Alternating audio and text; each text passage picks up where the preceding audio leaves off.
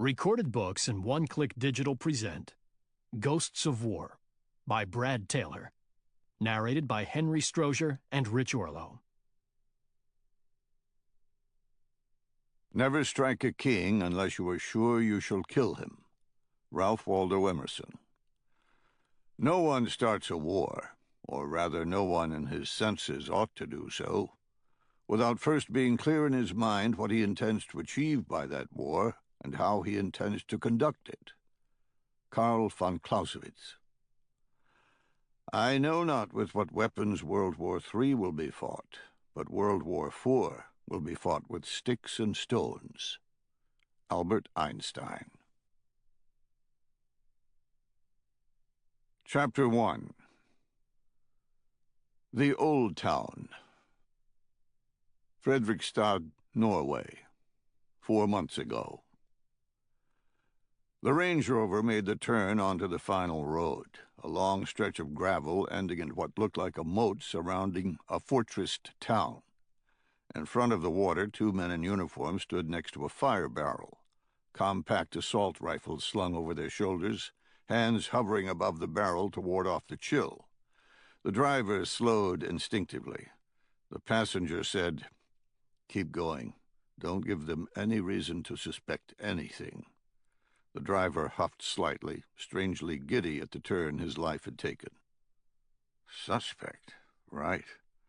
I'm sure they won't wonder why an American in a business suit is traveling with an Arab wearing ratty jeans, or why I'm sweating like a whore in church in the middle of winter. The American continued at reduced speed, using the melted snow on the roadway as an excuse, doing whatever he could to slow the inevitable showdown. The Arab said, "Easy, very, very easy. You get us through this and you're free. Remember that." Okay. What do you want me to say? Should I tell them who I am? The American prayed the man with the gun would say yes, because he was sure there was a massive manhunt for him involving security agencies from at least 2 countries. The Arab said, "No, of course not. We are tourists like everyone else coming down this road." The Arab caught the disappointment on the driver's face and smiled. "Remember, only one of us inside this vehicle is afraid to die." The American nodded, wiping the sweat off his upper lip. He pulled into the checkpoint and lowered the window. One officer approached while the other began a sweep of the undercarriage with a mirror on a shaft. The American gave a nervous smile and waited. The policeman said something in Norwegian. The American said, "I'm sorry, English?" With a heavy accent, the policeman said, "Business here?" "We're just visiting. We wanted to see the fortifications of the old town, maybe go to the museum." "Okay, but the museum is closed." The American knew that. What was going on in the museum was the primary reason the man to his right held a gun. He felt nauseated and overwhelmed. Beads of perspiration rolled down his face despite the freezing air, a direct result of being squeezed between 2 armed men, one using subterfuge, and the other standing out in the cold precisely to penetrate the charade. He had nothing to do with either, but that would matter little when the bullets began to fly. He stammered, Can we just see the old town, then? Surely the square isn't closed." The officer studied him for a moment, then said, "Car registration, please." The American felt the panic blossom. He had no idea if the vehicle even had valid registration, or where it would be stored. But the Arab did. Right hand held low, hiding the pistol. He used his left to dig through the glove box, pulling out a leatherette envelope and passing it through the window. The policeman took it, saying to the American, "Are you all right?" He wiped his upper lip again and said, "Yes, fine. A bit of a cold, I think." The policeman said nothing, studying the forms inside the envelope. Still looking down, he said, "What is your name?" The American knew whatever he said, it wouldn't match the forms the policeman held. The Arab knew it as well. The American stammered for an answer and caught movement in his peripheral vision. His brain recognized the nightmare a millisecond before the pistol went off right next to his face. The explosion consuming the inside of the vehicle, splitting his eardrums apart. The policeman's head snapped back, blood spouting out, and his body crumpled. The American screamed, crouching down and covering his head. The Arab turned to find the other policeman. He was outside the passenger window, frantically attempting to bring his rifle to bear. The mirror dropped to his feet. The Arab fired through the window, shattering the glass and hitting the policeman in the chest, the bullet sending up a small puff of goose down from his jacket, belying the destruction wrought beneath. The policeman whirled in a half-circle, then fell to the ground, crawling toward a ditch and clawing at the rifle on his back. The Arab exited the vehicle and stalked over to him, putting a boot into his back, pinning him in place. He yanked the man's head up by the hair, placed the barrel of his gun against the back of the policeman's skull, and pulled the trigger. A plug of gore exited the man's open mouth and stained the snow underneath. The American sagged against his seat, the absolute violence destroying any vestige of hope he might have had for self-defense.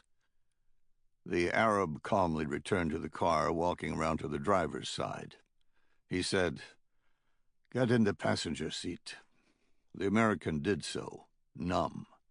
The Arab slid behind the wheel and rolled up the window. He locked the doors, then began digging beneath the driver's seat. He pulled out a small box the size of a cigarette pack with a thin wire snaking back under the seat. He flipped a switch on the box and a small light turned green. The American said, "What is that thing?" The Arab bared his teeth and said, "Your ticket to paradise." He put the rover into gear and drove across the small moat, entering the ancient fortress. For all his fear and naivete, the American was not a stupid man. He knew what the little container represented. The Arab's intentions had become painfully clear. This isn't a hostage situation. They never wanted me. He was riding in a homemade cruise missile, a mobile bomb directed by a thinking, breathing human being. And he was going to die. None of the power of his position would alter that. The vehicle made a left turn as soon as it crossed the moat.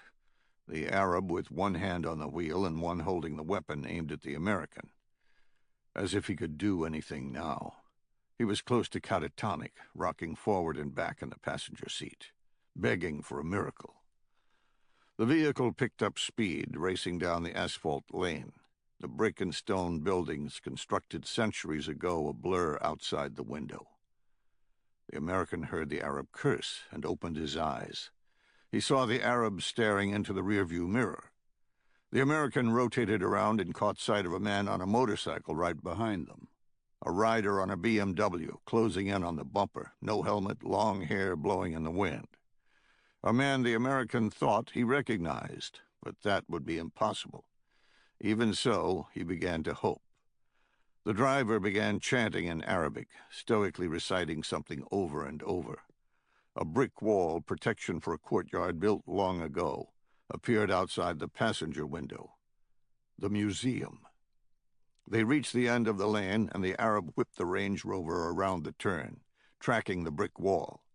The American saw the entrance to the museum about 200 meters ahead, a gaggle of men in suits walking to cars parked outside.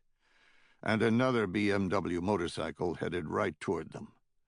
The bike raced by the entrance, security men shouting as it passed, brandishing weapons way too late. The motorcycle grew larger, playing an insane game of chicken. To their left was an ancient berm, to the right, the brick wall of the museum. There was no way to avoid each other. The Arab dropped the weapon and put both hands on the wheel, then floored the accelerator. The American shrieked, jamming his foot against a non-existent brake pedal in the passenger well. The motorcycle kept coming. the rider helmetless, his jaw clenched and teeth bared. And the American recognized him as well, but couldn't believe it. There was no way that man was here. They closed within 50 feet, and the biker yanked his handlebars, diving off as the motorcycle went into a slide, spraying gravel as it sliced into the ground. The Arab screamed, jerking the wheel and slamming the vehicle into the berm. The world tumbled into a kaleidoscope of images. Sky, tearing metal, ground, shattered glass. The American slammed into the door, then the roof, coming to rest upside down on the seat of the Range Rover. The vehicle sliding to a stop on the passenger side. He heard nothing but the ticking of the engine. The Arab to his right began to stir, slowly rising up and searching for the box. And the American realized he had seconds to alter his destiny. He slapped his hands on the man's wrist, and the Arab punched him straight in the mouth, knocking him back. He rose up, the siren call of self-preservation pushing him forward, and he heard multiple cracks, the Arab's face popping open, as if someone had driven in fish hooks and then ripped them out. The Arab toppled over in the seat, the box held in his hands. The American sat still for a moment, stunned, the steam rising from the engine. One wheel still grinding as it rotated freely. He looked out the windshield and saw his savior, the man from the rear motorcycle, a huge grin on his face, holding a smoking gun. The American sagged against the seat, unbelieving. After 2 hours of hell, he was alive. He floundered in the seat for a second, getting his feet underneath him. Then began the climb toward the driver's door above him, a smile plastered on his face. He jerked the door handle, found it unable to open, but the window above him was shattered and clear. He clawed his way over the body of the Arab, struggling to escape through the sliver of daylight, hearing shouting from the front. He looked through the stars in the windshield and saw his savior screaming at him to stop. Confused, he simply grinned and continued on. The man shouted again, now frantically waving his arms. The American paused, wondering what was causing the concern. He looked down and saw his foot on the small box, an innocuous thing held in the hand of the dead Arab. He lifted his foot, and the box fell out, a long, long drop to the other side of the vehicle. The last thing he experienced in his mortal life was a flash of light. No heat, although his body was consumed by fire a millisecond later. Chapter 2. Washington, D.C., present day. Colonel Kurt Hale held his badge against the access panel and was granted entry with a chirp and a green light. The drop bar in front of him silently rose. He put the car in gear, rolling downward into the garage, the darkness forcing him to remove his sunglasses. He swung around the deck, pulling into a spot labeled CEO, sitting right next to a small atrium housing an elevator. Adjacent to the glass doors was another smart card reader and a simple brass placard proclaiming Blaisdell Consulting, looking like 100 other such power signs littering the lobbying consulting landscape of Washington, D.C. What was beyond the elevators was anything but a lobbying firm, unless the chosen form of persuasion was a flashbang or an assault rifle. Kurt killed the engine and said, "Probably should enjoy this. My next parking spot won't come with a label." Removing his tie in the passenger seat, George Wolfe said, "Oh, come on, it wasn't that bad. You want this to be realistic, maybe we should invest taxpayer dollars for some fake stockholders to scream for your head." A quiet man with a whimsical sense of humor, George had lived a lie his entire professional life. His business cards said Chief Operations Officer, which fit into the Blaisdell Consulting charade, and was a title that rolled off his tongue more comfortably than his real one: Deputy Commander, Project Prometheus. Because nobody spoke the true name out loud. Kurt shook his head and said, "No, this was different. It's been 4 months and the task force hasn't conducted a single operation. Even if they don't come right out and say it, mentally they're shutting down. Guy George scared the piss out of them, and they'll use the upcoming election to pull the trigger on us." "What if Hannister wins?"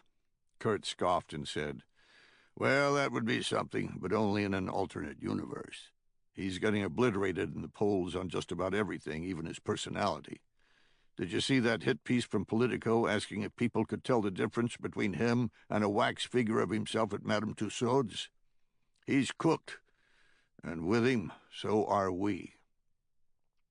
George opened the door and said, "Well, they have a point. He is about as exciting as a ball of yarn."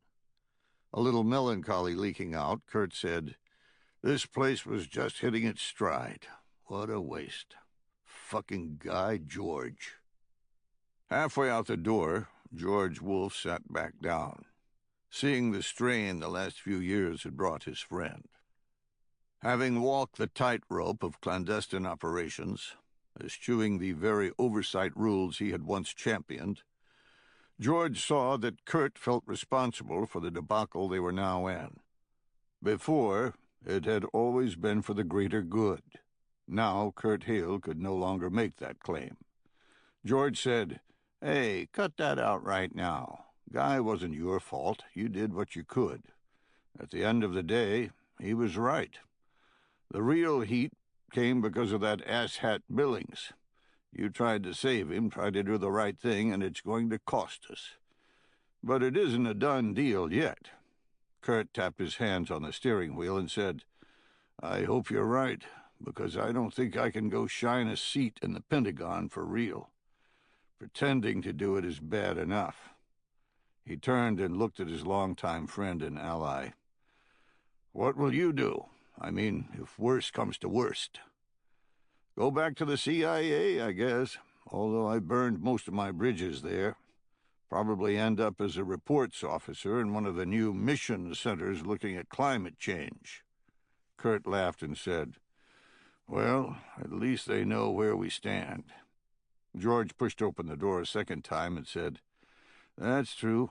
Nobody on the Oversight Council can say you play politics, even if that briefing may have been one of your last. Project Prometheus was decidedly unique, operating outside the normal intelligence community and defense establishments, which is to say, it operated outside the view of just about anyone in the United States government who usually oversaw such activity. A polite way of saying it was an illegal organization, albeit one sanctioned by the President of the United States. But it wasn't completely autonomous. A panel of 13 individuals, each hand-picked by the President from both the government and the private sector, approved all phases of operations. They required quarterly briefings on all activity, and Kurt and George had just come from one such update.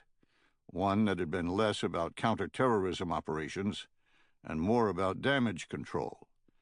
It had been brief and brutal, but Kurt Hale, for all his tactical acumen at special operations, understood the reasons why.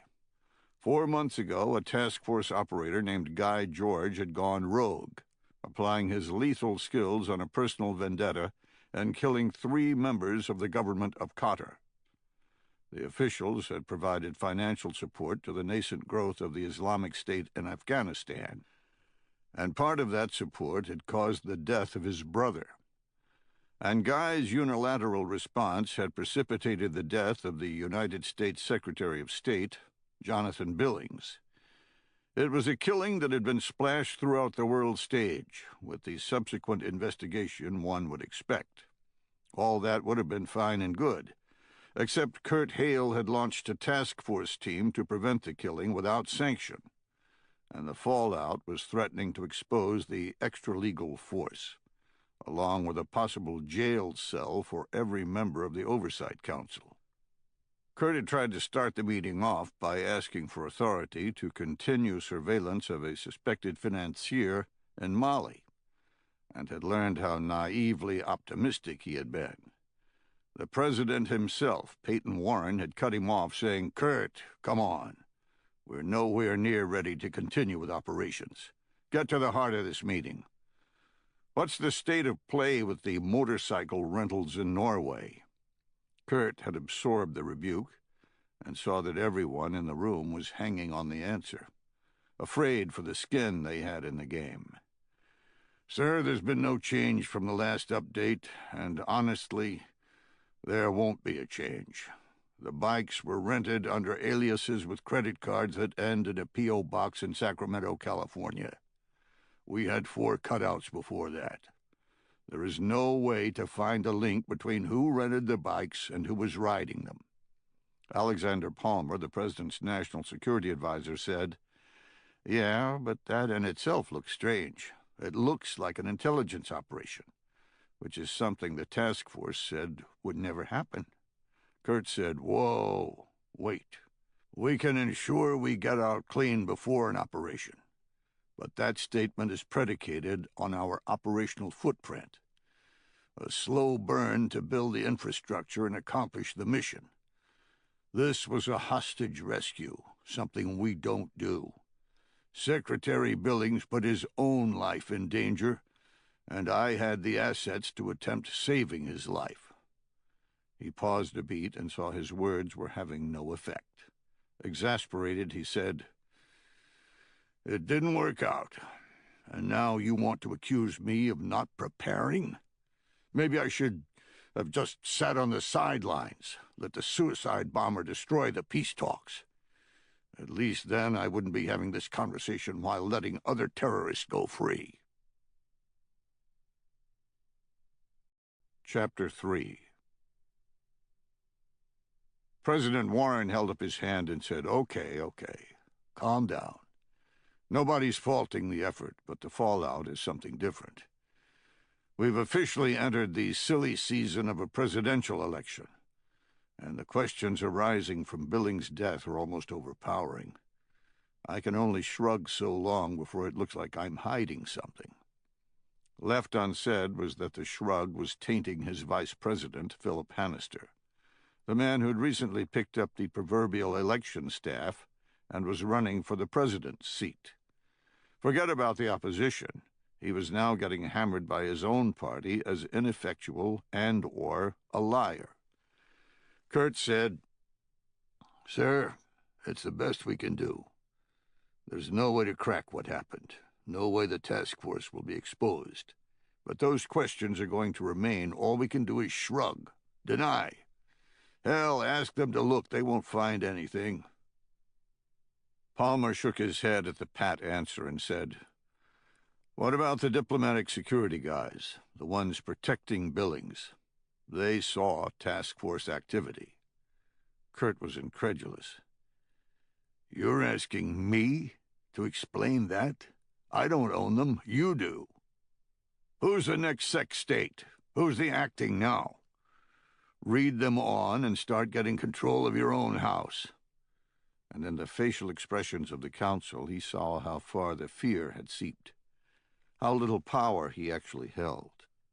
President Warren said, "I've got a man I'm thinking of. Woman, actually, but I'm not reading her on to Project Prometheus. The last 2 nominees got hammered hard enough at the confirmation hearings until they quit. And honestly, I'm not that confident on this one. I don't see the need to expand the circle at this stage. Anyway, by the time she gets through the confirmation process, if she gets through, it won't matter." "Won't matter? Why?" The answer was clear, even as he asked it. The president was saying, "We're shutting this experiment down." Kurt tried one more time. "Sir, what happened in Norway shouldn't stop us from continuing. We have a couple of targets that pose a clear and present danger to U.S. interests. I'm just asking for alpha authority, asking to explore." The president said, "No, I'm not even putting it to a vote. Jonathan Billings' death has caused a firestorm, and like it or not, your attempt to prevent it is wrapped up in that. If we're exposed, it'll be catastrophic. You're still on stand down. Sir, did you see the reports of Russian ex-KGB trying to sell uranium to terrorists in Moldova? This is not the time to stop task force activities. If anything, we become more necessary. Palmer scoffed and said, "Come on. The FBI caught them. We found them through traditional channels. The world is returning to level, where traditional means matter more than task force efforts. We didn't have the task force during the Cold War. We did okay." Kurt chose his words carefully, not wanting to antagonize a council member. Maybe not. The FBI broke up a one-time plot, but the shitheads were then put into the host country justice system, ex-KGB. How hard do you think that was? They're going to be released in months if they're not out already, and we got no intelligence from it. Let me hunt those guys, and we'll do some real good. Kurt waited on someone from the Oversight Council to back him up, but no one did, preferring to stare at their hands or the tabletop. The silence stretched out for a beat and was broken by President Warren. "You may have a point, but at this stage, we just can't risk it. Too many people are curious and looking into our activities. They haven't found anything yet, but they might, and I can't give them another thread to start chasing." "What happens if something goes wrong on the next operation?" "Sir, it won't." "And you can promise that? You did, in fact, recruit and train Guy George, did you not?" Kurt had no answer to that, because there was none. The unit, which had begun as an idea in a presidential candidate's head, had come full circle. President Warren no longer believed. After an uncomfortable silence, Kurt said, "Sir, whatever Guy did, at the end of the day, he was right. Secretary Billings is dead because he was stupid, not because Guy George was wrong. Let's not forget that had he not done what he did, the peace meetings would have been destroyed, and Billings would still be dead. The only reason the task force could react was because of Guy." The words held no sway, and Kurt quit trying, spending the rest of the meeting answering multiple questions about the death of Secretary Billings and the status of various cover organizations that might be exposed. After the meeting, he'd walk down the granite steps of the old executive office building in the shadow of the White House, feeling like he'd failed his men. Driving back to their office, he'd all but mentally given up. But now, entering Blaisdell Consulting, he felt a newborn drive for the unit he'd helped create, a gnawing desire to save it from destruction. He exited the car, seeing that George had already keyed entry and was holding open the door. George said, "Hurry up. I don't want to explain an alarm because I was acting like a gentleman." Kurt slid through the door, walked across the atrium, and pushed the elevator button. When George reached him, he said, "The hardest thing is going to be telling the men.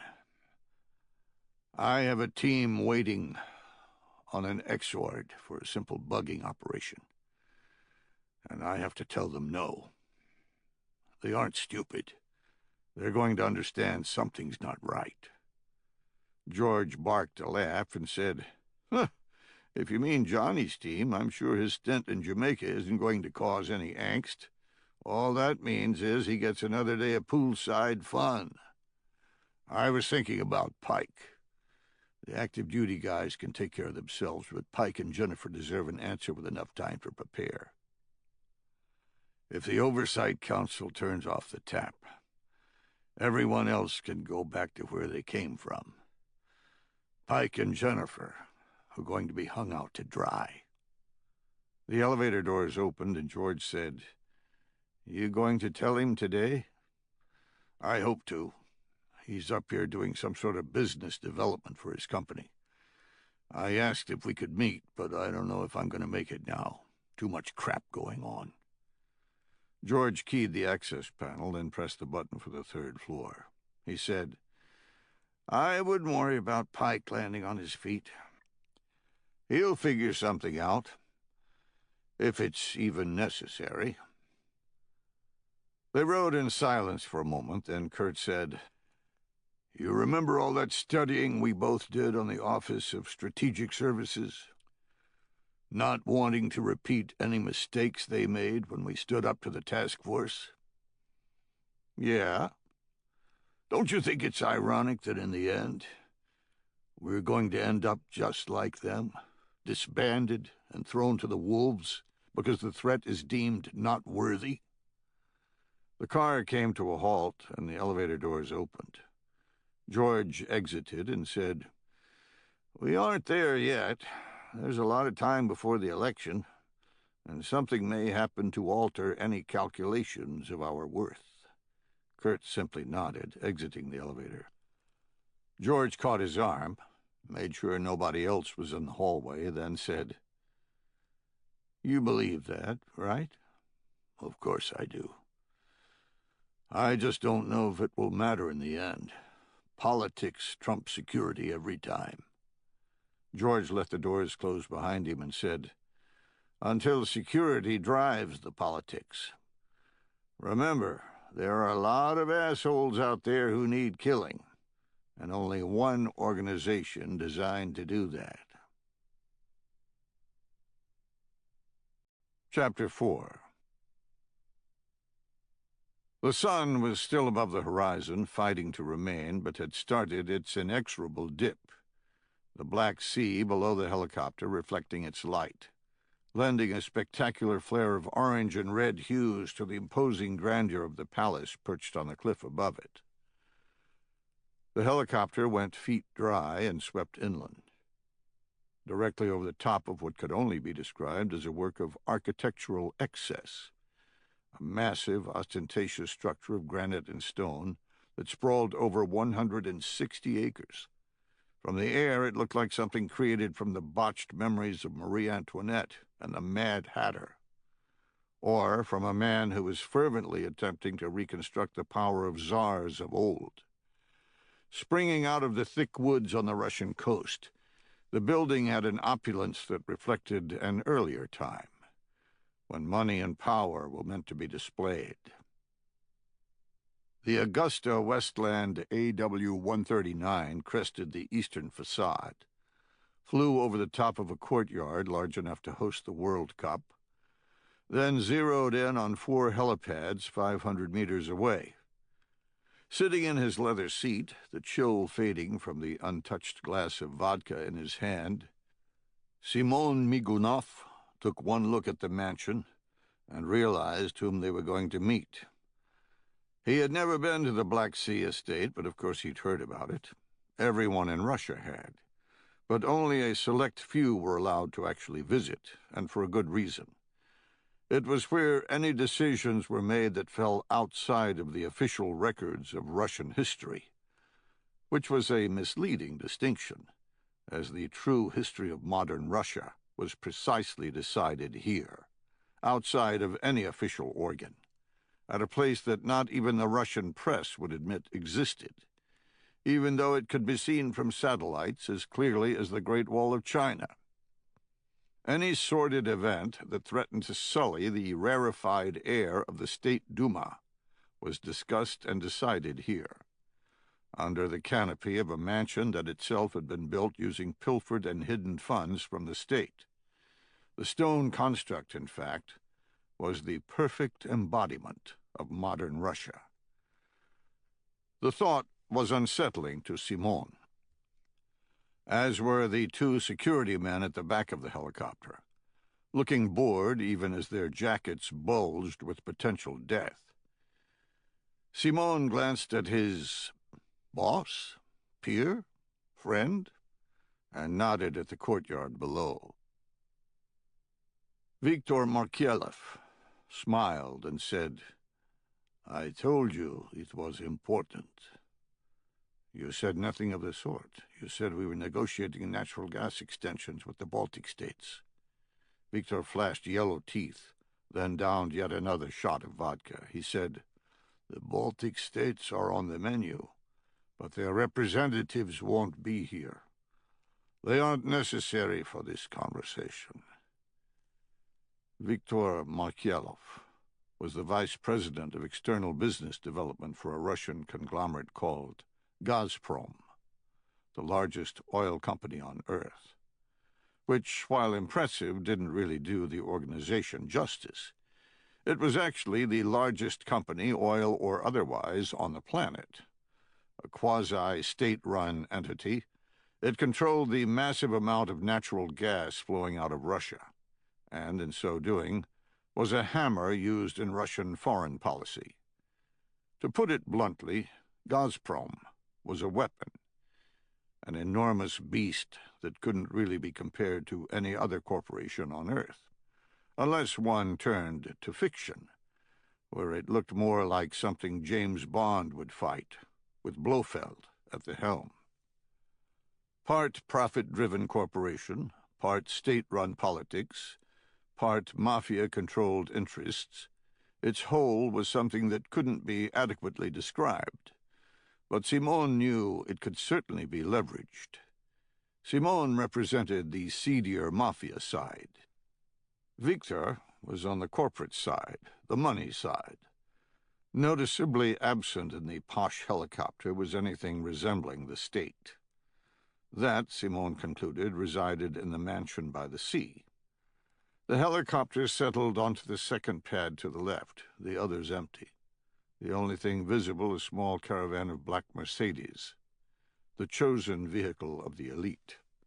As the engines wound down, Simon said, "Have you been here before?"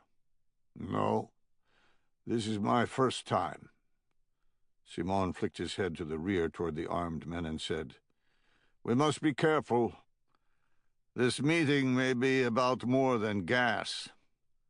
Simon's tendency toward such vigilance was born from direct experience. A Russian Jew, when the Soviet Union disintegrated, he had been barely cresting 20 years old, scraping a living out of petty crime on the streets, but with a wily intelligence and a knack for survival. The wall fell, and Simon had plied his trade in the chaotic free fall of the Soviet state, becoming a powerhouse working for an oligarch, using whatever levers he could to crush anyone who opposed him. Eventually, he had become the powerful head of an ever-expanding organized crime syndicate, working hand in glove with the new democracy of the Russian Federation. Then, as if on a whim, he'd been arrested by those same men. He'd spent a hellish year in a Moscow prison, when his agenda no longer fit the desires of the state. 12 months later, with no reason given, he'd been released. He'd learned much during that time, the most important thing being that the state was fickle and could turn from provider to punisher at any moment. He was now back on top with Gazprom, doing enough underhanded business to end up on the FBI's 10 most wanted list. But he understood his entire life was lived on a brittle shelf of ice. The man they were to meet inside the mansion had almost had Simon executed once, and Simon felt an irrational terror that he had voluntarily given himself over for a second attempt. Victor smiled at the concern on Simon's face and said, "We have nothing to fear. I told you this would be a surprise. We're about to step into history. We were invited here because of what we have done with Gazprom. You for your inroads into the true power of the states, and me for my official expansion. We'll seize the day. Seize what is offered tonight." Simon glanced again to the rear, where the security men were, and said, "Careful what you seek, Victor. I have seen what catching the tiger brings." Victor slapped his leg and said, "Nobody cares about your prison time. That was the old days, when the oligarchs ruled Russia. This is a new age where we rule. Gazprom is the single biggest weapon Russia has. We execute using our power. Our power, not Russia's.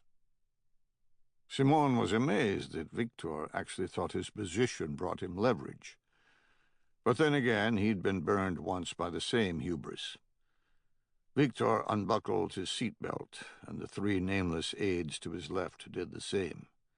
Simon sat for a moment, reflecting, letting them exit first.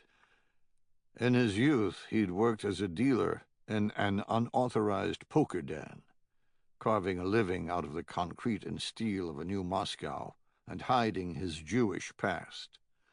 The men in the games would just as soon cut your throat as look at you, and he'd learned something significant from the manager who'd allowed him to deal the cards. If you couldn't recognize the sucker at the table, more than likely it was you. He exited the aircraft behind Victor's entourage and in front of the security, taking a seat in a Mercedes limo next to a guy with a bulging neck, wearing a suit that didn't quite fit. After a short drive, they pulled into the courtyard they'd flown over and entered the fantasy land that was modern Russia, if one were in a position to appreciate it.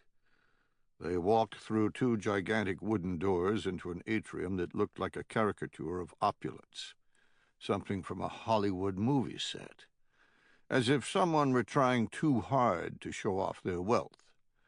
The only thing missing was a naked woman and a midget giraffe from a vodka commercial. They climbed a granite stairwell wide enough for two cars to drive up abreast, the clack of their heels the only noise bouncing in the hall. Simon's trepidation increased with each step.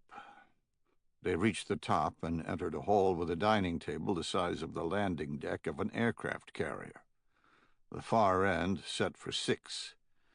The security men motioned for them to sit, then retreated to the walls behind them.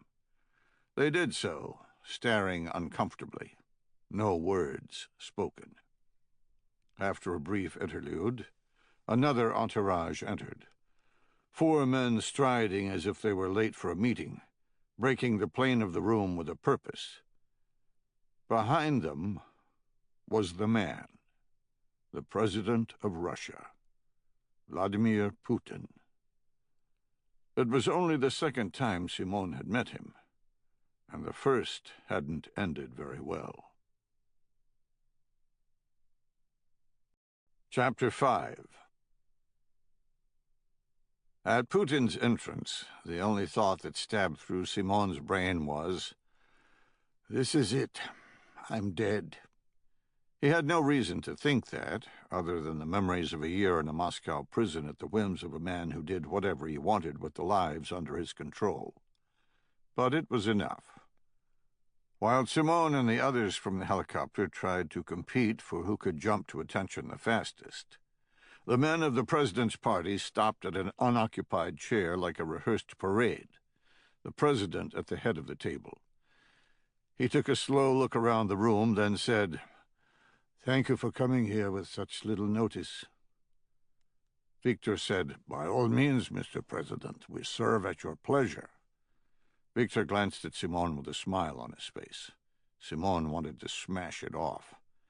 He now understood who the sucker was at this meeting, but he had no idea why he'd been chosen. He'd learned his lesson, learned not to cross the path of the Russian government. Or he thought he had. What had he done? He had several operations in play that could have drawn unwanted attention, but each would have taken no more than a whispered word, and he would have quit, stopped completely. What had he done to draw the ire of the President of Russia? The President said, "I'm glad you feel that way. Tonight, we will do a lesson in trust, something I have found valuable. A way to learn, no matter what we do individually, we do so as part of a greater system." "Yes?" Simon nodded weakly. Victor said, Yes, by all means." Putin said, "But first, a toast." As if by magic, a man appeared with a bottle of vodka, poured a shot for each man, then set the bottle on the table. Putin raised his glass and said, "We live in a complicated world, do we not? And yet sometimes we make it more complicated than it needs to be. A bear in the woods does not hesitate searching for a decision. He either attacks or runs. Simple. So let us become like the bear, to simplicity in all things." Simon raised his glass and said, "To simplicity," then downed the vodka in one gulp, wondering what hidden meaning was within the toast. No sooner had he set his glass on the table than the waiter began filling it again, a Russian tradition. When the waiter had completed his rounds, Putin raised his glass again and said, "But the bear fights alone, and we do not. The wolf is a better analogy. When they attack, they do so because they can trust the member to their left and right. Trust that they will do what is right for the pack. We do the same, do we not?" He glanced around the room and said, "To trust." They downed their second glass, and the security men came forward, each carrying plastic zip ties. Putin said, "Trust is the cornerstone of our existence. Without it, Russia would have been lost long ago. I need you to trust in this test." The security man began cinching Simon's wrists to the wooden arms of the ornate dinner chair. Simon offered no resistance, noticing they took care to place the ties over the cuffs of his jacket. When they were done, the security men stepped back again. Simon saw that everyone from the helicopter was cinched like him. President Putin spoke again. "I trust you men to work for the interest of the Russian Federation. I give you that trust." Simon felt sweat gather underneath his arms. He glanced at Victor and saw the man grinning stupidly.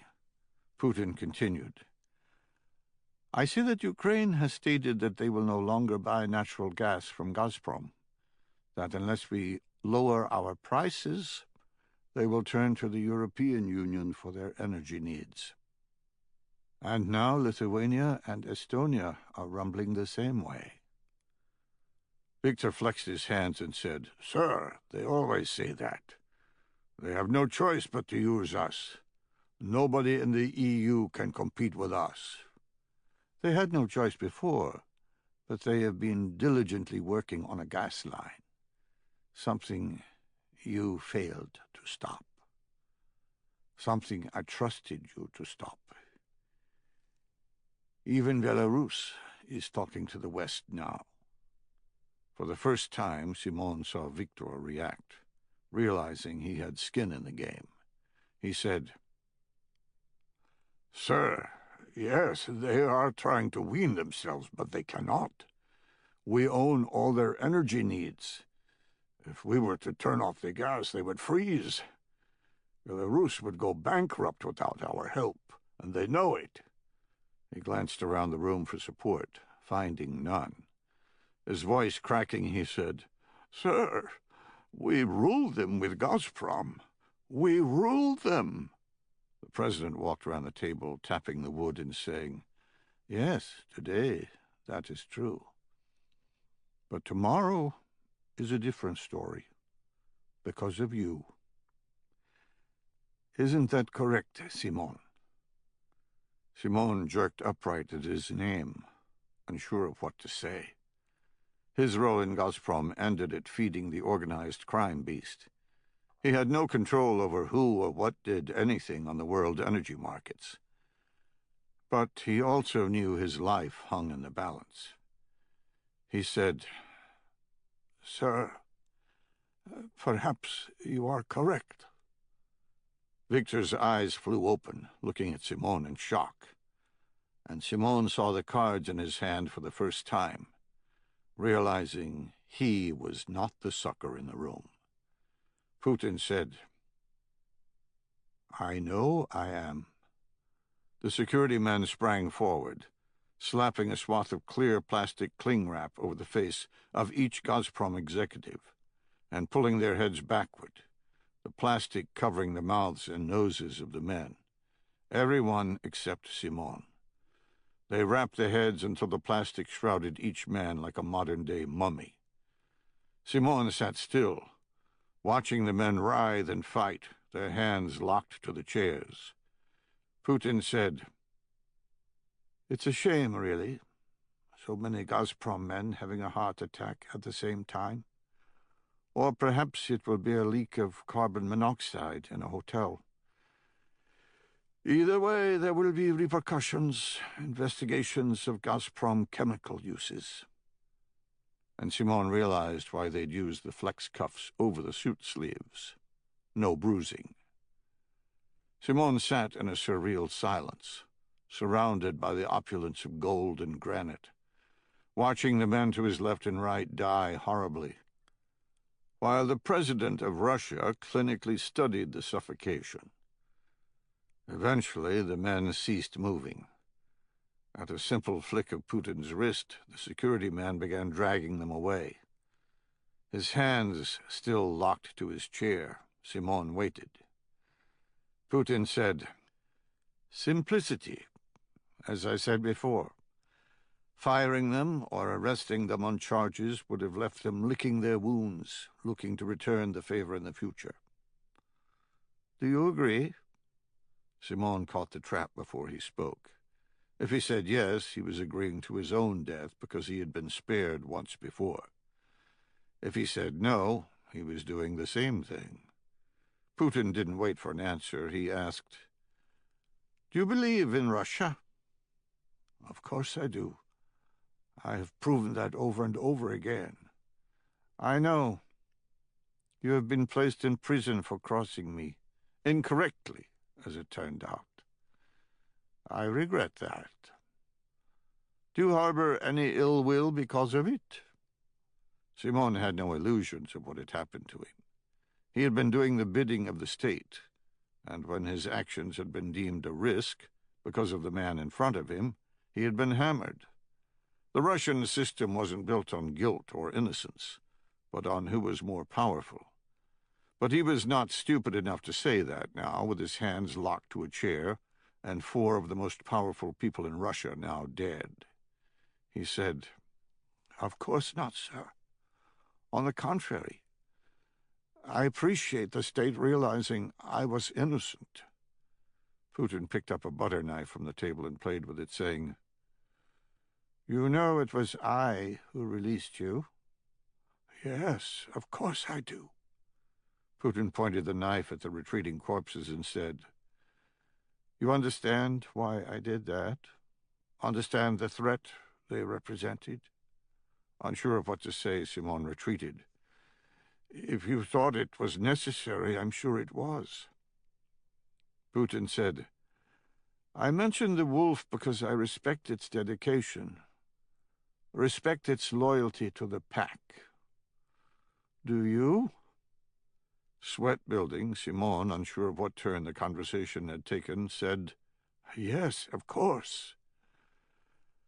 "Do you know the Night Wolves?" "The biker gang? What do they have to do with anything?"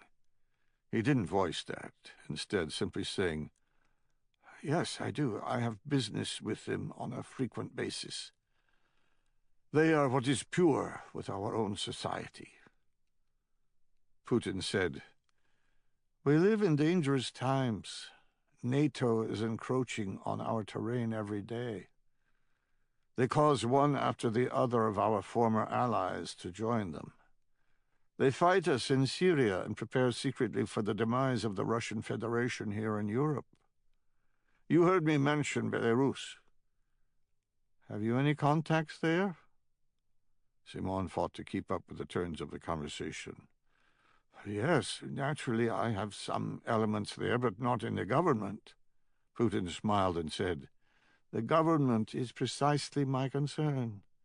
The people of Belarus are a part of Russia, and yet the government continually makes overtures to the West.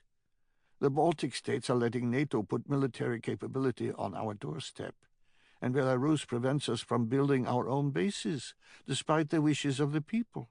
The people are Russian, a part of Mother Russia, just like Crimea. Yet the government of Belarus denounced our intervention into that area. They are vacillating cowards. Simon was growing more and more confused by the discussion. He had nothing at all to do with the geopolitics of the Russian Federation. He knew, of course, of the discussions of a union between Belarus and Russia, an ongoing struggle to join the two entities into one that had been executed in fits and starts since the demise of the old Soviet Union. But he certainly didn't understand the intricacies.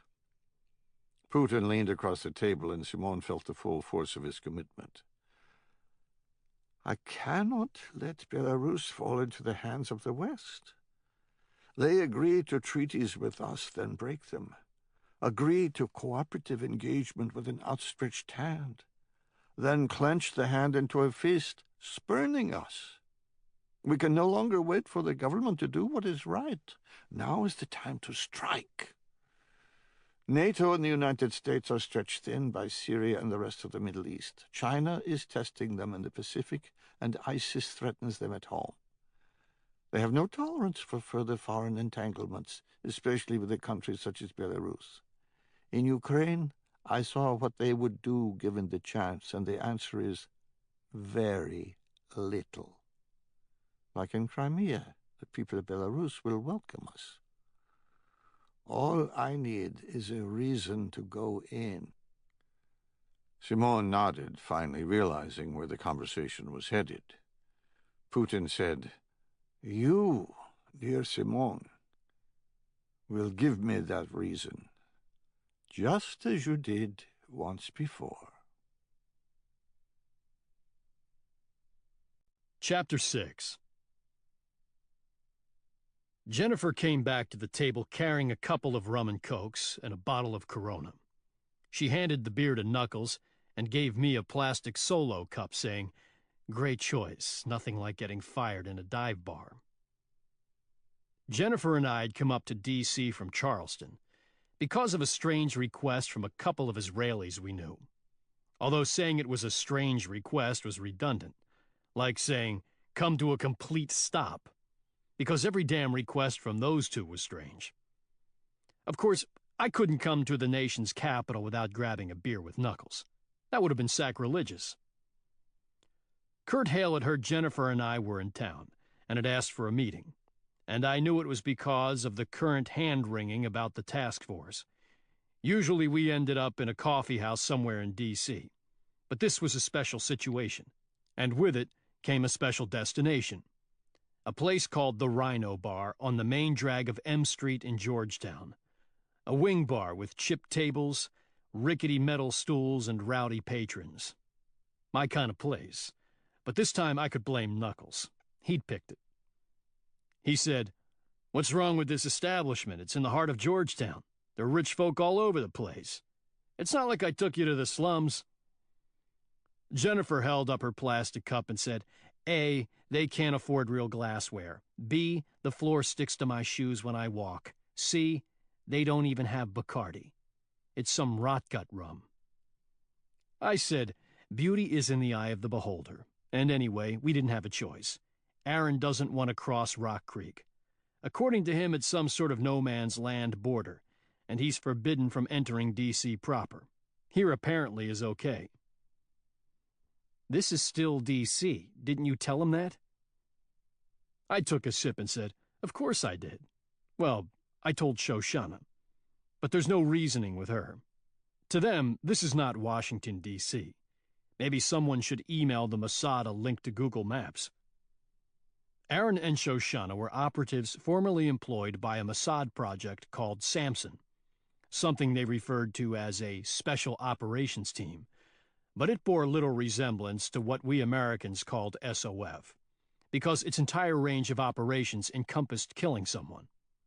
Put bluntly, they were a hit team. Born out of the heritage of the Israeli Wrath of God operations in the 70s, they'd run around the world smoking anyone who was trying to harm Israeli interests. They'd left the services of the Mossad a couple of years ago and set up their own private intelligence business. A cutout, really, because in truth, most of their money came straight from a black budget in the Knesset for operations that were deemed too sensitive even for the Mossad. Not unlike the company Jennifer and I ran, only our money was from a different black budget.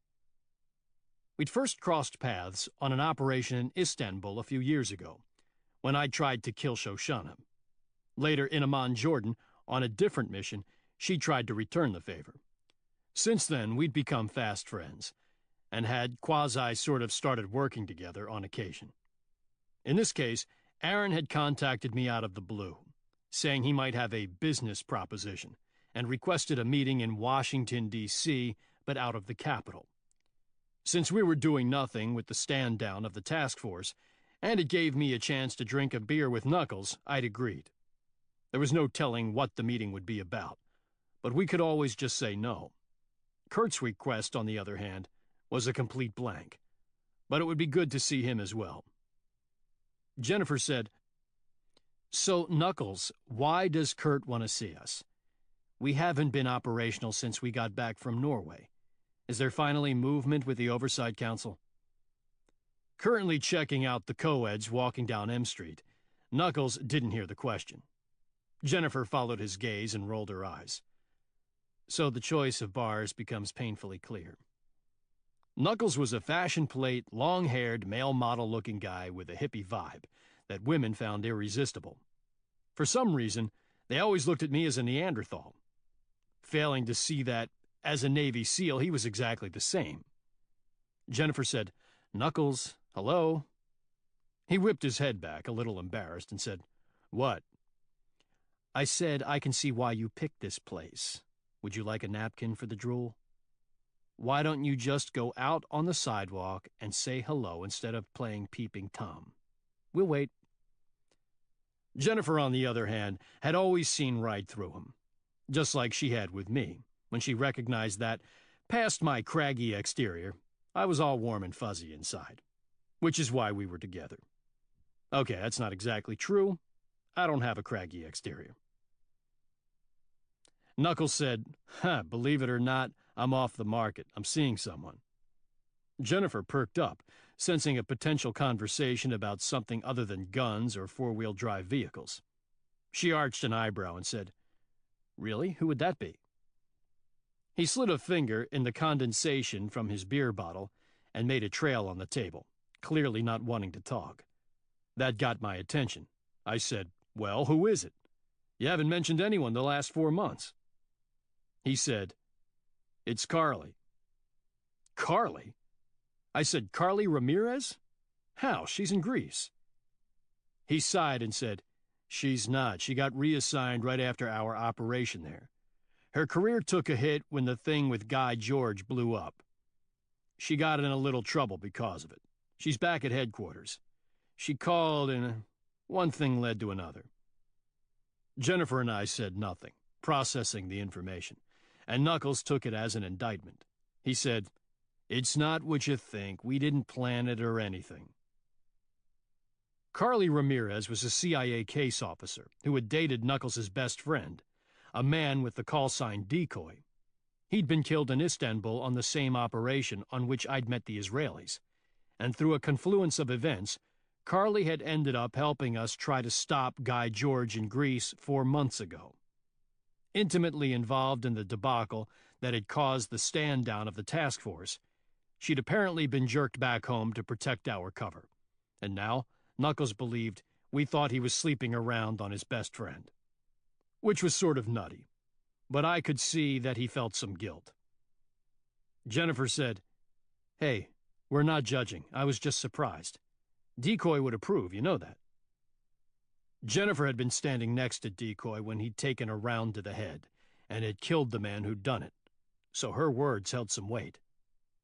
Knuckles smiled, and I decided to dig into him a little bit.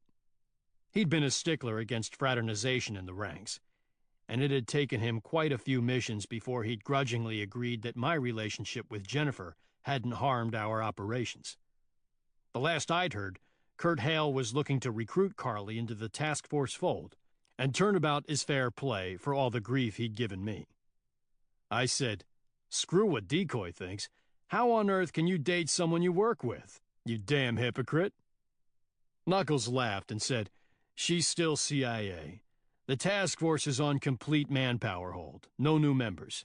We even canceled the next assessment and selection. Kurt Hale never offered her an invitation.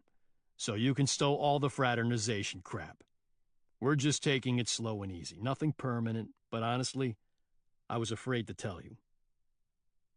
I immediately forgot about his love life, zeroing in on his other statements.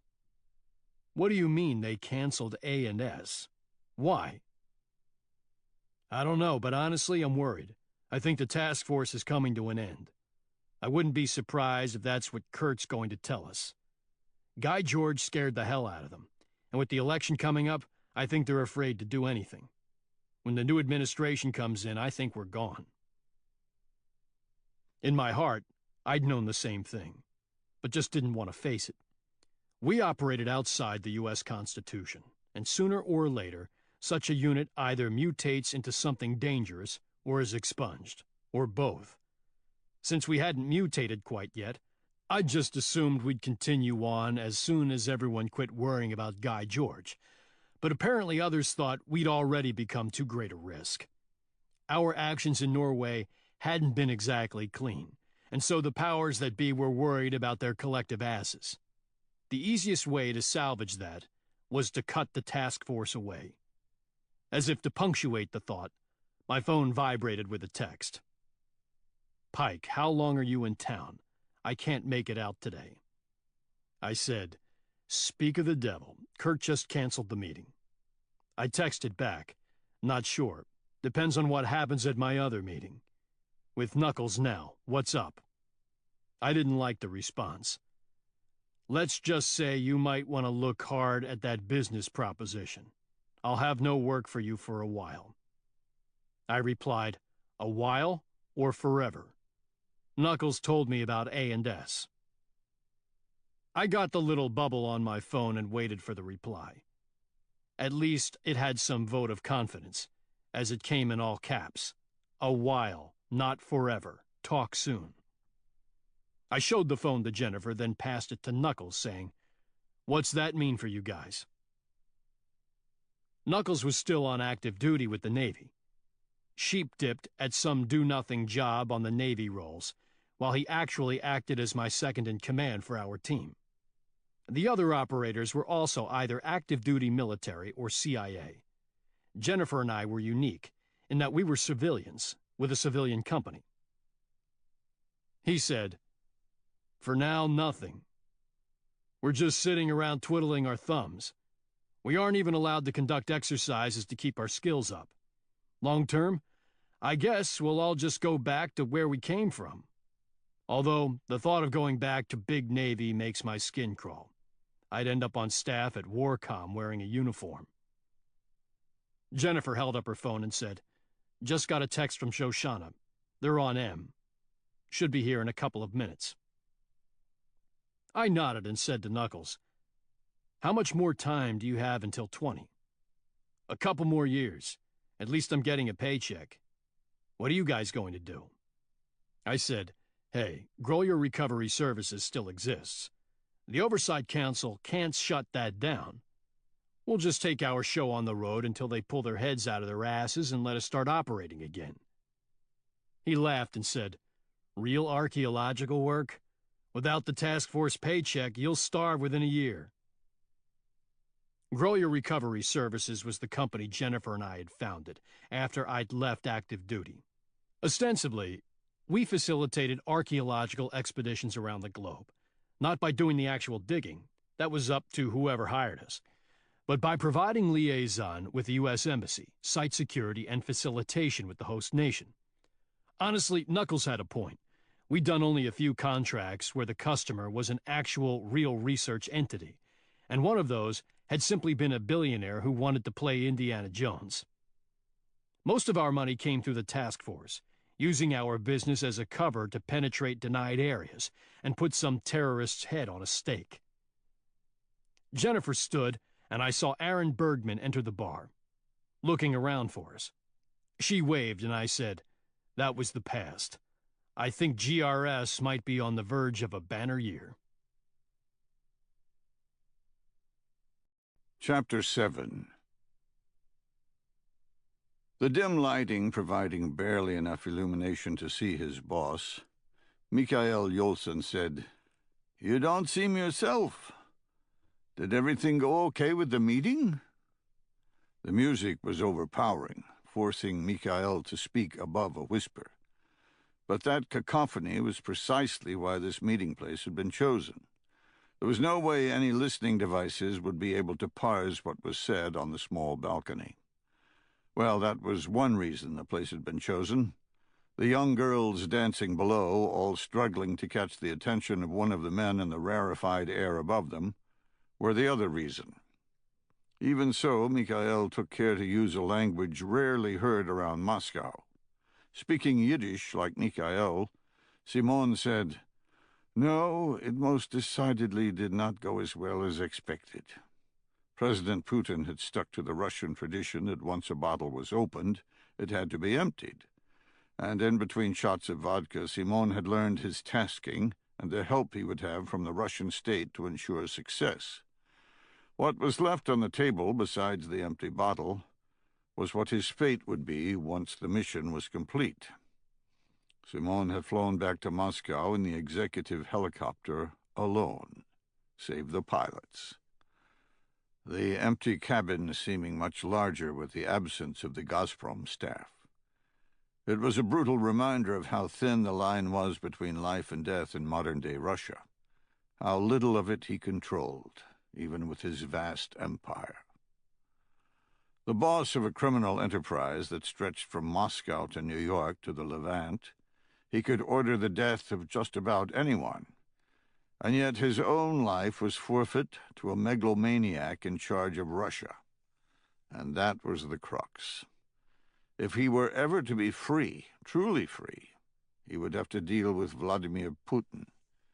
And if his last tasking by Putin was any indication, he would have to do so now, before the president began sweeping away the evidence like he had before. Simon was sure he wouldn't be lucky enough for even a jail cell when the event was completed. A waiter stuck his head into the small balcony, a look of surprise on his face when he saw both men, mistaking Mikael for a bodyguard.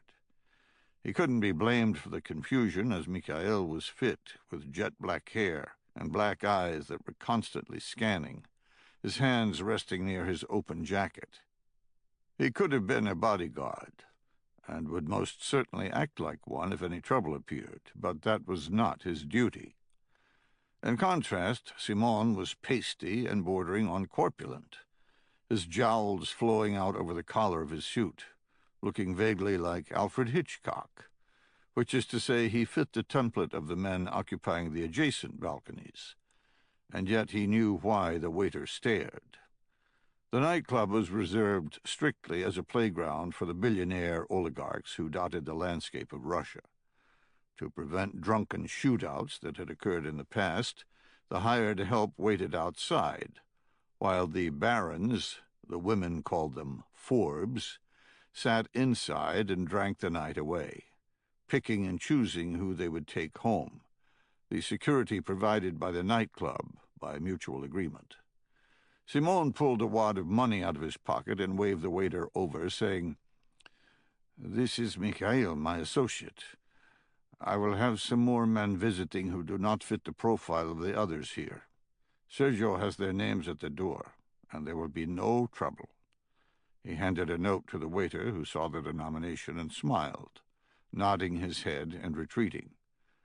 Reverting back to Yiddish, Simon said, "If only our business was to find a mistress, life would be much easier."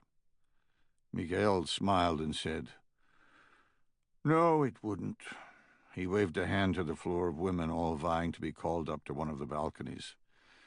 "Once they get their claws in you, it's demand, demand, demand.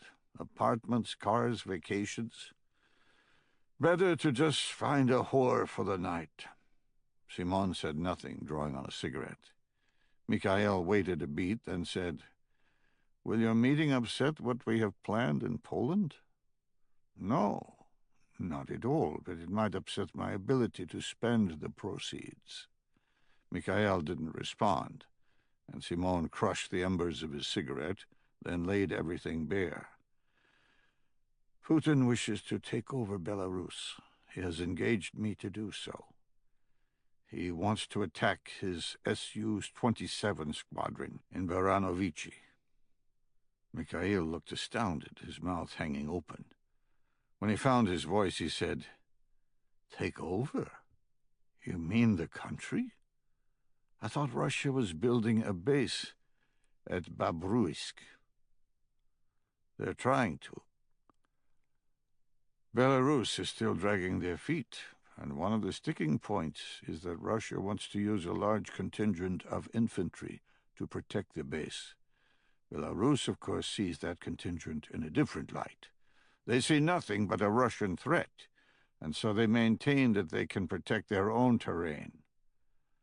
"So Putin is going to attack his own people?" "Yes. There is a squadron of aircraft in Baranovichi. He wants me to destroy some planes, kill people, generally cause havoc, then leave evidence of provocateurs behind. Chechens allied with the Islamic State. He'll proclaim it his right to defend what's his, and then he'll roll in with everything he's got over the protest of the Belarusian government, using his forces to protect the other air base in Babruisk and the 2 Navy radar relays.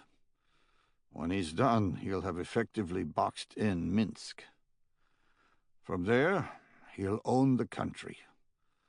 Truthfully, he has the support of enough of the population to make it happen. It'll be a bloodless coup. Well, bloodless except for the men he wants me to kill to make it happen." Mikhail said, "Putin's a shit, but I can't believe he'd want you to actually kill his own soldiers. Are you sure you aren't reading into what he wanted?" Simon let a smile slip out, tainted with sadness. "Do you remember the apartment bombings in 1999, when Vladimir Putin was a newly appointed prime minister?" Simon waited while Mikhail searched his memory, saying, "You were still working intelligence in Israel, but it made a splash on the world stage." Mikhail nodded, the story coming back to him. He said, "Yes, Chechen terrorists killed hundreds of people in 3 apartment complexes, which led to the Second Chechen War and the destruction of Grozny." "Mostly true.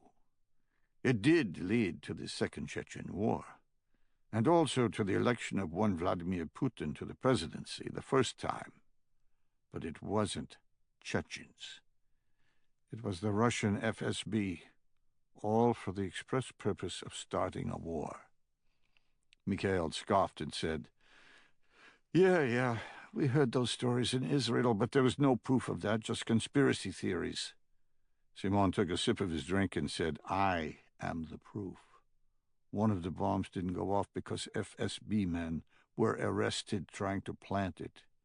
They claimed it was an unrelated exercise. I know differently. I was involved in the planning and execution of the operation." Mikhail said nothing, absorbing the information.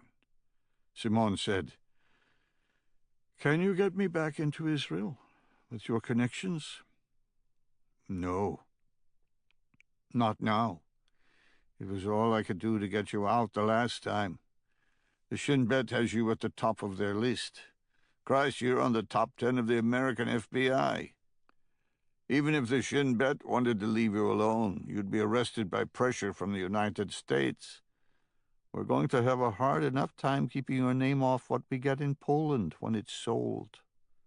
They smell you on it, and nobody will touch it."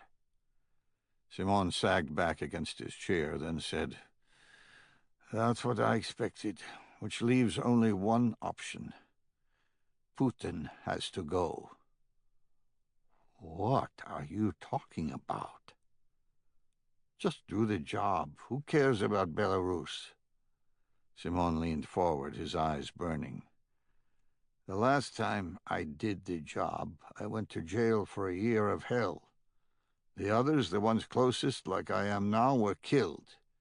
And Putin's only become bolder. Christ, I just saw him kill 4 executives of Gazprom because they weren't selling enough gas. I do this, and I'm dead. There's nowhere I can hide. He'll start cleaning up immediately, even as his tanks are rolling into Belarus. Wait, I'm still a little confused. We're businessmen. How are you supposed to execute a coup in Belarus? Who are the foot soldiers? FSB agents? Simon barked a mirthless laugh. No, Putin's smarter this time around. There won't be any FSB men arrested at an inopportune time. He's using the same men we deal with for our protection network. The Night Wolves. You've got to be kidding. Those nutcases? That's insane. He gives them a match, and they'll turn it into a bonfire. At least he can control the FSB. The Night Wolves were ostensibly nothing more than a motorcycle gang. But while its roots began with a Harley-Davidson, its DNA had become much more. Springing forth during the perestroika days of the old Soviet Union, it had started as a small group of men clinging to the identity of Russia beyond the constructs of the USSR. Since then, it had grown to over 5,000 members with an ultra-nationalist bent that saw enemies of Russia in every corner, a paranoid group with the strength to enforce their will. In one respect, the club was different from the so-called one-percenters of American biker gangs, such as the Hells Angels or the Mongols, in that it had embraced a nationalist identity fully in lockstep with President Putin. Far from being chased and hunted by the law enforcement of Russia, it was encouraged to the point that it had become a quasi-state arm and was used to crush any potential protests in Red Square, with the culmination of President Putin himself riding in a Night Wolves rally. Wrapping themselves in the Orthodox Church and having a rabid belief in Russian superiority, the group had achieved a mythical status as the final protectors of Russian sovereignty. Under whispers of state control, they had actively participated in the annexation of Crimea, providing its members as volunteers driven to return the peninsula to the Russian homeland. 3 had officially been killed in the fighting and had been hailed as heroes. The titular head of the Night Wolves was a man known as the Surgeon, either because he had once been a doctor, or because, as the myths held, he was good with a knife. Neither could be proven to any degree, but both were just as likely to be true. Simon said, "Yes, you're right. The Night Wolves are uncontrollable, and that's exactly what I'm counting on. I'm going to give them Putin's mission and Putin's support, but I'm going to spur them on for something greater." "What do you mean?" Simon said, "There's only one way Putin will be removed. Only one way he'll cease to be a threat to me, and that's if he oversteps his bounds as president." The waiter entered the room, leaned over, and said, "Your other guests are here. Please show them up." When the waiter had left, Simon said, "I'm going to need your help as well." "Doing what?" "Starting World War III. Chapter 8. Aaron entered the bar by himself, letting the door close behind him. He stood for a moment, then caught Jennifer's wave. He started to come our way, and I wondered what was happening to his satanic partner. Okay, that was a little mean. Truth be told, although I'd never admit it to anyone but Jennifer, I was sort of sweet on her. Knuckles said, "Should I go?" I said, "Not unless you want to. I've got no reason for you not to hear what he has to say. Aaron might have a different opinion, but you might as well finish your beer." Jennifer hugged Aaron and said, "Where's Shoshana?" He flicked his head to the street and said, "Window shopping. looking at some bag worth much less than they are charging. I said, "She actually shops? For useless shit like Jennifer?" I didn't mean for it to come out that way, but it did. Jennifer gave me her disapproving teacher glare, and I was starting to backpedal when the door opened again. The little angel of death herself entered, carrying a new purse the size of a small duffel bag, and I saw Jennifer break into a smile, which was something I still had to wrap my head around. They were so far apart, it was like night and day, but for some reason they connected. A tall, waifish woman of about 5'9", with black hair cut in a page boy, Shoshana was all sinew and muscle, like a snake, with no womanly curves. In contrast, Jennifer looked like something from a California surfing calendar, with a shape to match. Gray eyes, dirty blonde hair, held in a ponytail. She routinely turned heads wherever she went. Next to her, Shoshana looked like she had stepped out of a Charles Dickens novel, and the contrast didn't stop with outward appearances. Jennifer had a moral compass that was black and white, unerringly telling her the limits of what she was willing to do to accomplish our mission. Shoshana's compass was broken, beyond repair. She would do whatever was necessary, no matter who was harmed in the process. At least, that's what I thought. Jennifer seemed to feel differently, and believed I was selling Shoshana short. And maybe I was, but it was only because I saw myself when I looked into her eyes.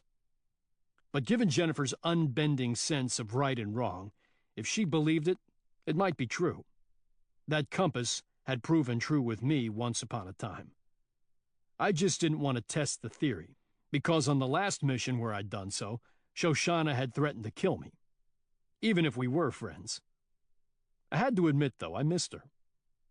She glided over to the table in her predatory way, taking in the entire room without appearing to, looking for threats.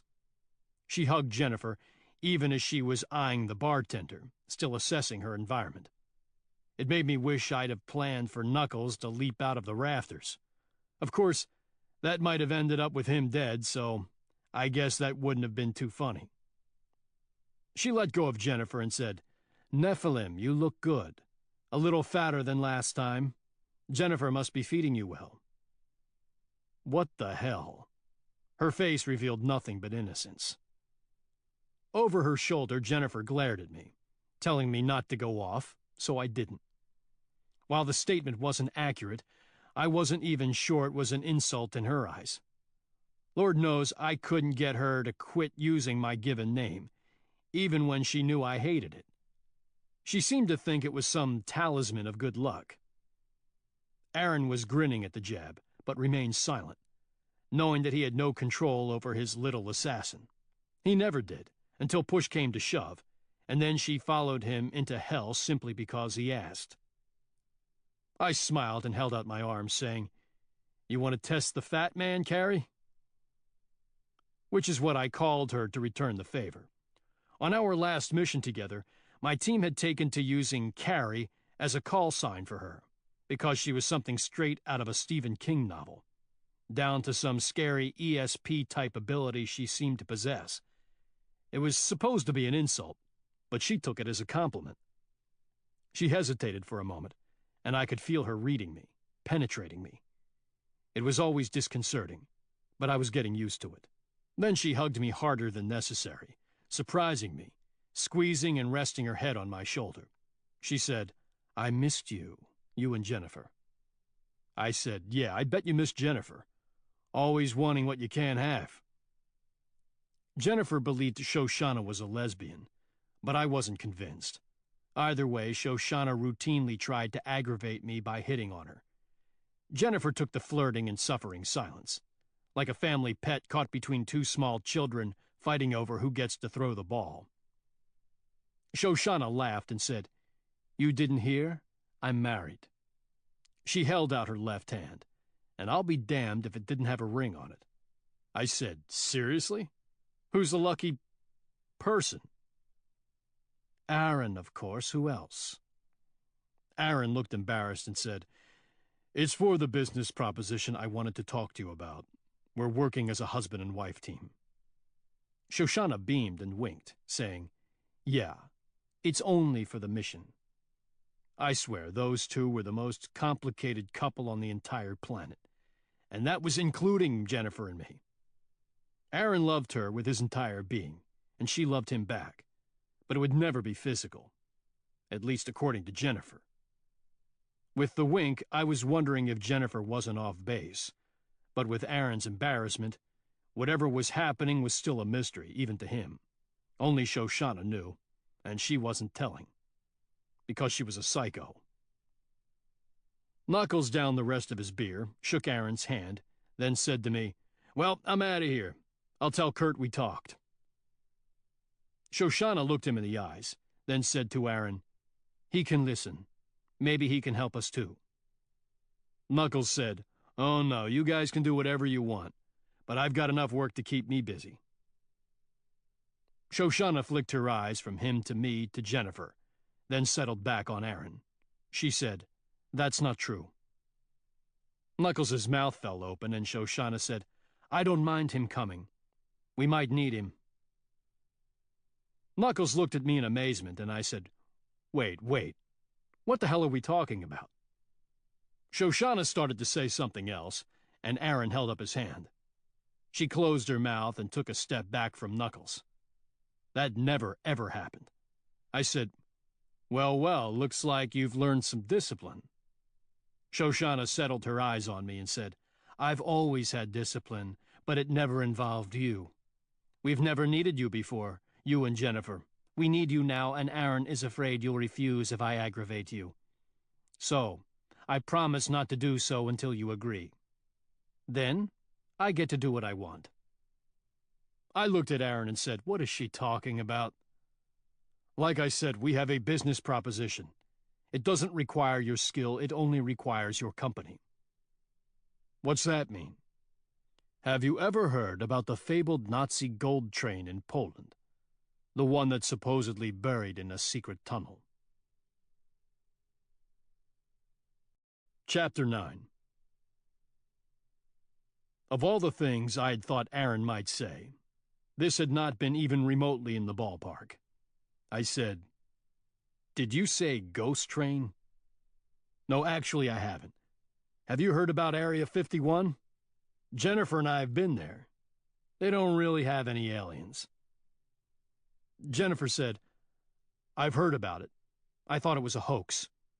Some guys said they used ground-penetrating radar to locate the train, but the government says they're frauds and there is no train." Leave it up to Jennifer to have a clue what the Israelis were talking about. She was constantly reading National Geographic and other more obscure anthropological and archaeological magazines, and seemed to be tracking all attempts by modern man to penetrate the past. If it had anything to do with history, she almost always knew exactly what that history was. But this was a bit much. She saw my expression and said, "He's talking about something real. Not just pulling your chain for a smart-ass response." Shoshana nodded and said, "It's real all right. And they found it, no hoax. The government just wants the treasure hunters to go away, because they've already emptied the contents." Jennifer said, "What? They can't do that in secret. The train probably held millions of dollars of property belonging to someone else." Shoshana's eyes glowed, and she said, "Exactly. It also held something more valuable to us." I held up my hands and said, Wait, damn it. Someone explain all this to me." Jennifer looked at Aaron, and he gave her permission to lecture me. "Okay, it's really pretty simple. You know about the horrific roundup of the Jews in Eastern Europe, right? How the Nazis hunted them, and then sent them to the concentration camps?" I said, Yeah, I know the history of World War II. You can speed it up." "Well, when they boarded the cattle cars, they lost everything they had, from famous artwork owned by the richest Jewish citizens to the meager wedding rings of the poorest. Everything valuable was taken, and as the Jews were taken from each city, their valuables were loaded onto trains and shipped west to Germany. Some of the trains were captured. For instance, one famous train in Hungary in 1945, with 44 cars loaded floor to ceiling with gold products. while others were known to exist but have never been found. I said, and someone thinks they've located one of these missing trains buried underground? Why would the Nazis do that? Jennifer looked at Aaron and said, "You guys clearly know more than me on this train. Want me to continue?" Shoshana said, "Oh yes, please do. It's not often we get to feel superior to Pike."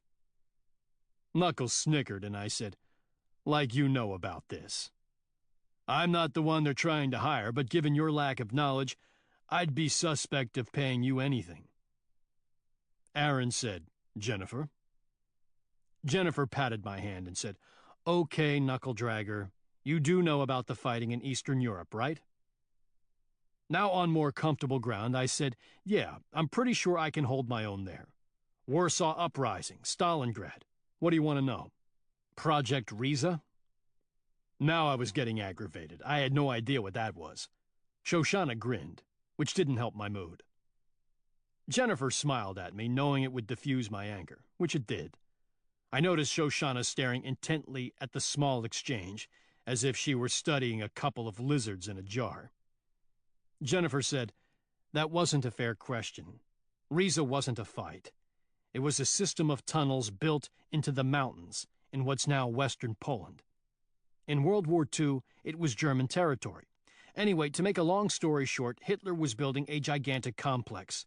Riza in German means giant, for reasons unknown and debated to this day. Some say it was a final command complex for the Führer. Others that it was for building next-generation weapons, a sort of Hydra-like complex straight out of the Avengers, except it was real, and a lot of it is still unknown."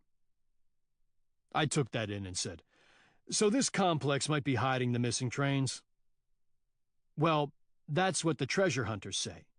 They claim they found one of the trains in a previously unknown tunnel that had collapsed. They even had radar images to prove it." She turned to Aaron and said, "But the last I heard, the government explored and found nothing." Aaron said, "That's because they don't want a riot over claims, like happened with that Hungarian train you mentioned. They found it, but it wasn't 44 cars loaded with gold. It was one car, and it held a couple of cases of gold products, mostly candlesticks and that sort of thing, some artwork, and something special to us." I said, "What?" "There might be a very, very old Torah from a synagogue in Płońsk, Poland, David Ben-Gurion's birthplace." Even I understood the significance of that. Ben-Gurion was the father of Israel. It would be like finding a Bible owned by George Washington. He continued, "If it's the right Torah, it will be over 400 years old. Scratch that. Make it a Bible that had been passed down for generations until it reached Washington's hands."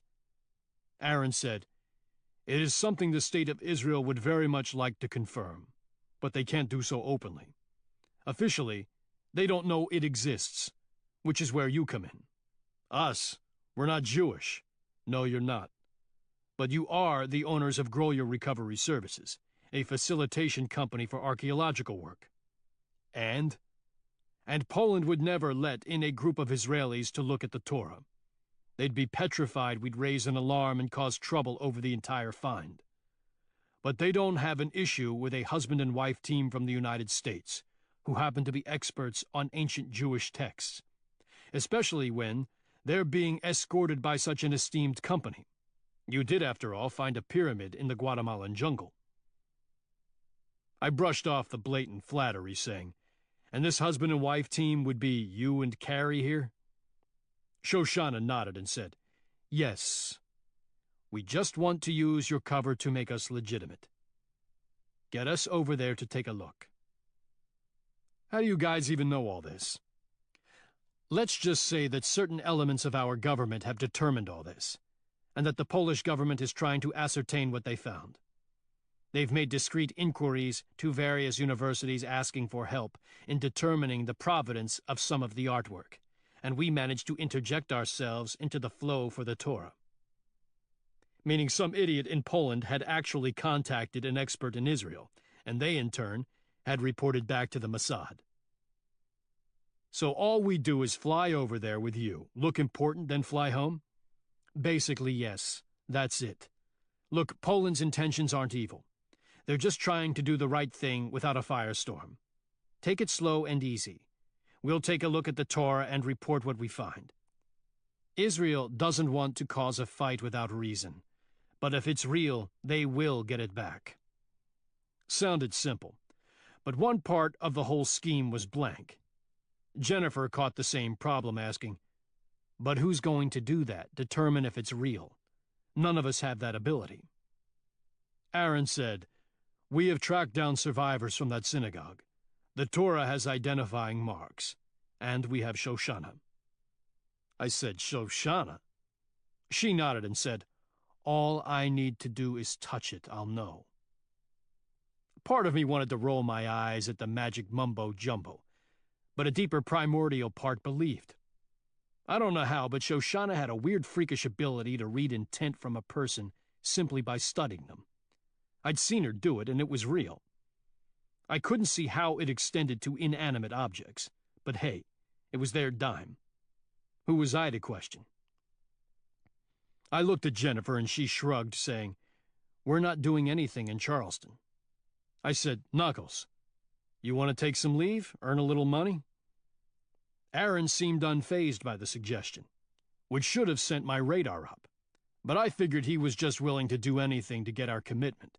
After all, he wasn't footing the bill. Knuckles said, "Nope, you guys go ahead, I'm staying right here. Flying for 18 hours just to look at an old scroll isn't my idea of fun." He stood up, flipped some bills onto the table, and said, "Call me if it turns into high adventure." I grinned and said, "Will do." He walked out saying, "I'll let Kurt know you found at least a week's worth of employment." To Aaron, I said, "When would we need to fly?" "Well, I've taken the liberty of using your company name and address already. The Polish Antiquities Department is expecting us in 2 days." It took a second to find my voice, unsure if I should be flattered or aggravated. I finally said, "You're kidding me. You were that sure we'd sign on?" Aaron grinned and said, "I wasn't, but Shoshana was, and I've learned to trust her instincts."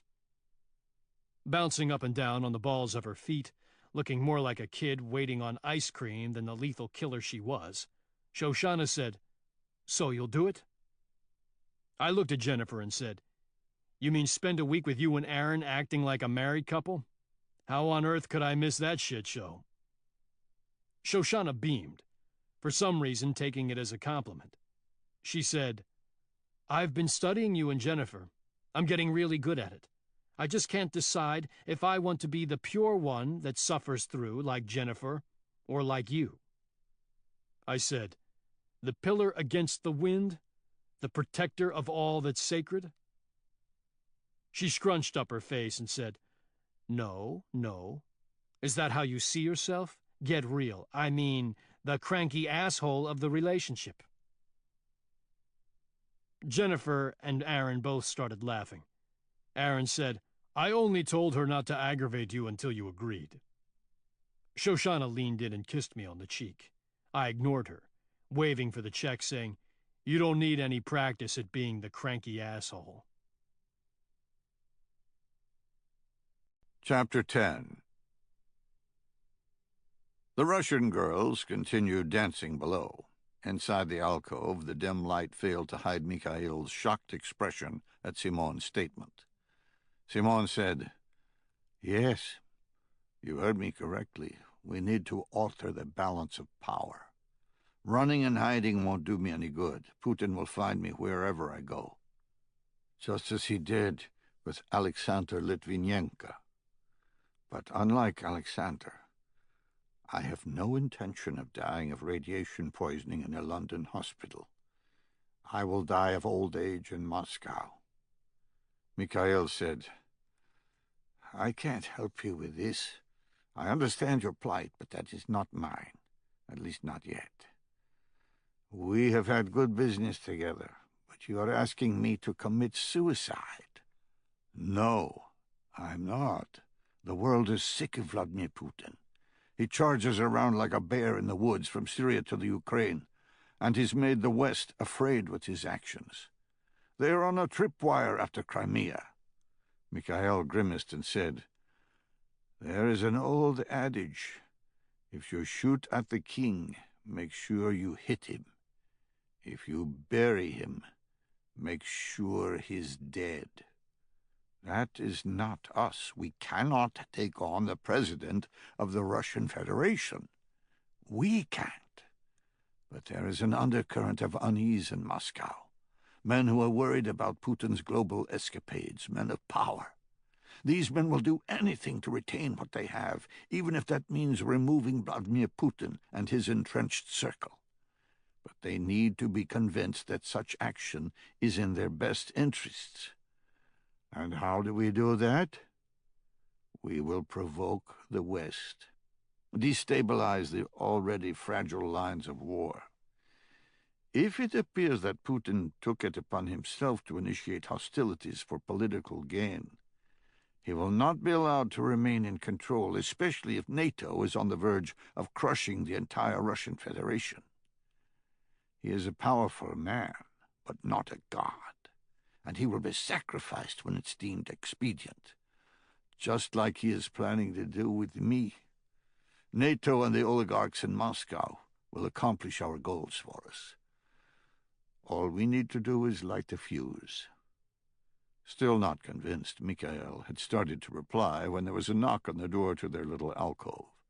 Simone held up a finger and said, "I believe that's our book of matches." The door cracked open, and Simone saw the same waiter stick his head in, saying, "Sir, the men you have on the list are here, but they refuse to put on—" That was as far as he got before he was shoved rudely out of the way. Two men pushed past him, both looking decidedly different than the rest of the patrons in their $1,000 suits.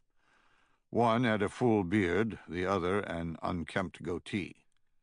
Wearing jeans and jackboots, both sported leather vests adorned with a multitude of patches, the back of each vest taken up by a large depiction of a howling wolf's head, flame coming from the neck, as if it had been launched from a cannon. The lead man said, "Simone, the weasel here has an issue with our colors." Simone rolled his eyes and stood up, waving another bill. He pointed to a couch and said, "Sit," to the waiter. "It's okay. They won't cause any trouble." The waiter took the money, hesitated for a fraction of a second, as if contemplating forcing the issue, then decided discretion was the better part of valor, and silently left the room. Simone waited until the door had closed again, then turned and said, "What did I tell you about the dress code? Why do you insist on making a scene, being remembered?" The leader held up his hands and said, "Honestly, I just thought you were recommending. I didn't know wearing a coat and tie was a rule." Simone sat down, pointed at the other man, and said, "Who is this?" "Oleg. He is the one with the skill you asked for." Simone nodded and said, "Mikhail, meet Kirill Zarkov, the leader of our little cell of night wolves." Mikhail stuck out his hand and said, Yes, of course. We've spoken over chat and text, but never met." Kirill shook the hand, thinking, then said, "Mikhail, you're the man who turned us on to that little opportunity in Volgograd. Is that right?" Mikhail nodded, and Simone said, "Which brings us to why you're here. Opportunity, but not for profit, for the motherland. The president has a special mission, and has asked for you to carry it out." The words had an effect on the two men. Kirill said, "Like he did in Crimea?" "Exactly." "Are you prepared to fight for Russia?" Kirill became agitated, slapping his hand on the table hard enough to make Simone wonder how much vodka he'd had in the last hour. "Of course. President Putin has had his hands tied too long. He's trying to make us what we should be. And he's stopped by weaklings in our own government. It turns my stomach. We've suffered one indignity after another at the hands of the West. What is it you wish us to do?" Simon saw Mikhail roll his eyes, and he snaked his hand under the table, tapping Mikhail's knee as a reminder. He slid one glare Mikhail's way, then told the men the broad strokes of what was expected of them. After he was done, he said, "Do you have any qualms about that?" "No. I think it's perfect. We'll do our part. You might end up killing Russian soldiers. It's not necessary if you can blow up aircraft instead. But it might happen." Kirill said, "I'm not sure why that matters. We're prepared to give our lives for Mother Russia. So are they. Who cares who pulls the trigger, if the end result is for the greater good?" Simon saw Mikhail squeeze his eyes shut, as if he were warding off a headache, and leaned forward to block Kirill's view, sliding a cell phone across the table. He said, "Okay, then.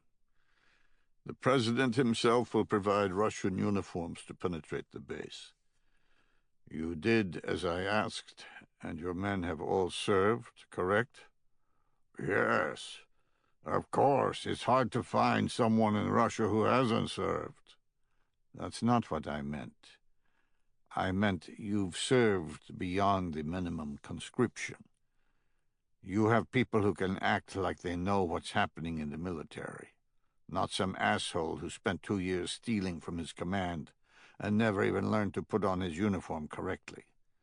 You'll have to bluff those same people at the gate." Kirill said, "We can.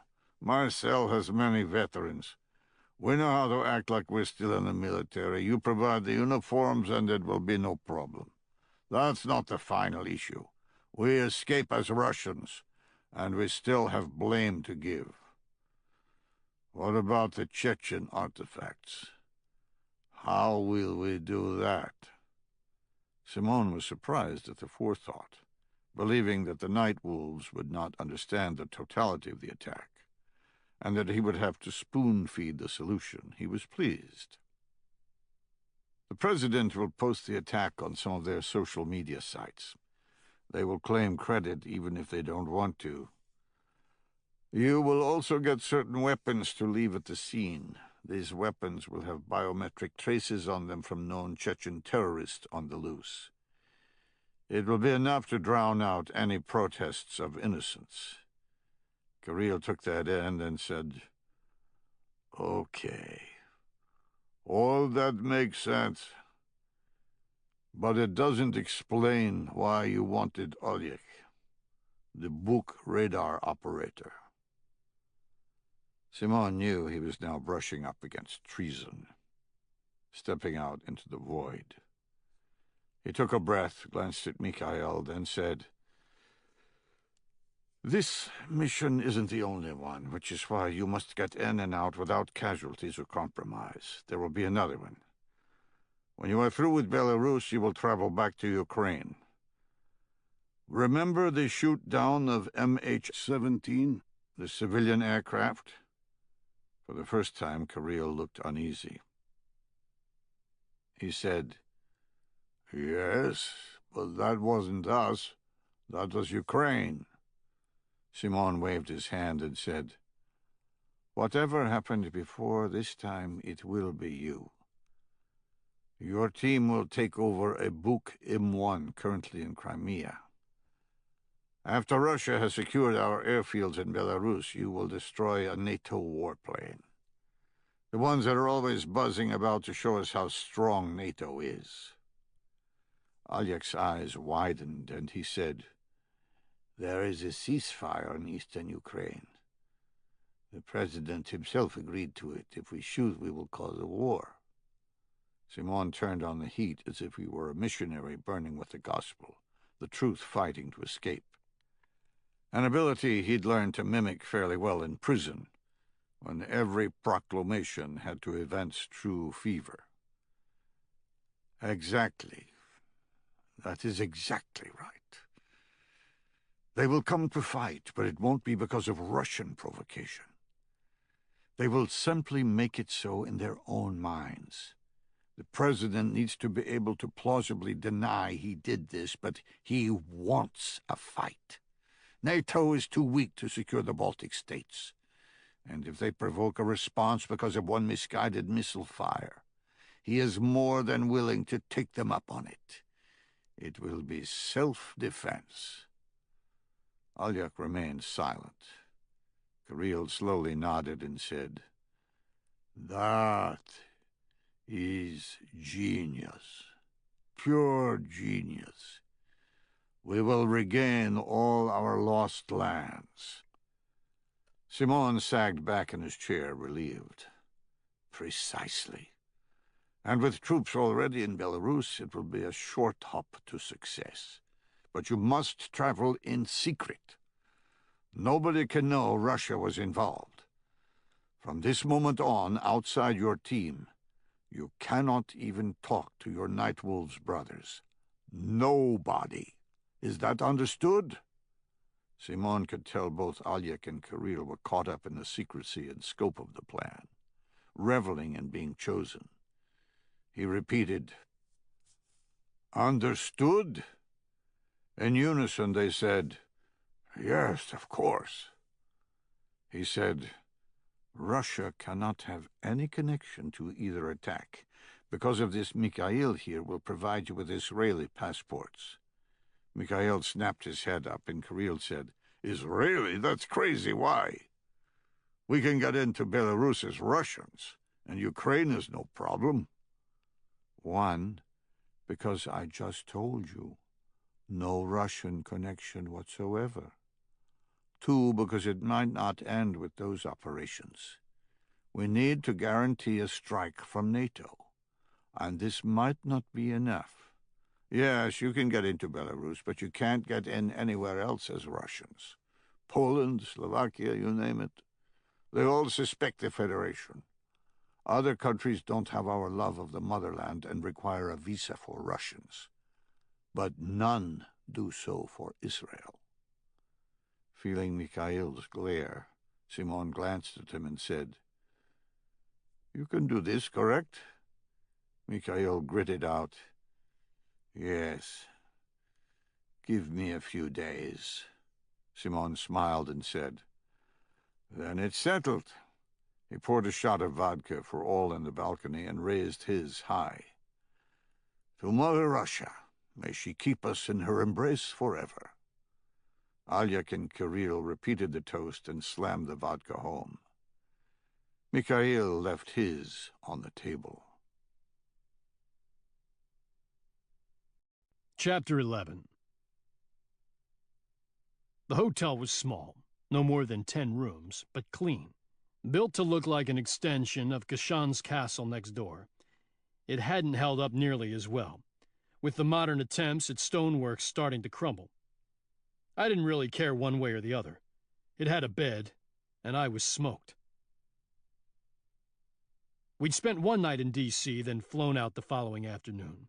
With a layover in Paris, we'd made it to Warsaw by 11 a.m. local time, having spent all night in the air.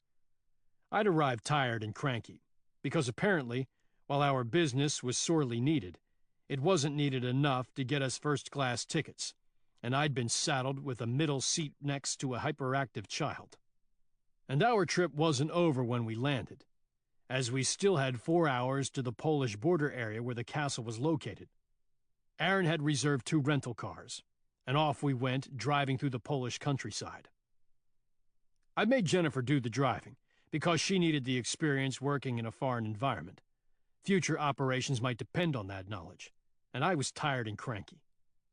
I pushed my carry-on to the corner of the room and flopped on the queen-size bed, saying, "Man, I might take a nap while they coordinate." Jennifer put her carry-on next to mine and said, "Don't think you'll have the time. Aaron seemed anxious to get this started." "Yeah, but he doesn't know where to go to find his point of contact, and nobody speaks English. He'll be a while, trust me. It'll take Shoshana 30 minutes just to get those trunks to their room." "I was going to ask you about that. Why do you suppose Aaron and Shoshana brought such large suitcases? When Jennifer and I had flown to D.C., we'd packed for 5 days at Aaron's request, and all that fit into a couple of rollerboards. Aaron and Shoshana, on the other hand, had brought suitcases large enough to allow a permanent change of station.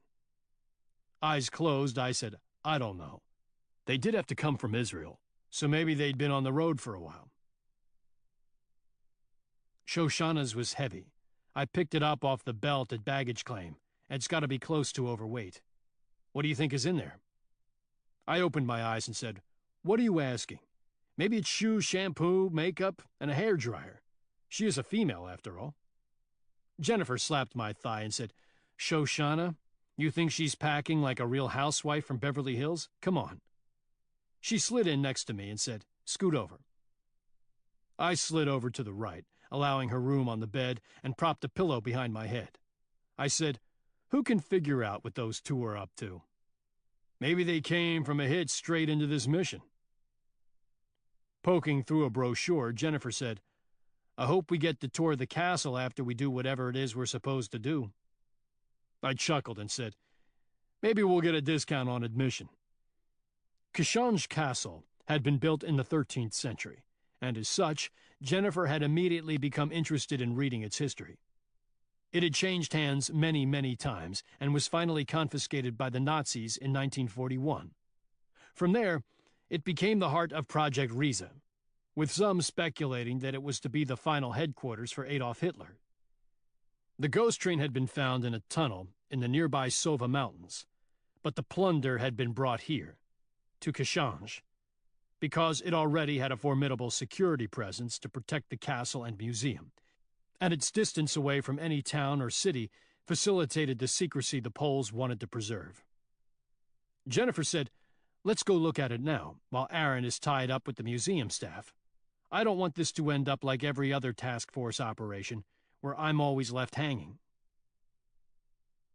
We used our company as a cover to facilitate counter-terrorist operations, much like we were doing today, which usually involves some plausible, concrete archaeological find around the globe, and Jennifer always studied up, becoming excited about seeing the site. Unfortunately, about 9 times out of 10, Jennifer ended up doing far more meat-eating commando operations than plant-eating archaeological work. I said, This isn't a task force operation. We'll get to see the castle, I promise. In the meantime, I'm taking a nap. I closed my eyes again, and, as if on cue, heard a knock on the door. I muttered, Shit. Jennifer sat up and said, It's open. Shoshana came in, took one look at me and said, Wake up, Sleeping Beauty. Time to earn your pay. I swung my legs over the side of the bed and said, No way did Aaron wade through the Polish red tape that fast. Shoshana smiled and said, Correct. You are the waiter. Bring your business credentials and don't forget your passports. Jennifer dug into her bag. I rubbed the sand out of my eyes. She stood up, holding our documents, and I said, Okay, Carrie, let's go earn some money. She looked at Jennifer and said, He doesn't travel well, does he? Jennifer opened the door and said, He would be much more amenable if we were allowed to survey the castle afterward, for our business. Shoshana gave a weird little grin and said, Oh, I think that's going to happen, then walked through the door. Jennifer looked at me with a, What the hell does that mean expression. I just shrugged. We walked up the cobblestone path that intersected the castle courtyard, the landscaping looking remarkably like that of the Overlook Hotel in The Shining. In front of us, the castle loomed over the courtyard, built onto the side of a mountain with sheer walls dropping 200 feet down. I have to admit it was a little impressive. Shoshana led us through the front doors, past the tourism ticket booths, and into the castle gift shop. She ignored the lady behind the counter and walked to the rear to a room packed full of furniture for sale. I'm not kidding. It was like an antique flea market, with wooden desks, chairs, and bookshelves all for sale, as if the average tourist would stop in the gift shop and say, Wow, I like that 2,000-pound oak table. I'll take it. At the far end, next to a desk with an inkwell and quill on it to show it was worthy of the antique title, Aaron stood next to a man in a security uniform. Aaron saw us enter and smiled, waving us forward. Chapter 12. After introductions, I turned the business explanation over to Jennifer. She gave a little canned speech on our company, complete with a history lesson of the castle to showcase our knowledge. The man looked at our documents and our passports, then nodded his head, apparently suitably impressed. He asked a couple of questions about security and Grolier Recovery's history on maintaining non-disclosure, and Jennifer named a few digs we'd been on that had never made the news, assuring him of our discretion. Satisfied, he turned to Shoshana, and Aaron introduced her as his wife, the supposed expert. He shook her hand, but asked no questions, making me wonder if Aaron hadn't already laid that groundwork with a fake diploma from a fake Hebrew school. Bona fides complete, the man spoke in heavily accented English. "You may call me Natzik. I am in charge of security for the find, and as you can understand, I may let you look at the Torah within, but nothing else. Agreed?" Aaron said, "Of course, we were invited here by the Polish government for that express purpose. Where is Dr. Kowalski?" "He is waiting for us right now. Please follow me." He led us out of the flea market and into a large marble hallway. We wound back around the ticket booths, Jennifer looking longingly at the carpeted stairs leading upward to the castle proper. We entered another hallway, this one looking more modern, with offices on the left and an incongruous bank of steel elevators on the right. It was clearly off the beaten tourism tracks. Natzik stopped next to an ancient oaken door that was only about 6 feet high, made back when men weren't nearly as tall as they are now. He knocked on the door, and we breathlessly waited. Well, everyone but me waited breathlessly. I wanted a beer. It opened, and a skinny man of about 25 poked his head out. I saw Shoshana draw up, staring intently at him, then glance at Aaron. The man was only in the doorway for a split second before another man appeared, this one grizzled and old. He said, "I'm Dr. Kowalski. You must be Aaron." Aaron said yes and shook his hand. We did the circus of introductions, and then were led into a small office with low ceilings. In the middle were 2 oaken chests, closed. In front of them was a table with a scroll sitting on it, the Torah. I watched the guy Shoshana had pinged on, but he seemed to be nothing but paid security, and had sauntered to the back of the room, reclining in a chair, bored with the proceedings. I looked at Shoshana, and she was still feeling something from him. She didn't show it outwardly, but she was on fire, I could tell. They went through a dance of putting on cotton gloves, talking about the Torah, and then Shoshana inspected it, looking for the markings they had learned. I watched closely. As soon as she touched it, it was over. She glanced at Aaron and simply nodded, then proceeded to recite a bunch of memorized things about old shit, Torah markings, and the synagogue in Poinsk, ending with, "There's no way to tell completely, of course, without a comprehensive examination, but we can help with that as well." Dr. Kowalski said, "This is the examination. Can you not conclusively prove it's from the synagogue in Poinsk? Is it not the one we thought?" Shoshana surprised me, as I would have expected her to just rip his head off at the sharp tone, then walk out. Instead, she sounded exactly like an expert. "Sir, it fits everything we know about the Torah in question. It is definitely centuries old, and it matches the description in its sheepskin and markings. But there's really no way to know without bringing it to the people who actually used it, and those people are only in Israel. As I said, I can facilitate that, and maintain discretion. No one will know it came from the gold train, and nobody will question when it returns here. They'll think it's from a museum." Dr. Kowalski sighed and said, "I thought as much. Unfortunately, I'm not authorized for such a move now.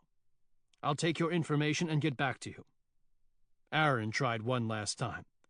"Surely a simple trip with the Torah would do no harm.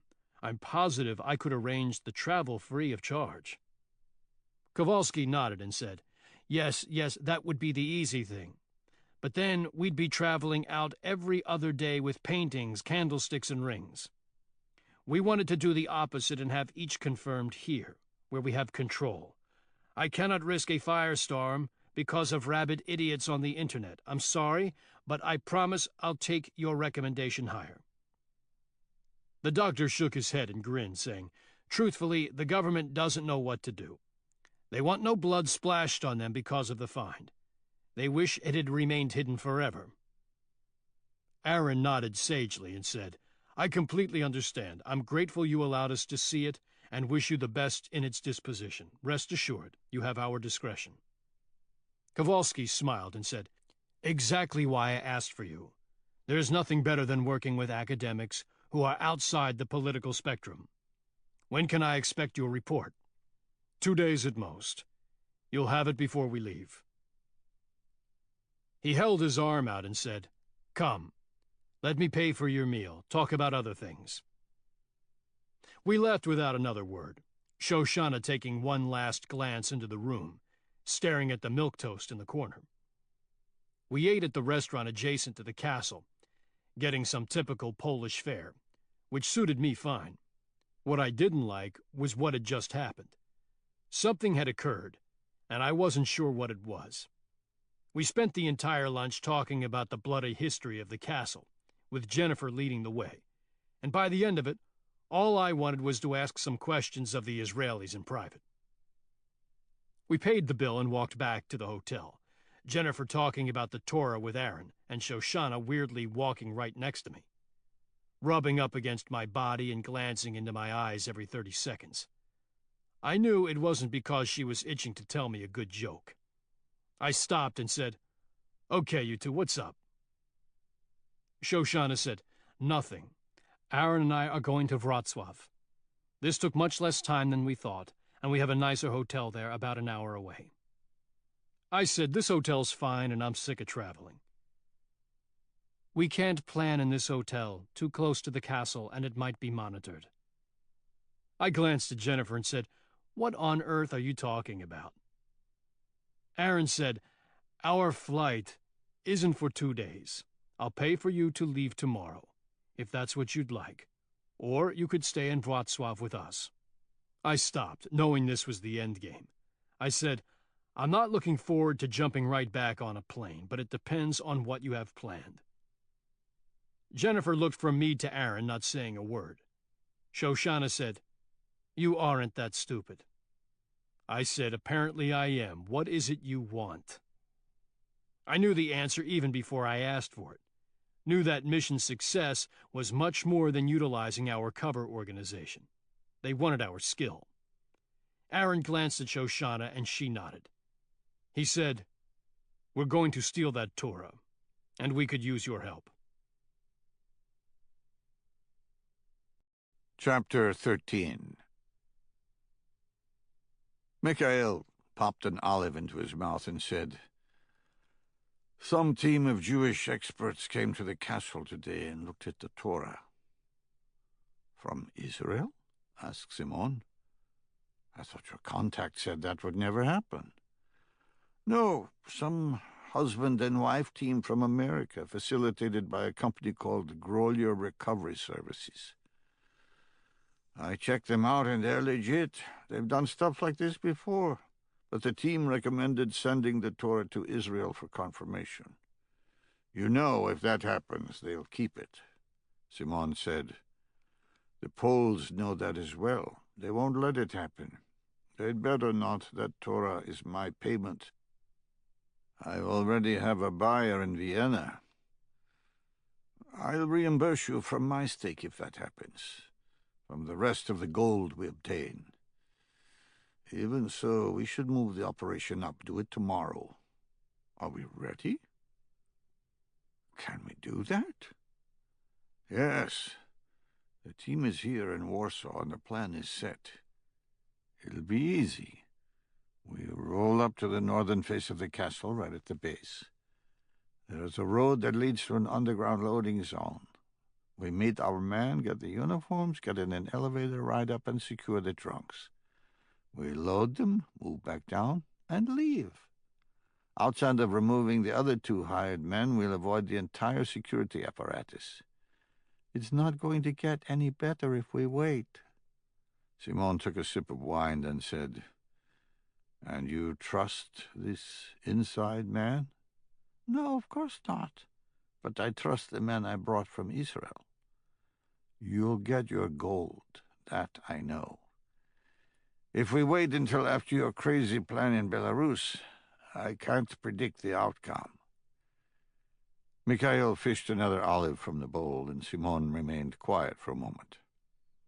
When he spoke again, it was from a different perspective. "Do you have any qualms about stealing from the deceased of the Holocaust? Does that bring you any pause?" Mikhail waited a beat, then said,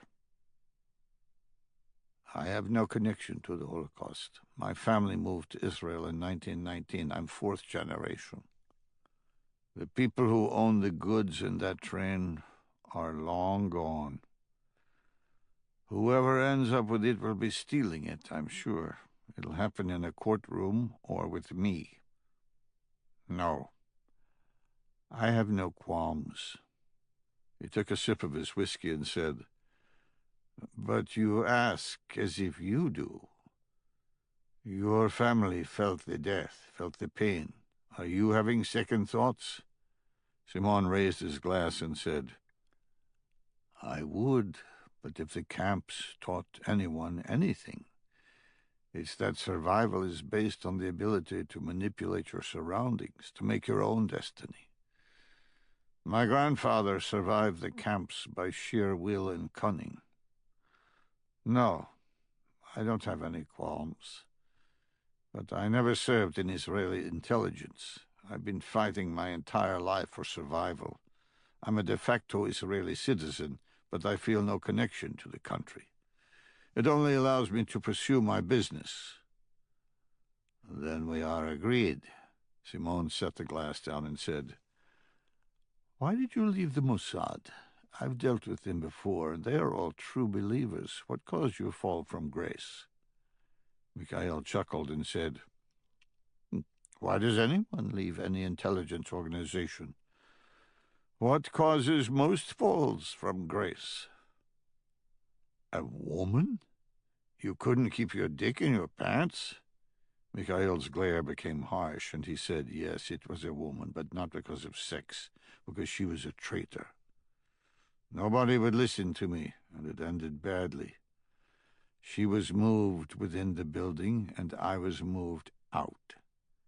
He relaxed and said, "Make no mistake, before being true believers, the Mossad is a bureaucracy. I was a true believer. The bureaucracy won." He ate another olive and said, "And now I apply those skills for you." Simone said, "Good enough, but I worry about your commitment. If you're willing to turn on your country, why should I think you won't turn on me?" Mikhail scoffed and said, "I have never turned on Israel. Nothing I have done has affected them. It's only enriched me." He jabbed his small fork toward Simone's face and said, "You are the last man who should be accusing me of turning on my country." Simone laughed and said, "Yes, I suppose you're right. Survival for self will always supersede anything else, but truthfully, I don't think of Putin as being a part of my country. I love Russia, but not from the bottom of a pit with a bucket to shit in. I don't expect you to understand, only obey." Mikhail nodded and said, "Fair enough. So we trust one another about as far as we can throw one another. You provide me what I want, and I do the same." Simone glanced at him and said, "Mikhail, I would never turn on you. You and I are of the same build, with the same goals. but you didn't appreciate me leveraging you for passports for the Night Wolves. And that causes concern. I don't like being played. I don't like you throwing me into your little plan for World War III without asking. But I got the passports, did I not? Yes, you did. And Kirill is on the way. Maybe you're right. Maybe it's smart to do our mission in Poland earlier. Mikhail downed the last of his whiskey and said, "No doubt. That gold train plunder will be inaccessible after Kirill lights the fuse." Chapter 14. We were sitting in a pub called Whiskey in a Jar, forced to drink nothing but Coca-Cola because of the potential mission parameters. I said, "You made a decision? I mean, if Aaron comes back with what we asked for?" Jennifer fiddled with her straw and said, "No, on the surface it seems like the right thing to do, I suppose. But I don't know about working for the Israeli government. I mean, is that even legal? I feel like a mercenary." "It's not about the money, you know that. I could care less about the cash." She looked into my eyes and said, "There are more forms of payment than just money. Do you crave the excitement of the mission, using the purpose as a cloak to allow you to operate?" I chuckled because she knew me too well. I said, "I honestly don't know. But you're in the same boat, except you're more worried about breaking trust with Shoshana than the purpose of the mission." Earlier, standing inside the courtyard to Kashan's castle, I immediately told Aaron there was no way we were helping him, meaning the state of Israel, steal an artifact from another sovereign country, especially not as Americans. I said I was sorry, but that was just the way of it. Shoshana looked at me with a touch of sadness, then turned to Jennifer, asking her the same question, imploring her as a way to get to me. Jennifer was torn by the look, and glanced at me for support. I shook my head, telling her no. Aaron said, "Don't decide here. Let's go to Wrocław, and let me lay out what we know. At least let me show you the plan so you can make an informed decision." We drove the hour to Wrocław in our separate cars, mostly in silence. Pulling into the parking garage for the Sofitel Hotel on the outskirts of the Wrocław Old City Square, Jennifer said, "Separate cars, large suitcases, reservations for hotels in 2 different cities." The cryptic talk from Shoshana. They were planning this all along.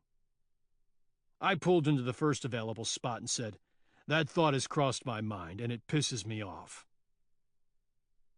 We met in Aaron and Shoshana's room, to find Shoshana's suitcase open and displaying a selection of thin nylon ladders and assorted climbing gear. On the bed was a historical blueprint of Kashan's castle. Standing behind the bed was Shoshana, looking contrite. I shook my head and opened my mouth to speak, but Shoshana cut me off, saying, "Yes, we tricked you, but not completely. Don't tell us no out of revenge." I said, "Revenge? Jesus, you are a piece of work. How about I say no because it's stupid, like you knew I would have in Washington, D.C. Aaron said, "Wait, we didn't completely trick you. We did need your company for the mission, and I really had hoped to convince him to send the Torah on his own volition, but he declined. That truly would have been the better way." Jennifer said, "He didn't decline. He said he had to send it up to his boss. Why don't you just wait for the no instead of jumping into a theft?" Shoshana said, "The Torah isn't going to be there much longer. None of the things recovered are. Someone is going to steal it, and the Torah will be lost forever." "How do you know that?" asked Jennifer. "And why didn't you say something like this to begin with? Why all the lying?" Aaron said, "We didn't know. I swear we didn't know." And I realized what had happened. The man in the room, the one Shoshana zeroed in on. I turned to her and said, "You saw something in him." She nodded, the earlier fire coming out of her eyes. "Yes, I did. He's working with someone.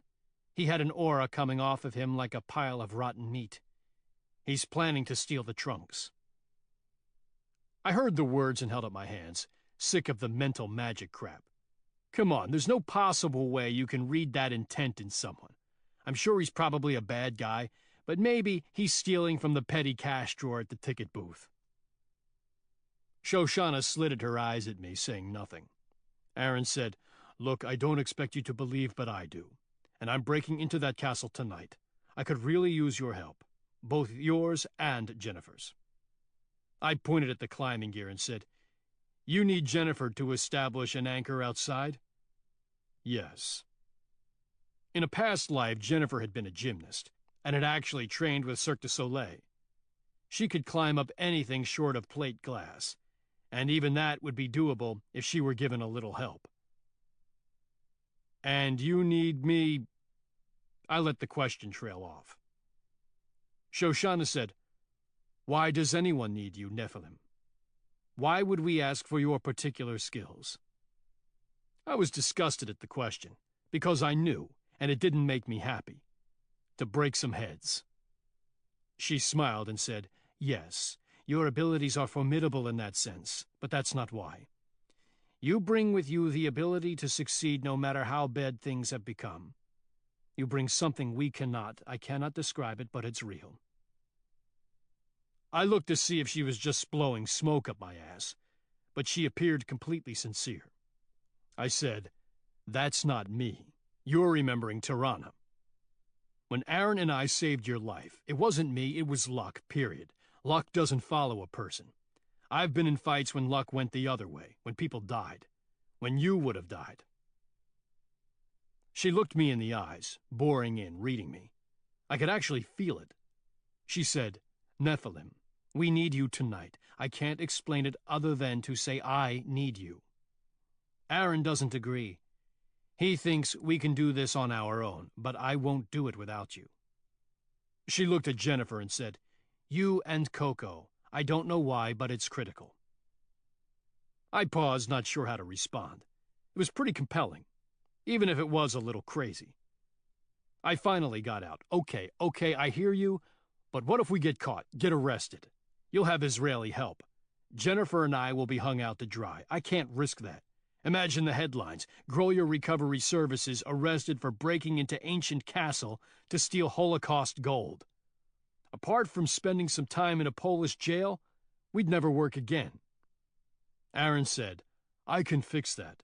If I can assure you that you will not, as you say, be hung out to dry, will you do it?" I said, like I would trust that word. "Your government will hang me out as soon as I'm not viable." With steel I had never heard from her, Shoshana said, "You're wrong."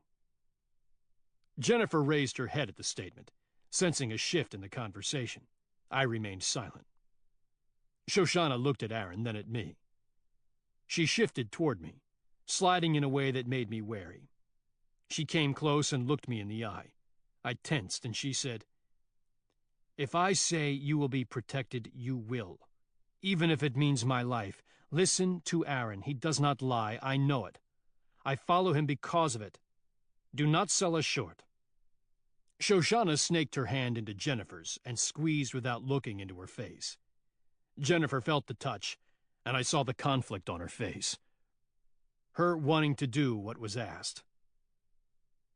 Aaron simply looked at me, knowing how much weight the words held, understanding there was nothing he could say that would mean as much. I shook my head and sliced through the emotion. "We aren't doing shit until I see what brilliant plan you've come up with." Aaron smiled, the tension cut, and said, "It really is brilliant in its simplicity." And he stood over the blueprints and laid it out. In the end, there wasn't much to it. If everything went right, we'd be in and out without issue. The only problem was if something went wrong, but I dealt with that before. I asked some questions about cameras and other surveillance, and Jennifer asked some about the facade of the building, but all in all, there really weren't a lot of moving parts. I told him Jennifer and I needed to discuss the proposal, and that he needed to bring some assurances we'd be taken care of if the worst happened. Then we left the room. Jennifer and I wandered the old square looking for a restaurant or cafe to stop and talk in. That's when I saw the sign for Whiskey in a Jar, the perfect place. Well, Jennifer would have rather found some old Wrocław bakery, but I texted the location to Aaron, short-circuiting her ability to say no. We were on our second plate of fries, and the Cokes were growing warm, because apparently ice is a rarity in Europe, and we still hadn't made up our minds. Jennifer rubbed my arm across the table and said, "Maybe we do the job for them. It's not that hard, really, and it would mean a lot to Shoshana." I said, "She's fucking crazy. You want to risk our lives for that?" Jennifer said, "No, of course not, but she's not crazy. We've done several operations with her, and she's always right, scary right. I think we should." I said, "You sure?" "Well, you'd get some high adventure out of the trip. Make that flight worthwhile. But only if we get the support from Aaron." Before I could answer, Shoshana came into the bar, squinting her eyes in the gloom. Aaron followed close behind. I said, "Looks like we're about to find out." I waved and they came over, Shoshana beaming like she was a cat with a cornered mouse. Aaron said, "Well?" I said, "Well, what? I'm the one waiting on an answer." "You are in. We have a lawyer in Warsaw, one with highly placed connections. You'll be covered and shuffled out without drama, provided we don't do any permanent harm to anyone." I simply nodded. He repeated the question. "Well?" I looked at Jennifer one final time.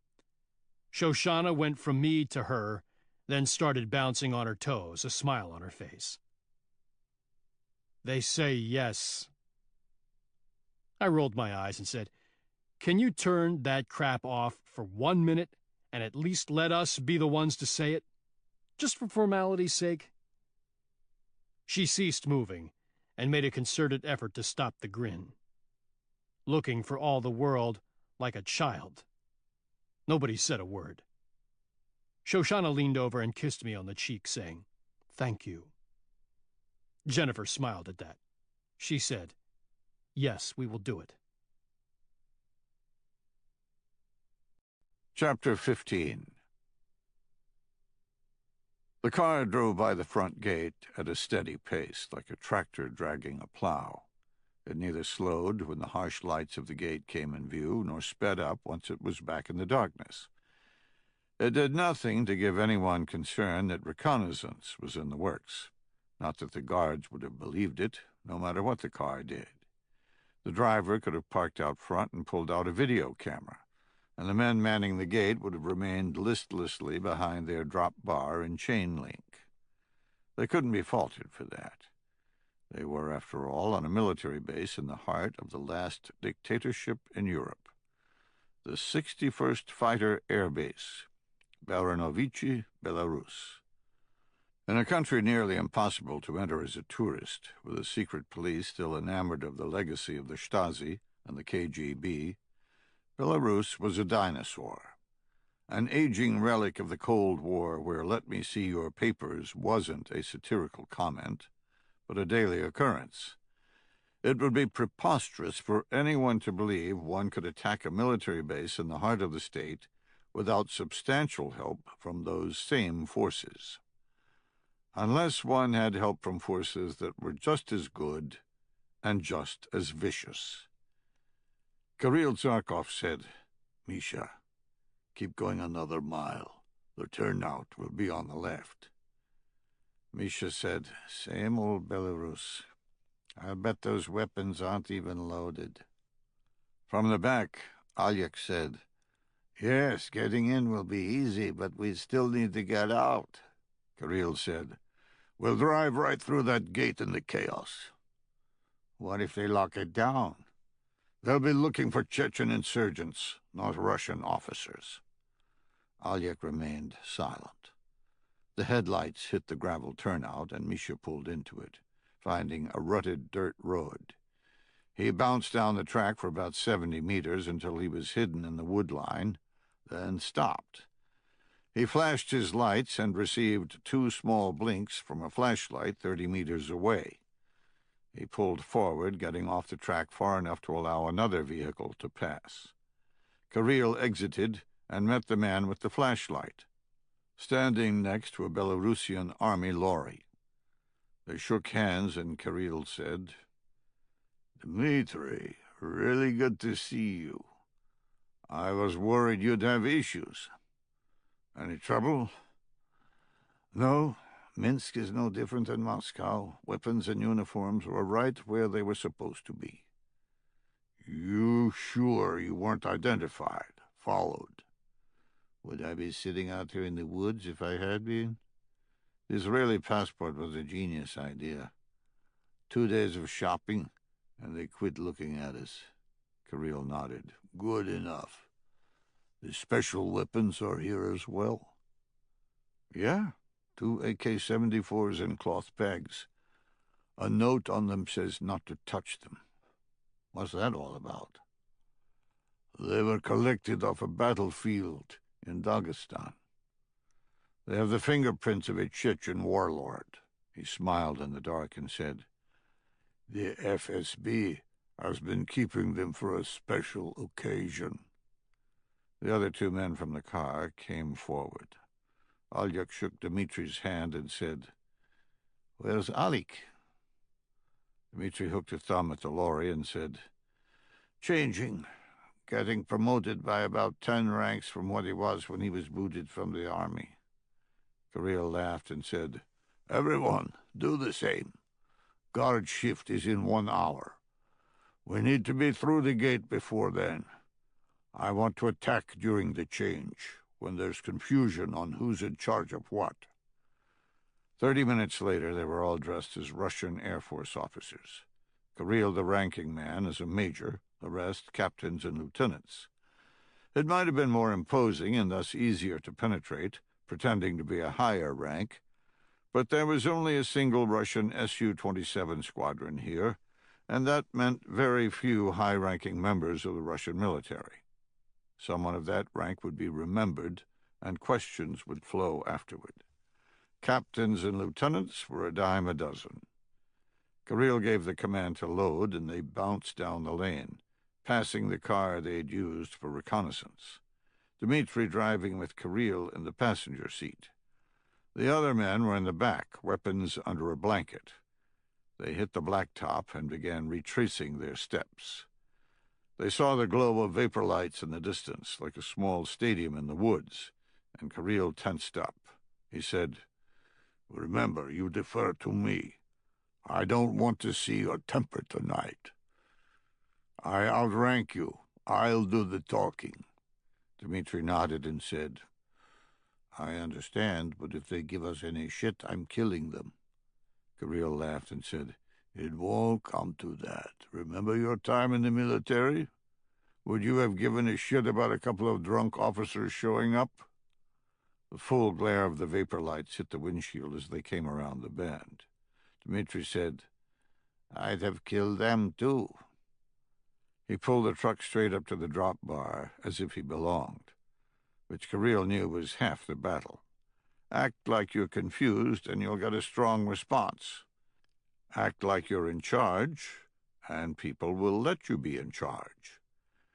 He knew no soldier wanted trouble from his commander for being a jerk at the gate, especially to Russian officers on a Belarusian base. A guard popped out of the small shack next to the drop bar and came forward, his AK-47 slung over his shoulder, a flashlight in his hands. Kirill leaned over and presented his Russian credentials outside the window, as if he'd done it 100 times in the past. The guard took one look at the uniforms, and that was it. He didn't even bother to turn on his light to see the identification. He waved behind them, and the drop bar rose. Dmitri muttered, "Well, that was easy." Chapter 16. His statement was belied a mere 5 minutes later, as they took a wrong turn and ended up on the main post, with Belarusian airmen working the midnight shift looking at the lorry curiously. They drove around a traffic circle and back out, headed the way they had come. Kirill cursed and said, "Where the hell is the airfield? We need to find the Russians." Dmitri said, "We'll have to stop and ask." "Are you fucking crazy? Ask where our squadron is at 2 in the morning? Dmitri saw a vehicle coming towards them and said, "Yes, we're drunk Russians. Nothing new." He leaned out and, acting like he was inebriated, asked directions to the cantonment area for the Su-27 squadron. The man in the car laughed at the predicament and gave them instructions. In short order, they were driving parallel to the flight line, the runway to the right, and a distant glow in front. As it got closer, they saw open bay hangars with the dual-fin Su-27s inside. Sleek killers posted to Belarus as a hedge against the West. Kirill said, "There you go. That's the target." Dmitri said, "We got another checkpoint." Kirill refocused to the front of the vehicle and saw a barricade of orange cones manned by a single Russian. Kirill said, "Shit. Get ready. We might not bluff our way through this one." They pulled up, and a Russian airman came forward, clearly confused at the Belarusian truck. He saw Dmitri's uniform and, in a semi-joking manner, said, "Why is a lieutenant driving a truck?" Kirill wasted no time, leaning over and shooting the man in the face with a Makarov PM pistol, the gunshot shattering the night. He watched the body drop, then shouted, "Let's go."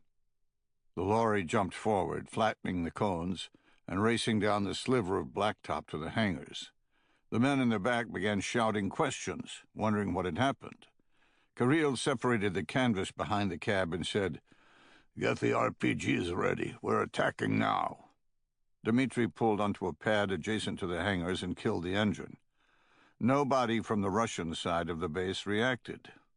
Time slowed back down. Kirill opened the door and jumped down, saying, "Misha, Alek, let's go." He heard them scrambling over the gate at the back, then saw them run around. Two holding RPGs and AKMs, and one with the bags of AK-74s. Alek tossed Kirill an AKM, then readied his RPG, looking at him for instructions. Dmitri came around the cab, taking another AKM, and waiting on Kirill for a command. Kirill was astounded that nobody had reacted. He had expected to have to fight his way in and then blast his way out. The silence was deafening. He said, "Dmitri, take the far side security. I'll hold the near. Misha and Alek shoot the first aircraft, then the second. Destroy them both. Alek, scatter the weapons next to the maintenance bay." Dmitri scampered to the other side of the hangar, disappearing into the darkness. Misha and Alek looked at Kirill, and he said, "Well, do it." They took a knee, aimed their RPGs, and let them fly. It was surreal, like a practice range, the men kneeling just outside the lights of the hangar, the birds sitting stoically waiting for the punishment. The rockets sputtered out, streaking toward the twin tail fins of the jet, then impacted in an explosion of metal, followed by the ignition of the fuel, turning the hangar into an inferno. The men whooped and yelled like kids at a fireworks display, then reloaded. Kirill said, "The next! Hit the next!" He noticed Alek and said, "What are you waiting for? Get rid of those weapons. Be sure not to touch any metal." Alek turned to go, and they heard Dmitri's weapon fire on full automatic. He shouted something, and Kirill said, "Go! Go!" To the two grenadiers he said, "Shoot! Blow up the next one." They slid the rod of the grenade home, then took a knee. Kirill saw Dmitri bouncing back, still firing on full automatic. The grenadiers released their deadly missiles, and the second aircraft was engulfed in flames. Kirill said, "Shoot it again," then raced over to Dmitri, crouched behind an aircraft tractor, seeing three shadows in the distance firing at them, none appearing too intent on pressing the assault. Kirill slid in next to Dmitri and grabbed his shoulder, saying, "Come on, let's go." "They saw me. I was in the light." Kirill paused, then said, "You sure?" "Yes, I know it. They were shouting at me in Russian, calling me by my rank." Kirill turned and shouted, "Alik, over here." Alik scuttled over to them, the RPG launcher awkwardly banging against his knees. Kirill said, "I need a grenade on them, before others come, and they can tell them what they've seen." Alik glanced across the tarmac, seeing the 3 Russians crouched behind a row of barrels, occasionally cracking rounds their way, none coming close to them. He said, "They aren't hitting anything. We got the aircraft." "They've seen Dmitri in his uniform." Alik started to say something, then closed his mouth. Kirill said, "Kill them." "They're Russian." "Yeah, so?" Alik said nothing more, simply loaded another rocket. He sighted, then let it fly. The rocket-propelled grenade struck the center of the stack of barrels, the explosion shredding the 3 soldiers. Dmitri shouted, "Yeah!" Kirill said, "Let's get the fuck out of here." They sprinted back to the lorry. Oleg and Misha on the outside, nervously holding AKMs. Kirill said, "Did you drop the weapons?" "Yes, near the maintenance bay." Kirill nodded and said, "Everyone load up. Dmitri, you drive."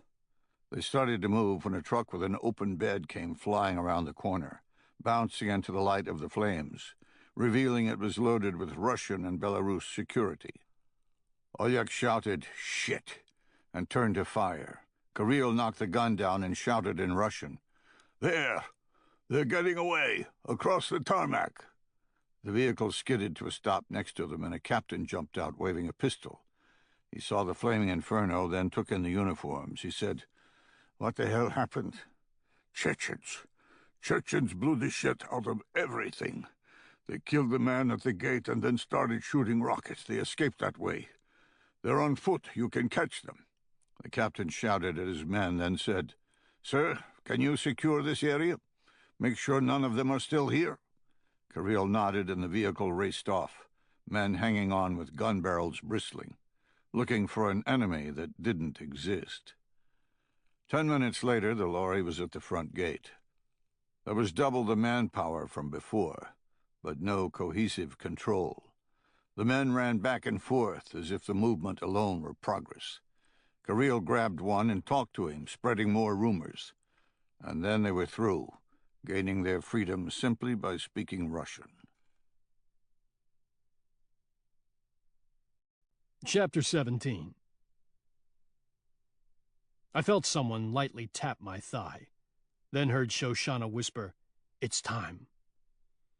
I shook the sleep out of my head and saw Jennifer slipping a backpack over her shoulders, now wearing skin-tight black lycra leggings and an Under Armour top, courtesy of the Israelis. Surprisingly, it fit her perfectly, as if they knew who would be wearing it. I stood up and saw rain running down the window. I said, "That's not a good omen." Aaron, wearing jeans and running shoes, handed me a little headlamp and a leather sap filled with small lead shot. He said, "It was threatening to come since we drove up, but it's just a drizzle." The sky had been overcast on the nighttime return, making the narrow blacktop leading to the castle bitterly dark.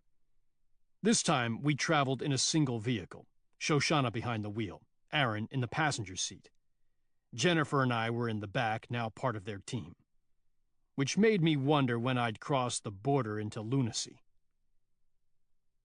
Through the trees, I'd seen the glow of lights and said, "You're sure it's not going to look strange for a car to pull up this late at night?" Aaron showed me the parking pass we both received earlier in the day. "Not when we have a room. We park, go upstairs, and act like we're simply going to bed." "You didn't check out?"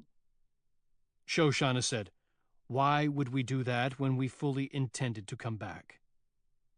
I shook my head at the subterfuge, and Jennifer grinned. The parking area for the hotel was a little cramped shelf overlooking the valley, the castle protected, requiring us to wind down a steep, potholed road running parallel to a stone wall. After bouncing around hard enough to cause the headlights to jostle like a drunken man waving a flashlight, we'd pulled off the road to the left entering a small courtyard packed with about 7 cars, all parked without any semblance of order. Aaron said, "Another reason to come in later. We won't get blocked in by someone." I said, "Yeah, that would suck for the getaway." We exited the car and Aaron had led us to the stone wall. As I crossed the road, I saw it ran low around the side of the mountain, ending at what looked like an arched tunnel under the castle, a single light bulb over the top illuminating the entrance. Aaron leaned over the wall and said, "That's our access path." He'd told us earlier that we'd be walking to the castle, and I could see a footpath paralleling the road, but lower on the slope, with benches every 100 feet or so for a walker to take a rest and gaze out into the valley. I followed it as far as I could in the darkness, but couldn't see where it came out next to the bottom of the castle. Aaron pointed and said, "That's why we need you, Jennifer. The office is on the first floor, ground level where we came in. But we'll start the climb 2 floors below that. And you'll have to go 1 floor higher, because there aren't any external windows to access on that floor." The castle was vaguely illuminated with a scattering of outdoor lights, and I could make out the ancient stone of the walls. Jennifer studied her potential path in the dim light and said, "I can do that." Shoshana smiled and said, "That was never a question." I said, "Let's get some sleep, we might need it." We'd returned to the room, and I'd tried to nap. But it seemed we'd only been in the room for about 15 minutes before Shoshana had tapped my thigh. I looked at the window again and said, "Coco, you sure you can make that climb freehand with the rain?" She cinched the pack down and pointed to a window on the other side of the room. She said, "It looks like it's coming south to north, and it's only a drizzle. I'll bet the walls on the north are dry." Aaron said, "She's only going about 4 floors. And what if the window's locked? She'll have to go higher." "It's not, I told you. The window was built centuries ago. Nobody thought it needed a lock. At any rate, if it is, she comes down because the window height is the length of the ladder we had made." I said, "You had the ladder made for that window?" He looked embarrassed and said, "Well, yes. When we first started studying how to access the castle, we didn't know where the Torah was located, but that didn't mean we couldn't plan entry." Shoshana handed me some thin gloves and a black balaclava and said, "Now we know where it's located." I took the items and she said, "No fingerprints, no pictures." I said, "I thought there weren't any cameras. You said they used roving guards." Aaron said, "That's true, but remember, we can't terminate anyone. You meet someone, they'd better be able to remember it tomorrow." I muttered, "Just great." And Shoshana said, "Don't worry, I've got a good feeling about this. You're my lucky charm." I said, "That instills so much confidence in me." Aaron turned out the lights, then opened the door. Jennifer grinned and said, "Showtime." I have to admit her confidence was infectious, making me smile as well. Aaron said, "I do appreciate this. We'll most definitely owe you one." I exited onto the wooden balcony and said, "Believe me, I plan on collecting." We slipped down the walkway to a narrow stairwell, keeping to the shadows and circling away from the bar in front. It was close to 2 in the morning, but no way did we want to run into some inebriated patron coming back to his room. We went through the parking lot, and I saw that none of the cars had moved, all still jammed together like a drunk valet had parked them.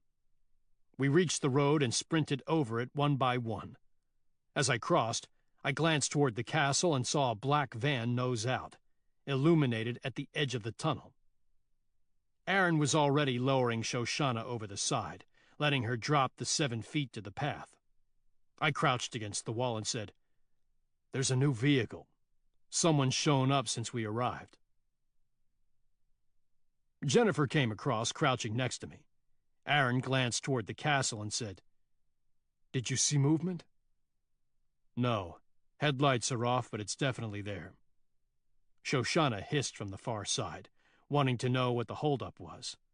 I looked at Aaron, then tapped Jennifer, getting her up on the wall. I leaned over, holding her hands, and she walked down 3 feet, looked up at me, and nodded. I let her go. I turned back to Aaron to find him staring intently down the road. He came back to me and said, "What is your gut saying?" "It's trouble." "You want to abort?" I flashed my teeth and said, "And spend another night with your sociopath? No, we can handle trouble. I think it means we'll have more active patrolling than we thought, even if it's a cleaning crew. We just need to be on our toes." Aaron took that in, then slowly nodded. He said, "I appreciate the honest answer. This was your chance to quit." I hoisted myself on the wall, looked down to determine the drop, then said, "I've never quit anything in my entire life, and Lord knows I would rather face some stormtroopers who can't shoot than your damn wife." Before he could answer, I let go. Aaron landed softly 5 seconds later. He said, "Okay, everyone knows their positions. Jennifer first. Get the anchor in. Me next, then Shoshana. Pike last." We'd all talked about this endlessly, but I understood he was reaffirming the fact that it was his op. He was in charge. I nodded, and we took up a slow jog down the path, the drizzle settling on us until we broke past the castle itself. True to Jennifer's prediction, it was dry, the stone blocking the weather. We ran by the tunnel, the van right above us, then reached the back of the castle, with Aaron stopping at a modern drainage pipe running from the face of stone and down into the valley. We took a knee and Jennifer tested the pipe. Shoshana said, "Told you this is a cakewalk. You have your own ladder for the first 2 floors. Jennifer glanced up at the pipe and the ensuing climb, then looked at me. I said, "Too late now, unless you can't do it." She grinned and said, "You know I can do it, last chance to back out." I fist bumped her and said, "Then let's go." Before I could stop her, she leaned in and kissed me on the cheek, saying, "See you at the top." She leapt up on the pipe, scrambling like a monkey in a zoo. In seconds, she was 2 floors up and began climbing using the rock of the castle. Satisfied, I returned my eyes to the team, seeing Shoshana staring intently at me. I said, "What?" "You never would have let her show affection like that before." "So, what's your point?" "I'm just studying, trying to decide what part of the relationship I want to be." I looked at Aaron and he rolled his eyes, the patient uncle with the kid who wouldn't quit annoying him. I said, "The husband and wife mission is over. Nobody cares what your marital status is anymore." The nylon ladder rolled down, slapping on the stone right between us. Shoshana said, "I'm not talking about the mission, I'm talking about life." I looked at Aaron again, and he pretended to be engrossed in testing the strength of the ladder, studiously ignoring the conversation. He found it strong and began climbing. I took the bottom rung and pulled it taut, giving him a solid platform instead of a swinging mess, and getting me away from the conversation with Shoshana, just like he'd done. The ladder quit shaking and I glanced up, seeing it empty. I said, "Your turn, Carrie." She grinned and said, "You have no idea what to do with Coco. You're just like Aaron." She said it like she'd discovered something profound about the human condition. I said, "Get on the fucking ladder. Why do you always do this right before a firefight?" She pulled herself up on the rungs and said, "I appreciate you helping. It means a lot to me and Aaron. I just wanted to say that in case this goes bad." Incredulously, I looked up at her and said, "I thought you said this was going to be easy." She started climbing after I drew the ladder taut and said, "No, I said you brought luck. I'm not sure this is going to be easy, but I'm positive it will be worth it." In seconds, she was out of earshot, climbing past the floors. I felt the ladder go slack and looked up. She was gone. I began the climb myself, wondering what the hell she was talking about. Chapter 18. I reached the sill of the ancient window, the glass open wide, strong seams of iron between the opaque panes. A foot-long hunk of granite extended out, giving me purchase. I pulled myself up and swung inside, dropping lightly to the ground. We were in a room with velvet ropes on the doors, the interior full of archaic Renaissance furniture and massive murals on the walls. I saw Jennifer crouched to the left of the window, her job pretty much done. All she had to do was wait. Then, after all of us had escaped, she dropped the ladder and free-climbed back down. The two Israelis were near the door, listening and looking like bank robbers with the balaclavas over their heads. Jennifer smiled at me, pumped with adrenaline after the climb. I grinned back and patted her like-recovered thigh, whispering, "Hero of the day again." She said, "It was easy." I turned serious. "This goes south, you get the hell out of here. Don't wait on me or anyone else. Get out and down." Her smile faded and I said, "Shoshana's not nearly as confident as you thought. I don't know what they know, but they've lied to us from the start. Just get out."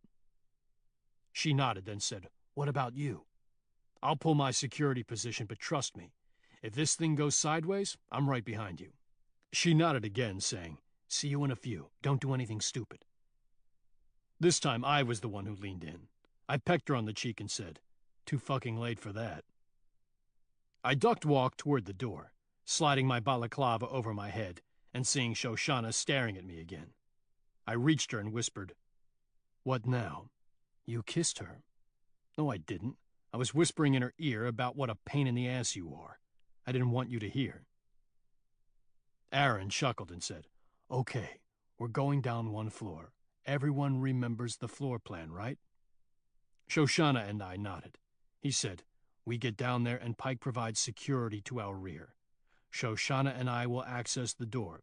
There are 4 security guards on this floor, but only 1 on the trunks in the admin area. We reduce him as a threat, then pop the locks to the door and get the Torah. We come right back to you and we're out of here." I said, "Sounds good. Let's get it done." He nodded and slipped out the door, Shoshana right behind him, moving down a wide hallway lined with portraits of old dead guys. I brought up the rear feeling naked without a firearm, but understanding the fact that if I had it, I'd probably use it, and I could handle anyone who showed up. We kept to the wall, sliding against it to a large staircase. Aaron slipped down it, the carpet muffling his steps, reaching the next floor. We paused at the base and Aaron whispered, "Left." He pointed at the wall across from the staircase, a point where I could dominate anyone coming and going, and said, "You, there, Shoshana on me." I slipped across the hall, taking up a position in the shadows, the winding staircase in front, the opening to the castle lobby on my left. I watched them slink down the same hallway we'd entered earlier in the day, then pulled out my lead-filled sap. Anyone entered, and I had to take them out, but not permanently harm them, which wasn't exactly a perfect science.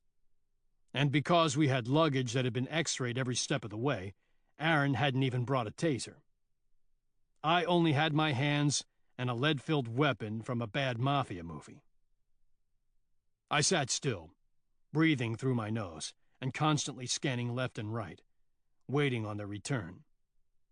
I expected to hear shuffling footsteps. What I got was a gunshot, loud and echoing down the hallway, then 2 more. Shit! What happened to no guards being armed? I slid down the hallway, my head swiveling behind me, keeping the entrance in sight, keeping my ability to provide security for any follow-on force. I ducked around the edge and saw 6 men in castle security uniforms dragging 2 trunks, 2 other men on the floor, both with their necks bent at unnatural angles. Behind a pillar next to the wall were the Israelis, trapped in the hallway.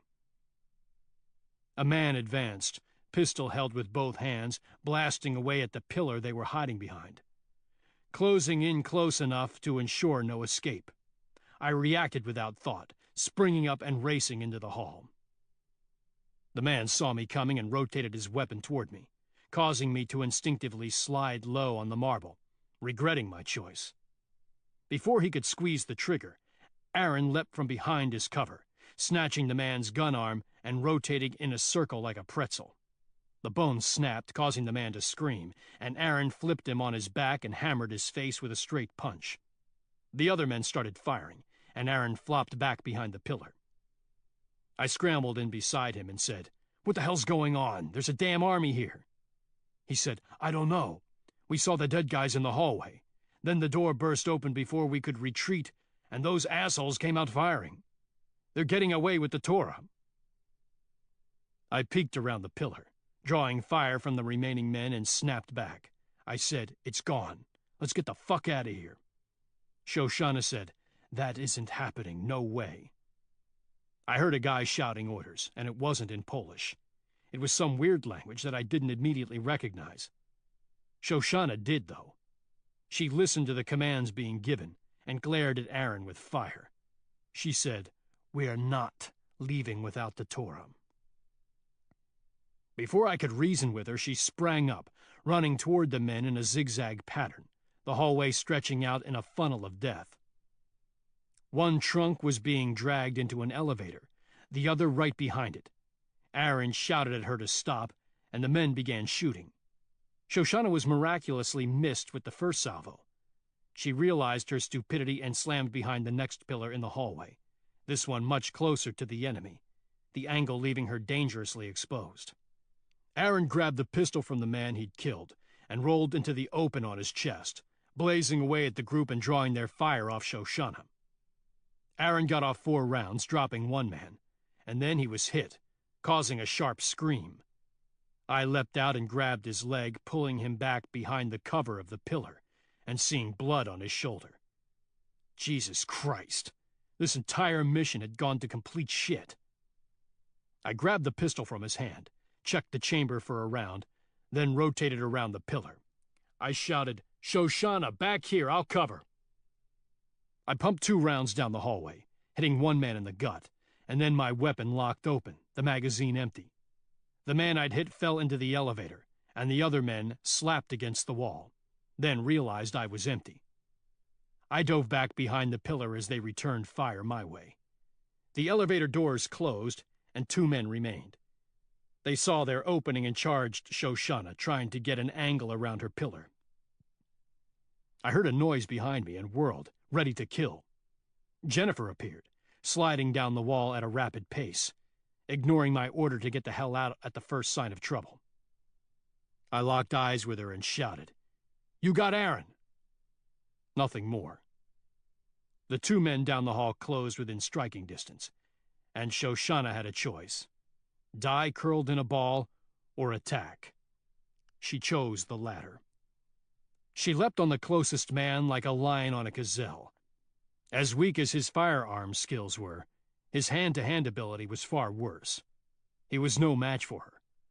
The second man danced around the 2, frantically looking for a shot, but unsure if he could hit whom he needed to, giving me time enough to reach him. Chapter 19. He heard me coming at the last second and rotated with his weapon. I'd never had the chance to use a Superman punch, feeling such a thing was ridiculous, but it worked here. I launched myself in the air and cocked my arm. I saw the barrel turn, and my fist exploded out with over 200 pounds of muscle and pure adrenaline behind it. His head snapped back like it had been hit with a cinder block, and he dropped. I landed on his body, got my footing, then turned to the other fight. Shoshana had her man on the ground, legs wrapped around his waist and his head trapped in her arms. I leapt up to help her, and she jerked harshly. I heard the snap, his body going limp, giving up everything in a final tribute to her prowess. I grabbed her shoulder and she whirled, swinging a fist. I slapped it aside and said, "It's me! Stop it! It's me!" At that point, Shoshana did something weird. She pulled up the dead man's sleeve, exposing a tattoo, then cursed. She stood enraged and said, "We need to get the Torah from those fucks." I said, "Aaron's hit. Let's get out of here." The words were like dropping ice in boiling water, cutting her anger. She sprang upright and said, "What? Where?" I turned back to the hallway, pointing at Jennifer putting pressure on Aaron's wound. Shoshana gasped, then started to move toward them, when the second elevator dinged. The doors opened and 2 men spilled out, within a foot of us, both hesitant and confused. Shoshana went into combat mode, snatching the pistol from the unconscious man at her feet and smashing the closest guy in the skull with the barrel. He staggered into the wall, holding his head, and she sprang back for a shot. The second man jumped like he'd been hit with an electric current, and she began to squeeze. In the span of a microsecond, I realized they held no weapons. They're the real castle security. I slapped her gun arm, and the round went harmlessly over their heads. I spun her away, then lashed out with my boot, catching the first guy full on in the face as he was crouched over in pain, snapping his head back into the wall and laying him out. The second had his radio up, screaming into it. I swept his legs out from under him, then hammered his temple. His body went limp. I checked that they were both breathing, then turned to Shoshana. "Get a hold of yourself. These men aren't the bad guys, no killing." She looked like she wanted to gut me, and I saw the third elevator rising, 1 floor away. Holy shit. Jennifer had Aaron on his feet, and he appeared okay.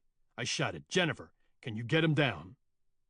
Aaron's arm around her shoulders, staggering the way we'd come, she said, "Yeah, if you keep them off me." I heard the elevator ding and looked at Shoshana. There was only one way Jennifer could get him out, and that was if we were the ones being chased. I said, "We need to be the rabbit." She understood and nodded. The doors opened and 2 more unarmed men spilled out. I waved my arms and shouted, then took off running, Shoshana right behind me. They followed, yelling into a radio. We fled down the hallway, then hit the staircase, sprinting upward. We took 2 turns, then exploded out onto another ornate floor, the men trying hard to reach us. Thank God they were old and out of shape. I started to go right, and Shoshana grabbed my arm, saying, "Left, we go left." I followed her, hearing the men pounding up the stairs. I said, "What are we doing now?" She said, "Follow me. We need to do some cat and mouse, but I know how to get out of here." We ran down yet another huge hallway, then darted into a small room with a shallow stairwell. Literally a closet with a 3-foot-wide stairwell leading up. She started climbing, and I said, "How did you know about this?" "I memorized the floor plan. Shush and follow." I did. We entered a balcony overlooking some sort of amphitheater, and she cut right, opening a small door that looked more like an access panel. We crawled through, and I found we'd returned to the main hallways of the castle. But I'll be damned if I knew on what floor. She ran down the marble until she reached a bookshelf, then stopped, breathing heavily. She said, "If they catch Aaron because you made me flee, I'll kill you." I said, "If they put Jennifer in jail because we helped you with this stupid plan, I'll beat you to it." She looked up at me, and I felt the weird glow. She pulled the bookshelf out, exposing an unfinished shaft leading down. Ironworks and studs from years ago threaded into the rock. I was astounded. I said, "Where does this go?" "It's an old elevator shaft built by the Nazis, never finished. It goes into the tunnels of Project Riza. We'll escape below the castle." I said, "That's pure magic. I'll never question you again." She looked at me with a mixture of sadness and pride and said, "You should have questioned. I was wrong about this one, completely wrong." I said, "We don't have time for self-pity. Get your ass in there." She shimmied onto the iron and began climbing down. I followed, pulling the bookshelf back as far as I could, but forced to leave a gap. I heard men shouting in the hallway and continued down, turning on my headlamp to see, but afraid they'd catch the glow. We sank lower and lower, slowly picking our way down and hearing the shouting from above, but nobody checked behind the bookshelf. After 10 minutes of climbing, we hit the bottom, a rough square with a placard outside it, describing how the shaft had been built. Shoshana held a finger to her lips, then exited, going left into a tunnel underneath the castle. We walked for about 40 meters, then hit a junction with an unlocked iron gate. She opened it, and we were now in a much bigger tunnel, with placards every 10 feet and pictures hanging on the wall. She said, "We're back in the museum. This exit's on the south side." I said, "You're a damn genius." She said, "Not yet. We aren't out." Chapter 20. She jogged down the tunnel, her headlamp bouncing, and I followed. We reached an oaken door, and she hesitated, putting her ear to it. Then she opened it. I felt a breeze and a spattering of rain, and we were out. We exited into a courtyard of groomed landscaping and fountains, 2 floors below the entrance. The bracing rain hit us, and I realized we were on the opposite side of the castle. We'd entered on the north side, but were now on the south side. Above, we saw flashlights bouncing back and forth in the entrance courtyard. I pulled off my balaclava, enjoying the rain against my face. She did the same. I said, "Where do we go from here?" "On this path. We can cut underneath the main courtyard and get out." She started to move, but I pulled her up short, saying, "You sure? You're not just guessing? We're about to expose ourselves." She said, "I'm sure, mission prep. You didn't get the same, but we've been planning for months. In the end, it did no good." I said, "Yeah, it did. Don't worry about the damn Torah. You were right. They were coming for it. Nothing we could do about that." She started moving, saying, "I'm not worried about the Torah." Flinching at every shout we heard, we jogged up the path, the castle courtyard above us. The path turned north, running into a tunnel that stretched underneath. We went through it and found ourselves back on the north side, on the same road that led to the hotel. I paused, staring down the blacktop. The van that had been there before was gone, and I held no illusions as to why. We took a quick look around, then sprinted up the road, entering the sweet embrace of the lights of our hotel. We went to the parking area, and I saw that our car was gone. Shoshana cursed, and I said, "That's good news. Jennifer will take care of him." She said, "If she didn't leave him for dead and run to save herself." I said nothing, standing in the drizzle, waiting on the apology. It came. She sighed, then leaned into me and said, "Sorry. I know Jennifer would never do that. I'm just worried about him. He's someone that... Having never seen her express emotion, I was unsure what to do with the little demon. I wrapped my arms around her and said, "Yeah, you talk about as well as I do. Look, he can't be hurt too badly, or he couldn't have gotten down the ladder. And we know he did, because the car is gone. Thank God you guys kept a room. Let's get off the street and give them a call."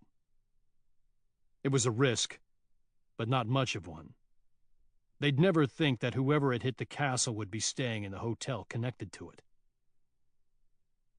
The comment brought her up short, giving her a shot of confidence. She broke from my embrace and raced up the stairs, jamming her hand in a pocket for the key, and I realized she'd read into what I'd said. She exploded in, finding the room empty. She threw the key to the ground and looked at me. I said, "I told you to give them a call, not expect to find them here. Come on, I taught Jennifer. I'm sure she's getting him Medcare right now." She dialed, and Aaron's phone went to voicemail. I tried Jennifer and got the same. I said, "Look, maybe they're at a hospital. They'll call back. The car's gone. Someone with a key took it, which means Aaron. I'm not worried about Jennifer. I trained her. I know she's okay." She looked at me with venom, thinking my only concern was Jennifer's welfare. I said, "That's not what I meant, and you know it. Jesus. I can't sleep here wondering if you're going to kill me. And I'm really tired." She sat still for a moment, then said, "You're sure he's okay?" "You're asking me with your psychic mumbo-jumbo?" She flopped onto the bed, the mattress sagging under her. I went to the minibar and pulled out a beer. I said, "Yeah, he's okay. My ESP is telling me. He's with Jennifer." I saw her anger rising at my sarcasm. She said, "My actions got Aaron shot. Stop that. You were trying to accomplish the mission. Although I'll say you might want to take a hard look at doing things that are suicidal, regardless of what your spidey sense or Hanukkah sense or whatever you call it is telling you." I changed the subject. "What was up with the guy you slammed, the one with the tattoo?" She evaded, saying, "Nothing. I just recognized the tattoo from Israel. I was surprised to see it." I said, "They were speaking Hebrew, weren't they? And you recognized who was giving the orders. I saw you. Tell me I'm making that up." She said, "No, he was speaking Yiddish." "I'm not going to talk about it." I let it go. She glanced around the room and said, "There's only a queen-size mattress. You sleeping on the couch?" I chuckled and said, "Hell no. You can squeeze your ass over as far as you want, but I'm sleeping in a bed after all this." A scary little grin slipped out, and she said, "I knew you were sweet on me." She stretched out and slapped the mattress, saying, "Come on, let's sleep." Then gave me a look straight from Linda Blair in The Exorcist. I said, "That's okay, I see your point. I'll take the couch." Chapter 21.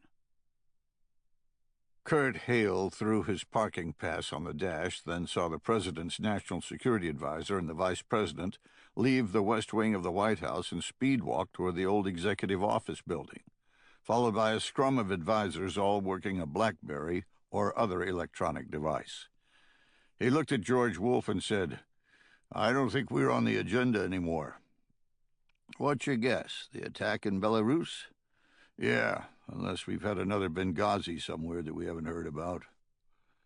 With the task force on stand down, it had been deemed unnecessary to bring the entire Oversight Council together for simple updates that had no operational ramifications.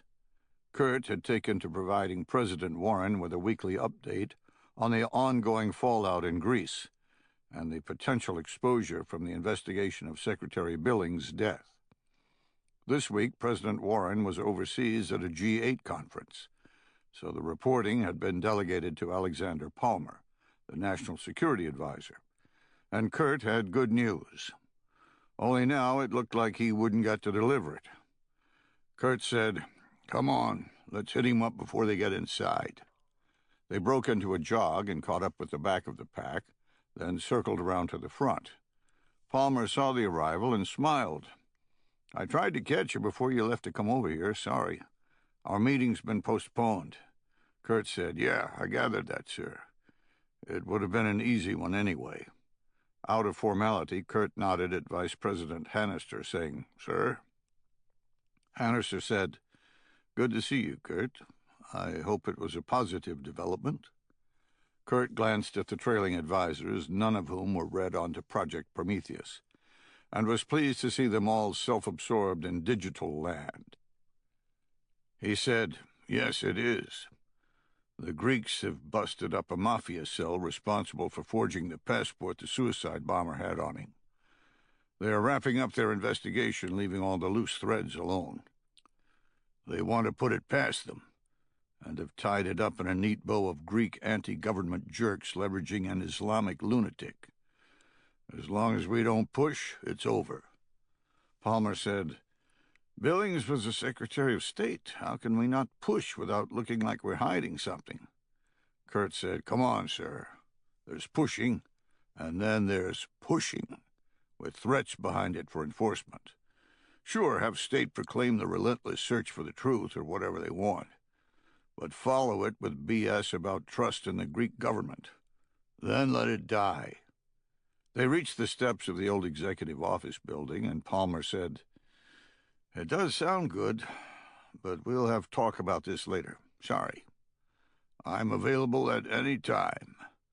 Vice President Hannister said, "Why don't you two come on up, sit in the back? I might want your opinion off the record when it's over." Kurt looked at George, then said, "By all means. What's this about?" "Video teleconference with President Warren. There was a terrorist attack in Belarus last night against Russian aircraft stationed there, and Putin is going nuts. He didn't show at the GH conference because of it." They trotted up the stairs, then continued speed-walking down the marble hallway until they reached an NSC conference room. A line of people trying to get in, but held up by the fact that they each had to surrender all electronic devices. Kurt looked at the size of the group and whispered to George, "As much as I bitch about the Oversight Council, can you imagine trying to get anything done with this giant beast?" George chuckled and said, "Stick behind Hannister. He's not waiting." Sure enough, like Moses parting the Red Sea, the lower-level staffers stepped left and right, and the royalty of the National Security Advisor and Vice President strode right up. Kurt and George followed, blending in with the other ass-kissers and coffee-grabbers of the personal staff. They entered a conference room dominated by a long oval table, each seat taken by a member of the President's National Security Team: Secretary of Defense, Chairman of the Joint Chiefs of Staff, Director of National Intelligence, Attorney General, and a host of others. And the Secretary of State's position was some unknown place-sitter. In the back were rows of standard metal chairs, filled with numerous aides and lesser individuals. Kurt and George filed through to the back, Kurt saying, "No wonder nobody can keep a secret in this town. Might as well let everyone in with their cell phones on speaker, dialed into the Washington Post." They sat for about 15 minutes, staring at the blank screen in front of the room, everyone buzzing in small group discussions. Eventually the screen flickered, then cleared, showing President Warren in another room full of people, making Kurt chuckle. Alexander Palmer said, "You have us, sir?" "Yes. Everyone there?" "Everyone I could get on short notice. The Deputy Secretary of State is in Honduras on that global engagement deal. We have the Undersecretary for Political Affairs on this end in her place." "Well, bring me up to speed. Is this a crisis or just a tempest in a teapot?" "Yes, sir. I'm turning it over to General Durham."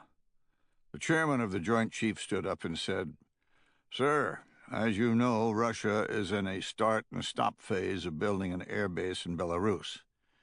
In between, they've placed Su-27 flanker squadrons at 2 locations in Belarus."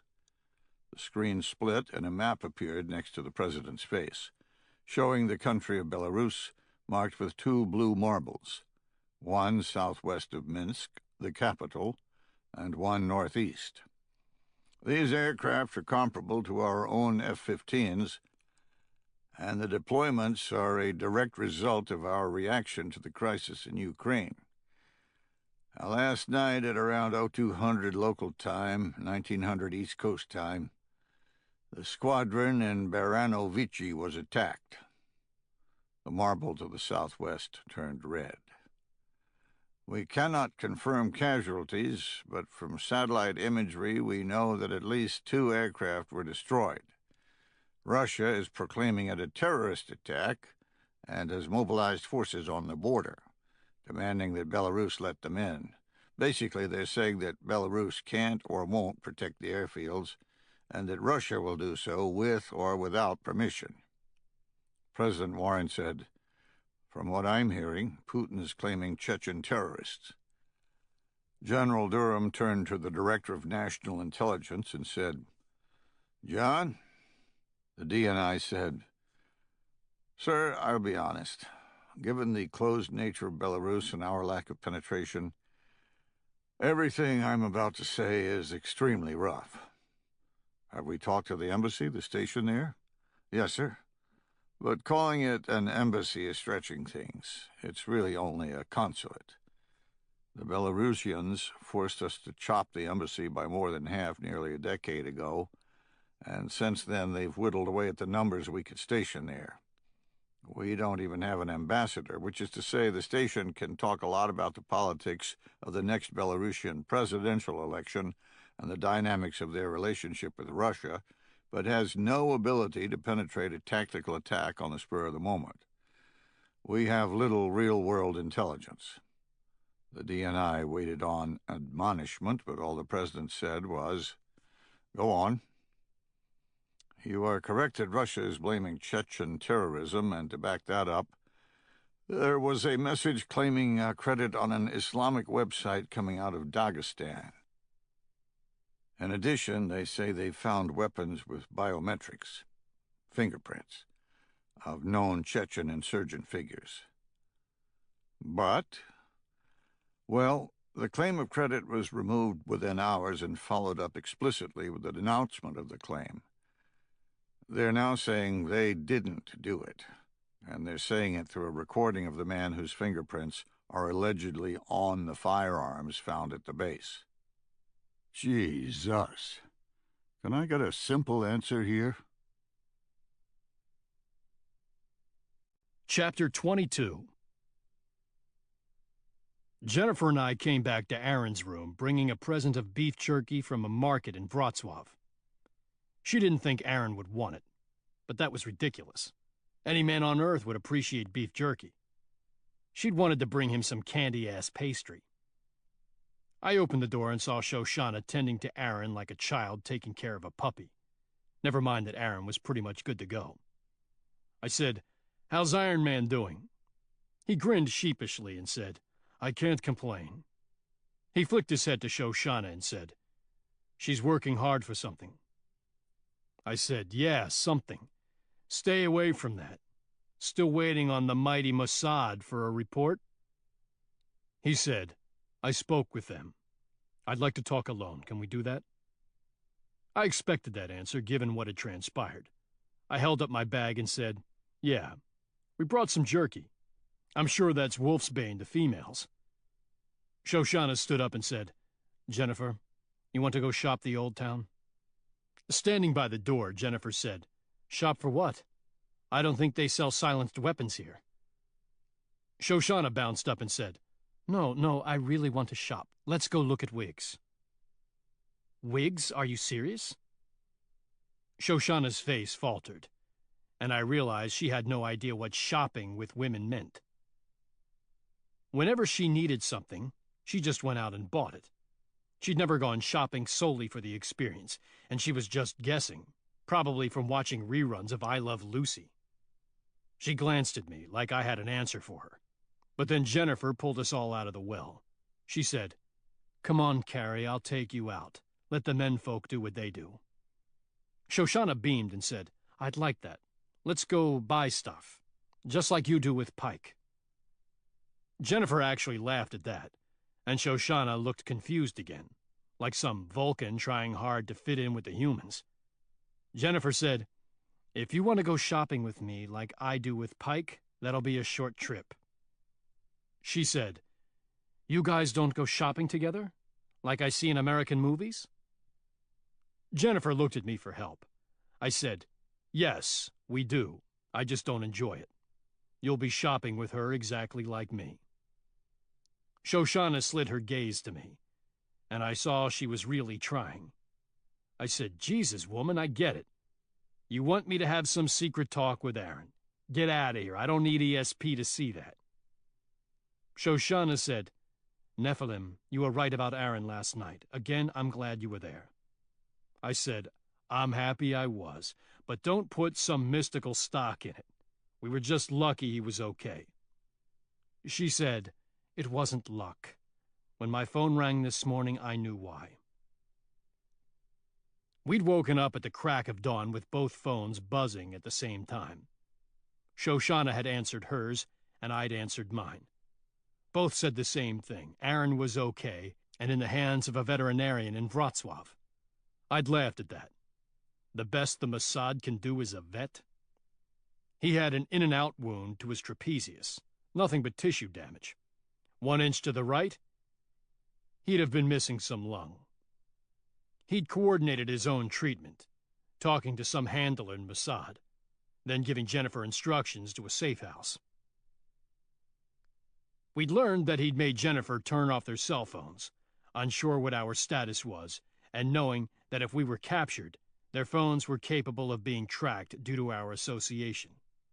Smart tradecraft, even if it had driven Shoshana nuts.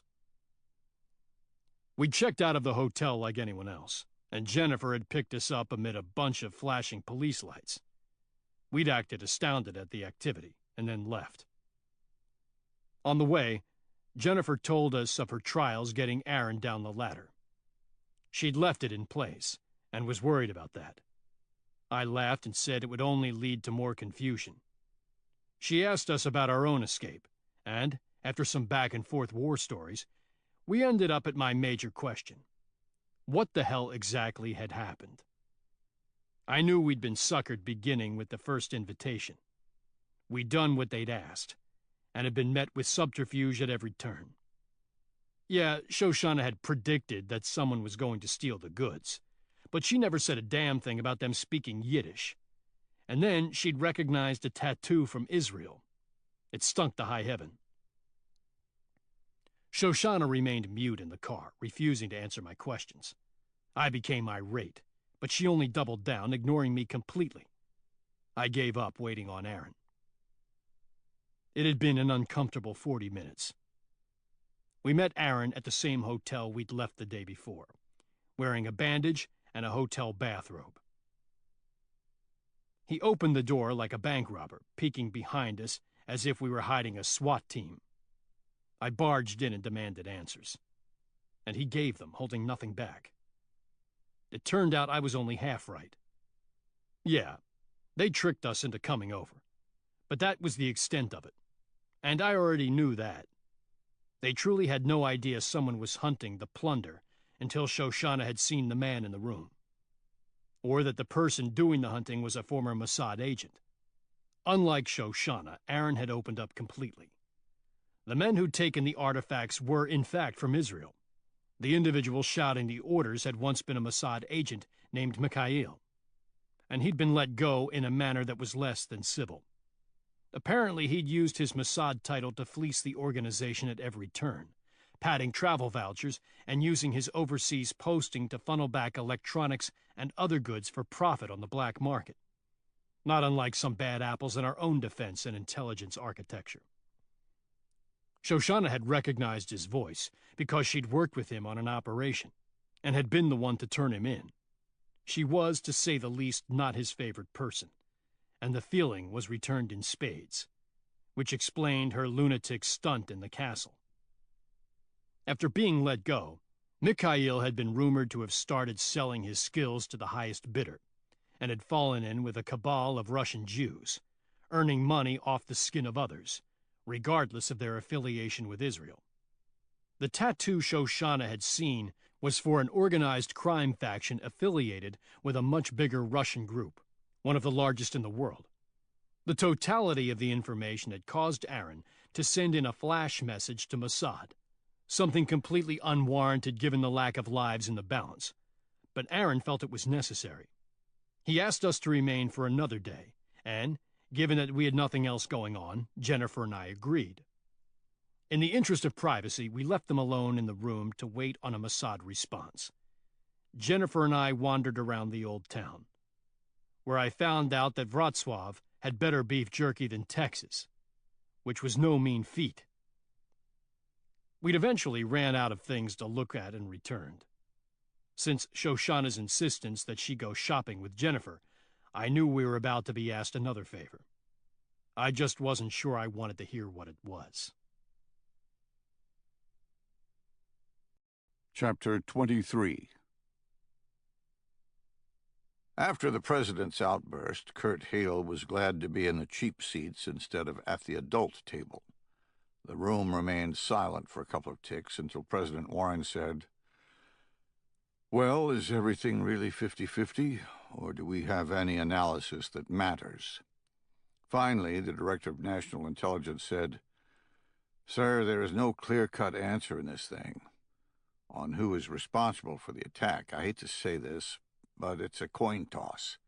There's no way to verify that the recording denouncing the attack is actually from the warlord in question, but it's equally impossible to verify the fingerprints on the weapons in the first place. It's a he said, she said situation right now. Except there was an attack, we know that, right? Yes, there most definitely was an attack.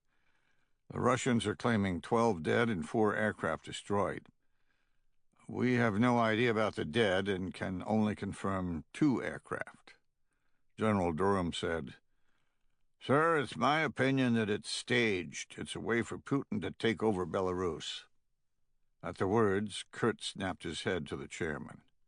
Everyone shuffled in their seats, shocked at the conjecture. President Warren said, "You're telling me that Putin blew up his own aircraft so he'd have an excuse to invade Belarus?" Durham said, "I know that sounds outlandish, but there is precedent for this kind of behavior, starting with the little green men who took over the Crimean Peninsula. He claimed forever that the Russian military had nothing to do with Ukraine, and it was a spontaneous uprising, but now admits he had boots on the ground. There is also strong suspicion that his own internal security organization blew up the apartment buildings in '94 as a way to invade Chechnya." The DNI said, "We could never conclusively prove those assertions one way or the other." The Secretary of Defense said, "But there's more. Right now, we're tracking major movement to the border with Belarus, movement that would have been impossible if they hadn't had pre-warning to go. At best, they'd be rolling in 2 or 3 days." President Warren said, "But why? Belarus is dependent on Russia for energy. If Putin turned off the tap, their entire economy would collapse. He wouldn't need to go to the trouble. Besides, they're allies." "They are allies, but Russia has always looked at Belarus as a part of itself. Belarus has always been leery of the relationship because of it. The new Russian airbase is a good example. One minute they've agreed to have it built, the next minute Belarus tells them to pack sand. As for the energy, yes, you're correct, but if Putin did that, he would be the bad guy. He would be seen on the world stage as a bully causing suffering, and it would be a slow process with the world interfering at every step. This allows him to act in self-defense, responding to an act of terrorism, and he'll point to our actions as precedent." General Durham said, "There's one other thing. 3 years ago, Russia and Belarus engaged in a massive war game called Zapad 2013. The scenario revolved around Russia helping Belarus oust an illegal military formation on Belarusian soil. Terrorists. The exercise involved 150,000 troops and trained everywhere from Kaliningrad on the Baltic Sea through Belarus and into Russia. Those same troops are the ones being mobilized." "So you're saying that they're running a play that's already been rehearsed? That the exercise was just a warm-up?" "Yes, sir. If you look at the military bases they need to protect, they surround Minsk. Take into account they'll also want to protect their radar station on the border with Lithuania, and they'll have the country." President Warren rubbed his face and said, "Okay. Big question. Why do we care?" General Durham said, "Sir, Belarus isn't the only issue. We have to consider the Baltic states. Putin is taking advantage of our focus on Syria and the Middle East. He's trying to rebuild his empire one piece at a time. This sounds like the old domino theory from Vietnam. I should intervene in Belarus to prevent the rest of the states from falling. Sir, first things first. We can't prevent the others from falling. We've withdrawn almost all of our forces from Europe, and most of the new countries joined NATO not because they could help the alliance, but because NATO could protect them. If Putin wants the Baltic states, he's going to get them. Hell, if he wants Poland, the Czech Republic, and Slovakia, he's getting them too. They don't have the forces to prevent it, and we'll be too slow to stop it."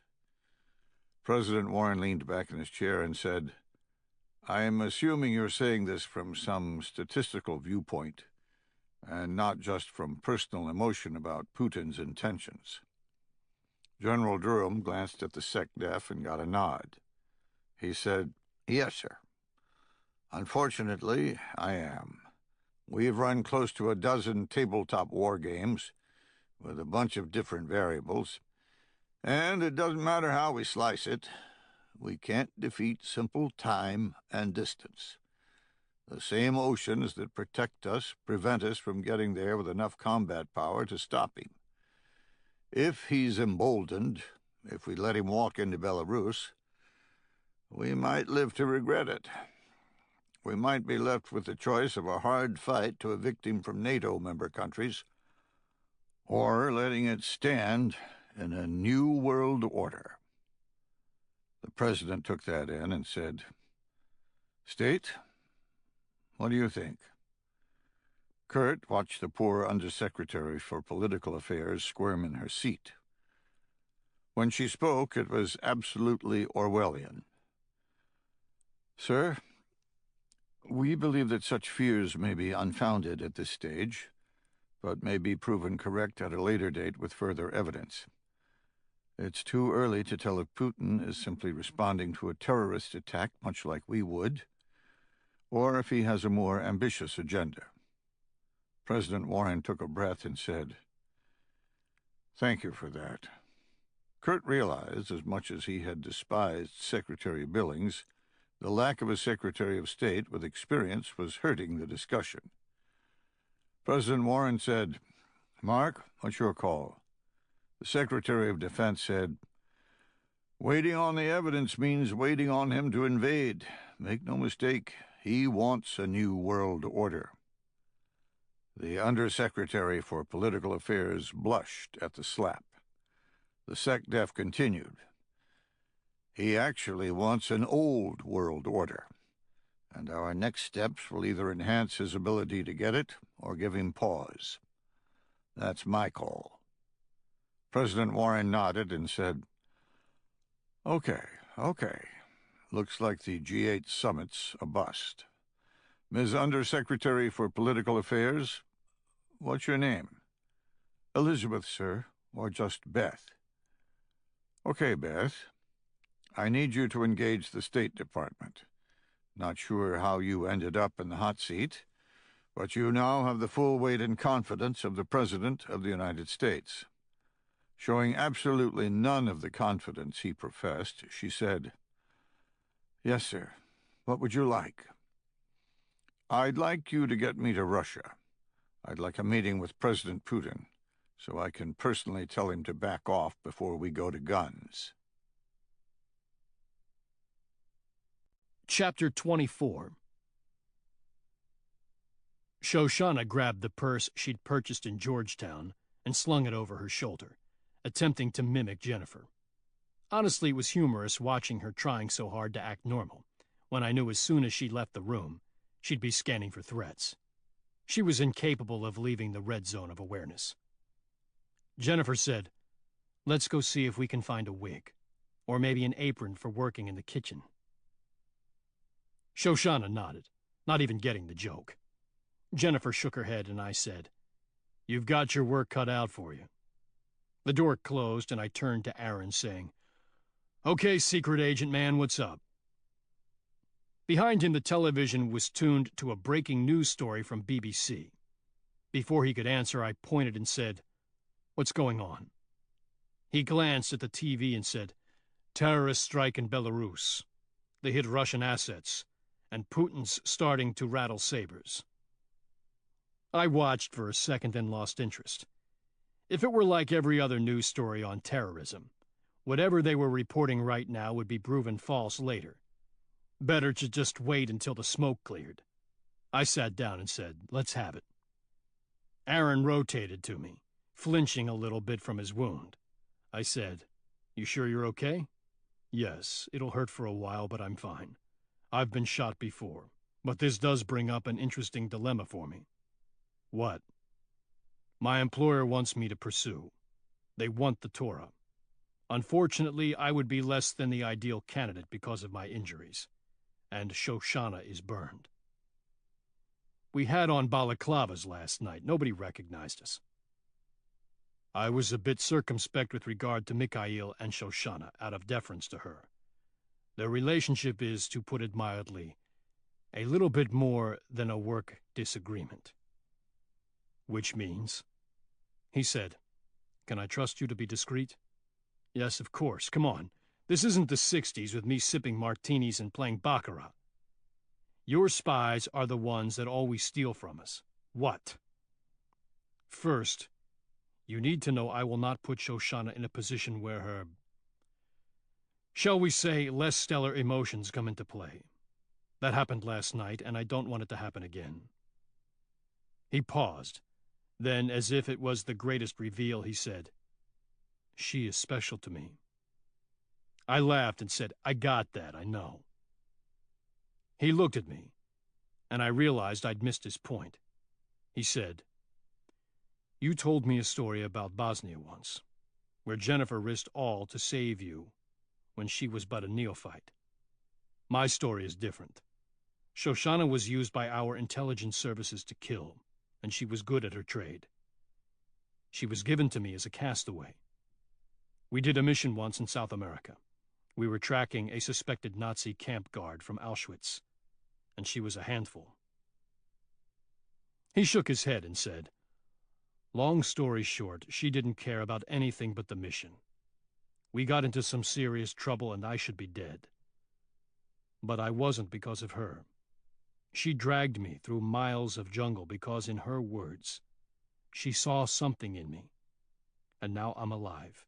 I owe her my life, and I will protect her because of it. I nodded, realizing I was hearing something that had never been spoken. I said, okay, I'm with you. I like her too.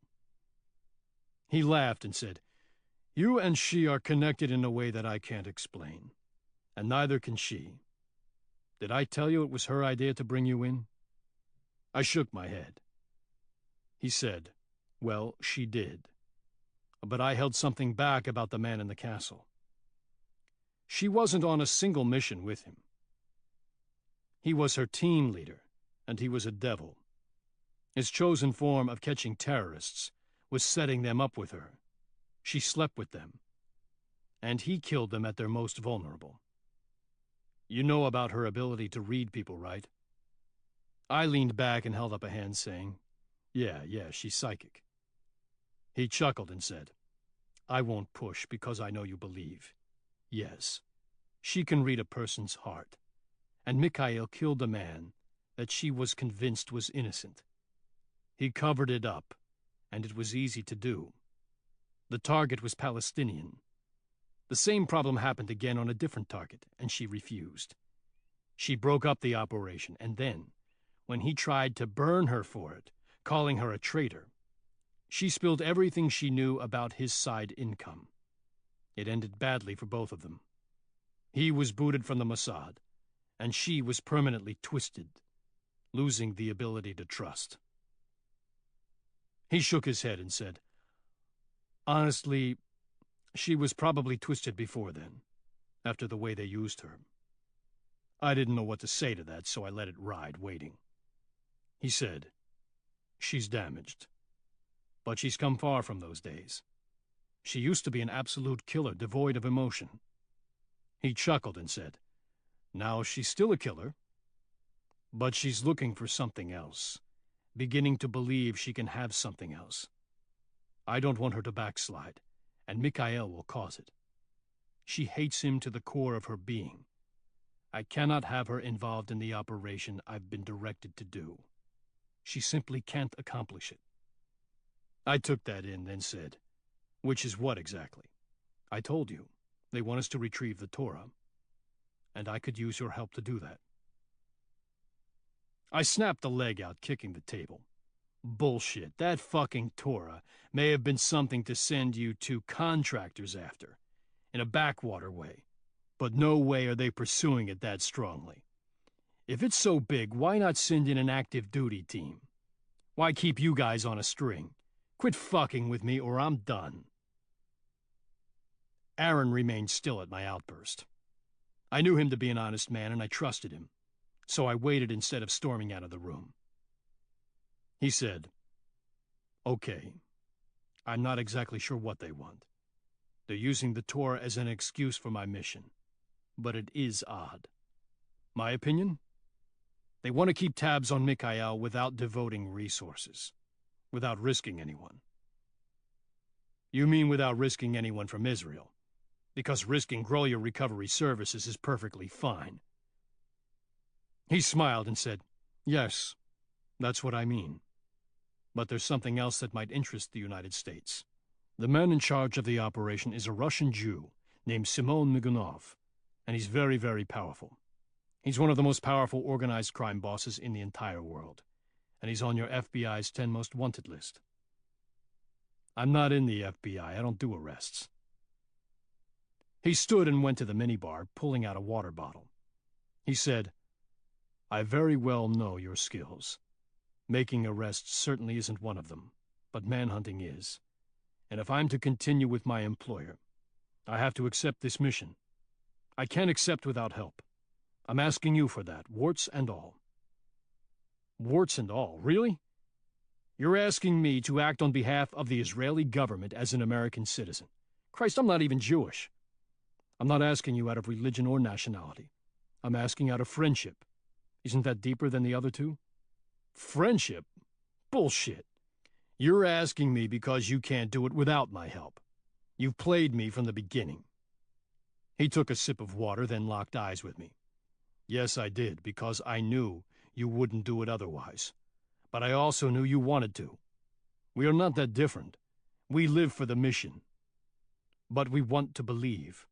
Want to sleep at night knowing that what we did was for the greater good. Yes, I tricked you, but I did so with your full knowledge." He set the bottle on the counter, and with his back to me he said, "Look, if I don't do this, I'll lose future contracts, and unlike you, I can't go flitting off to some archaeological dig to pay the bills. But it's about more than money." He turned and said, "You love Jennifer, do you not?" The question was abrupt and rude, like a shot of water thrown in my face. Truthfully, while I had an answer, I wasn't willing to voice it. He saw the emotion crawl across my face and, with a look of understanding, said, "I don't expect a response. Your partner, Jennifer, knows right from wrong. Shoshana is still learning. She studies you and Jennifer not as a joke. She really thinks it's helping. I won't disclose our conversations, but rest assured, I'm not asking for my business. I'm asking for her. She looks up to you two unlike anything I've ever seen." I didn't want to hear those words. It was unfair. I said, okay. Even if I said yes, we don't have enough men. You don't even have a start point." He became energized at my half-hearted pushback. "Yes, I do. Simone is in the capital of Slovakia right now. We have his address. We believe he's planning on selling the artifacts within a week. All we need to do is interdict the shipment. The gold is a side note. They want the Torah, and yes, they probably want to know what the hell Mikhail and Simone are up to. The two together are not good for the Israeli image, so to speak. We get the Torah back and report what we've heard. That's all. An expendable operation at the end of the day." Expendable, man. I love hearing that word. "Look, we'll have full support of the Mossad. I can get technical kit, weapons, and intelligence support. We won't be alone." I said, "No, we won't, because I'm not doing this without sanction from my higher. Let me get permission to get Knuckles over here, get him in the game." He held up a hand and said, "Wait. I talk to you with discretion. No way can I have you bring this up to your command." I said, "My command no longer exists. Let me talk to my boss. He's a good man. I won't give out specifics. I'll just ask for Knuckles. Tell him I'm working with you. He knows you. He's the one that gave you the medals for Brazil. And tell him I'm working something important. Let me get a blessing from him, and I'll be a go." "How on earth are you going to get his blessing without telling him what you're doing?" I said, "The guy is on the FBI's 10 most wanted list. That'll hold some weight. Aaron shook his head and said, "No, it won't. If it did, they'd have dedicated assets to him much earlier. He's not hard to find." I smiled and said, "You're exactly right. But we have one other ace in hand." I pointed at the television, the newscaster talking about mobilizing Russian forces. If I were to guess, Kurt's probably begging for a way to get someone close to that shit. Chapter 25. Simone took a sip of wine and said, "Fabulous view, don't you agree?" Never wanting to put his back to a door, Mikhail had to crane his neck around, catching the sparkling lights of the Bratislava castle, reflecting off the Danube River 5 stories below. The restaurant was situated in the middle of a bridge that spanned the river. Slapped high above on iron girders like the Seattle Space Needle, the eating area was a saucer-shaped capsule with 360-degree glass views. It was called, appropriately enough, the UFO restaurant. Mikhail said, "Yes, it's beautiful, but I'd rather not discuss the view." Simone grinned and said, "So it wasn't the easy operation you envisioned?" "Someone else came for the gold, and it can only be the Israelis." "How do you know?" "I don't. They got away and they were wearing hoods. I never heard them speak. But the coincidence with the visit earlier for the Torah is too stark." "What's the fallout from the police?" Mikhail shrugged and said, "They're treating it like a break-in for art. They don't want anyone to know that they lied about the train, so it's not even being mentioned. The official story is the robbery was interrupted and nothing was taken." Simone laughed and said, "You really have to love the duplicity of governments. Makes it easy. You have the trunks here?" "Yes, although I'm not sure why you chose Bratislava. The Albanians run things here. I couldn't go anywhere connected to my old haunts. I'd last 5 seconds. You saw the news. Belarus is in play, which means I am no longer needed. No, it's safer here than Moscow." "You don't think Putin can find you here?" "Oh, he can find me. I'm sure he's already looking, but it's a reach, and he has his hands full right now. Once he's committed to a full-fledged war, I'll be safe forever." "Where are the goods?" "I have a contact here. Runs a diamond wholesaler. Right down this bridge in the pedestrian shopping area. He's got enough safe capacity to ensure protection." "Pedestrian area? The part of town locked down for vehicles? Can you get a car in there? I don't want to walk up the street dragging a suitcase." "Don't worry about it. He's got an armored truck that he uses. He has passes to enter the area. You just tell me where it needs to go and when. I'll do the rest."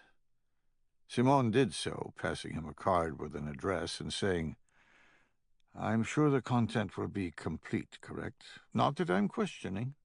Mikhail said, "Yeah, it's complete, with the exception of the Torah. I've taken that as payment." "Good enough. But I can get that brokered as well if you'd like. I can get you a great price. I told you I have a buyer in Austria. I've already shipped it there. It's waiting on me and my buyer." "Fine. But I have a few more tasks for you to earn the right to sell it."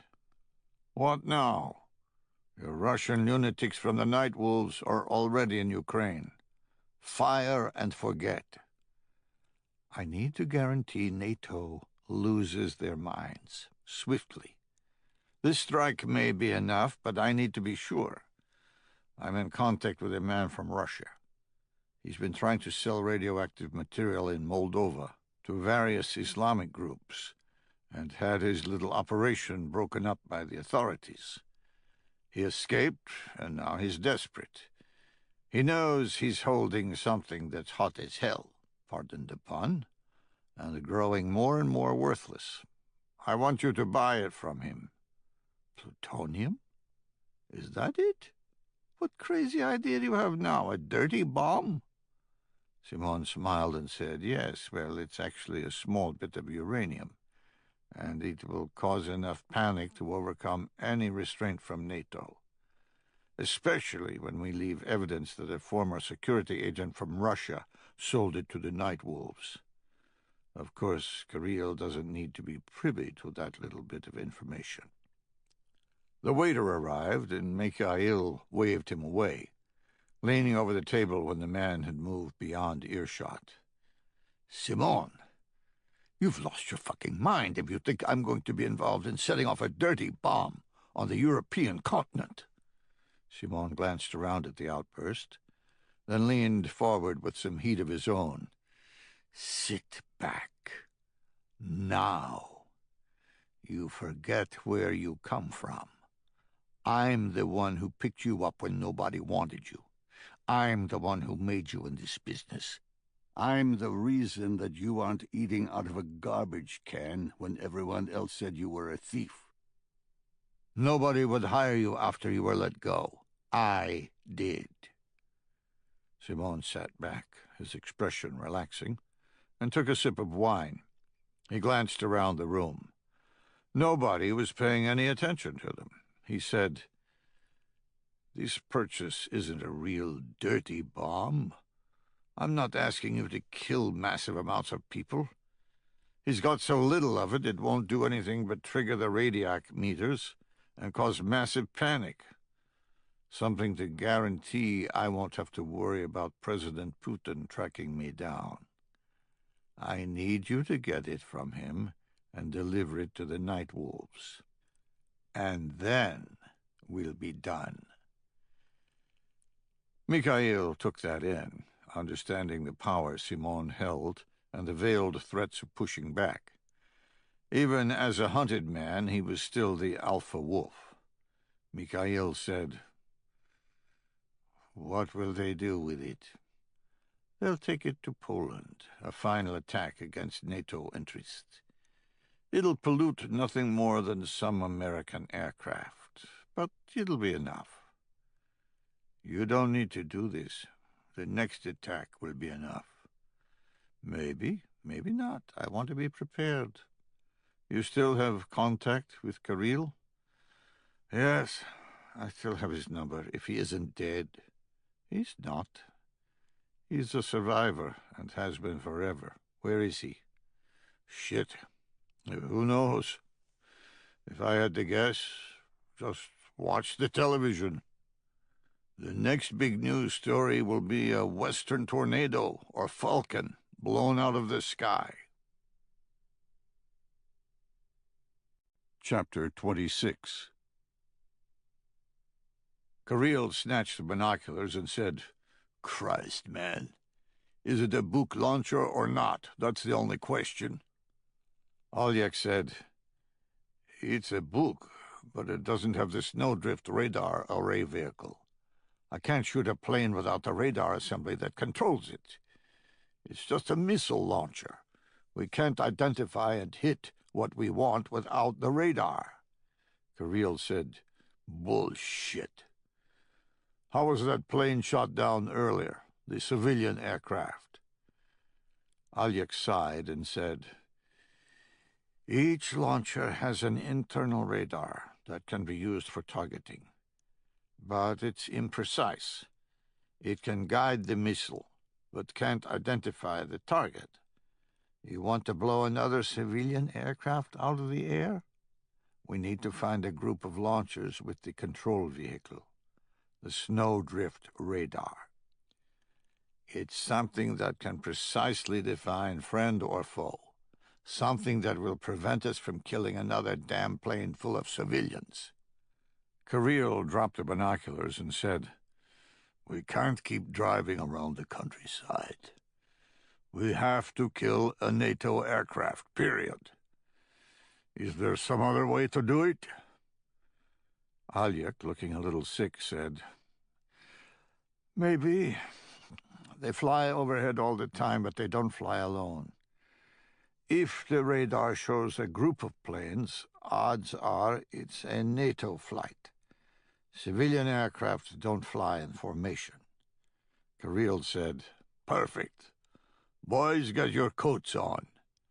The men put on the trappings of the Russian Air Force, and Oleg said, "What are we going to do if they don't believe we're Russian military?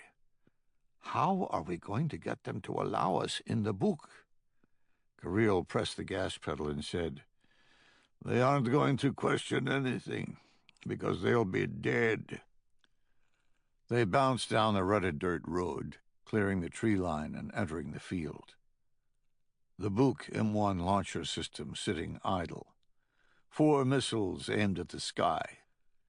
The cab pointed at a gap in the trees for rapid escape once the missiles had been fired. They closed within 100 meters and saw no sign of life. Oleg said, "Maybe it's empty." No sooner had the words come out of his mouth when a bearded man wearing a ragtag uniform exited the Buk with an AK-47. He held it at the ready, not threatening, but definitely not slung. Kirill stopped the vehicle 20 feet away, then exited. Speaking Russian, he said, "Evening, comrade. How goes it?" The man said, "Fine." He pointed the AK and said, "Who the fuck are you?" "Nobody of consequence." Kirill held his own AKM in a non-threatening manner as the rest of his men exited the vehicle. He continued, "We, of course, were never here. We're simply checking the maintenance of the launchers in your area." The man smiled and said, "We haven't had anyone in this sector in weeks, and even then I've never seen anyone wearing Russian uniforms." Having fought inside Crimea as a volunteer, Kirill knew all too well how the Russians operated. So much so that he suspected some of his Night Wolves compatriots during that time were in fact Spetsnaz, Russian Special Forces.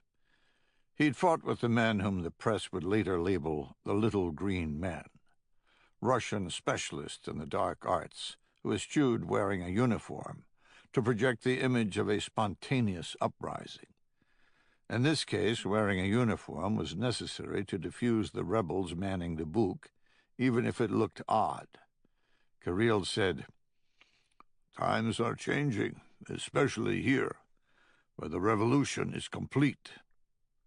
The launcher was parked in the Donetsk Oblast, the heart of the so-called spontaneous uprising, and Kirill knew the man would believe what he said. There was no longer any fighting here, the terrain solidly held by pro-Russian separatists. The man turned to the vehicle and shouted. 2 other men exited, one wearing a leather helmet and headset, both looking at the crew of Russian Air Force in confusion. Kirill said, "What are your mission parameters?" The man with the helmet said, "We wait. We've been waiting forever since the ceasefire. If they bomb us, we'll get a call and we'll defend against it." "How do you know the launcher will work? You have no radar array." "It works. We track aircraft all day long." Kirill said, "Good. Good. All for the motherland, right?" The helmet smiled, and Kirill shot all 3, stitching them from the hip. His AKM held low, emptying an entire magazine. The men with him were startled by the fire, jerking back at the explosion of rounds. As quickly as it had started, it was over. The silence stretched out, Kirill's weapon smoking. Oleg was the first to recover. He said, "What the fuck are you thinking?" "Get inside. Start working the launcher. Find us a target." Oleg stomped in front of him, waving his arms at the carnage. "Was this necessary? Did you have to kill them? They're us, for God's sake. They're with us." Kirill changed magazines and raised the barrel. He said, "Get inside." Oleg stood still for a moment, then turned toward the launcher. Misha went to the dead men and began going through their pockets, looking for loot. He was followed by the other two until Kirill said, "Leave them alone. This wasn't for profit." They backed off, like puppies scolded for chewing a shoe. From inside the launcher, Alyek shouted, "I have something!" Kirill rushed forward, looked into the cramped cockpit of the Buk. He saw nothing but green screens and switches. He said, "What?" Alyek pointed at a round radar display, saying, "3 aircraft flying together. They have to be a NATO patrol." "Are you sure?" "Well, they're flying much higher than a civilian aircraft. They're at 41,000 feet, and they're flying together." "Can you reach them?" "Oh, yeah. This system was designed with the SR-71 in mind, the American spy plane. It can go as high as 70,000 feet, to the edge of space at twice the speed of sound." Kirill nodded, seeing the small blips on the screen, realizing each represented a human flying an aircraft that was about to be obliterated. He said, "Can they defeat the missiles?" Maybe they can defeat one, but they can't defeat all 4. The missiles don't have to hit. All they have to do is get close. They explode when in proximity, throwing out shrapnel. And those planes don't have enough defenses to defeat all 4 if we fire them in sequence. Kirill said, "And we only need to hit one. Fire."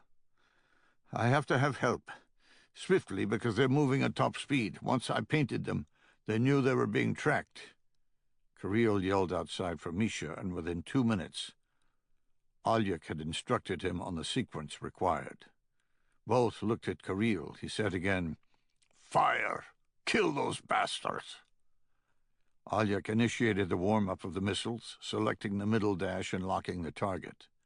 He shouted at Misha, and the man began flipping switches and punching buttons, synchronizing the radar with the missiles. Alyek heard a beep, telling him that the missiles had the information, and his hand hovered for 1 second before stabbing a large red button. The tractor shook with sound and fury, and a scream pierced the air.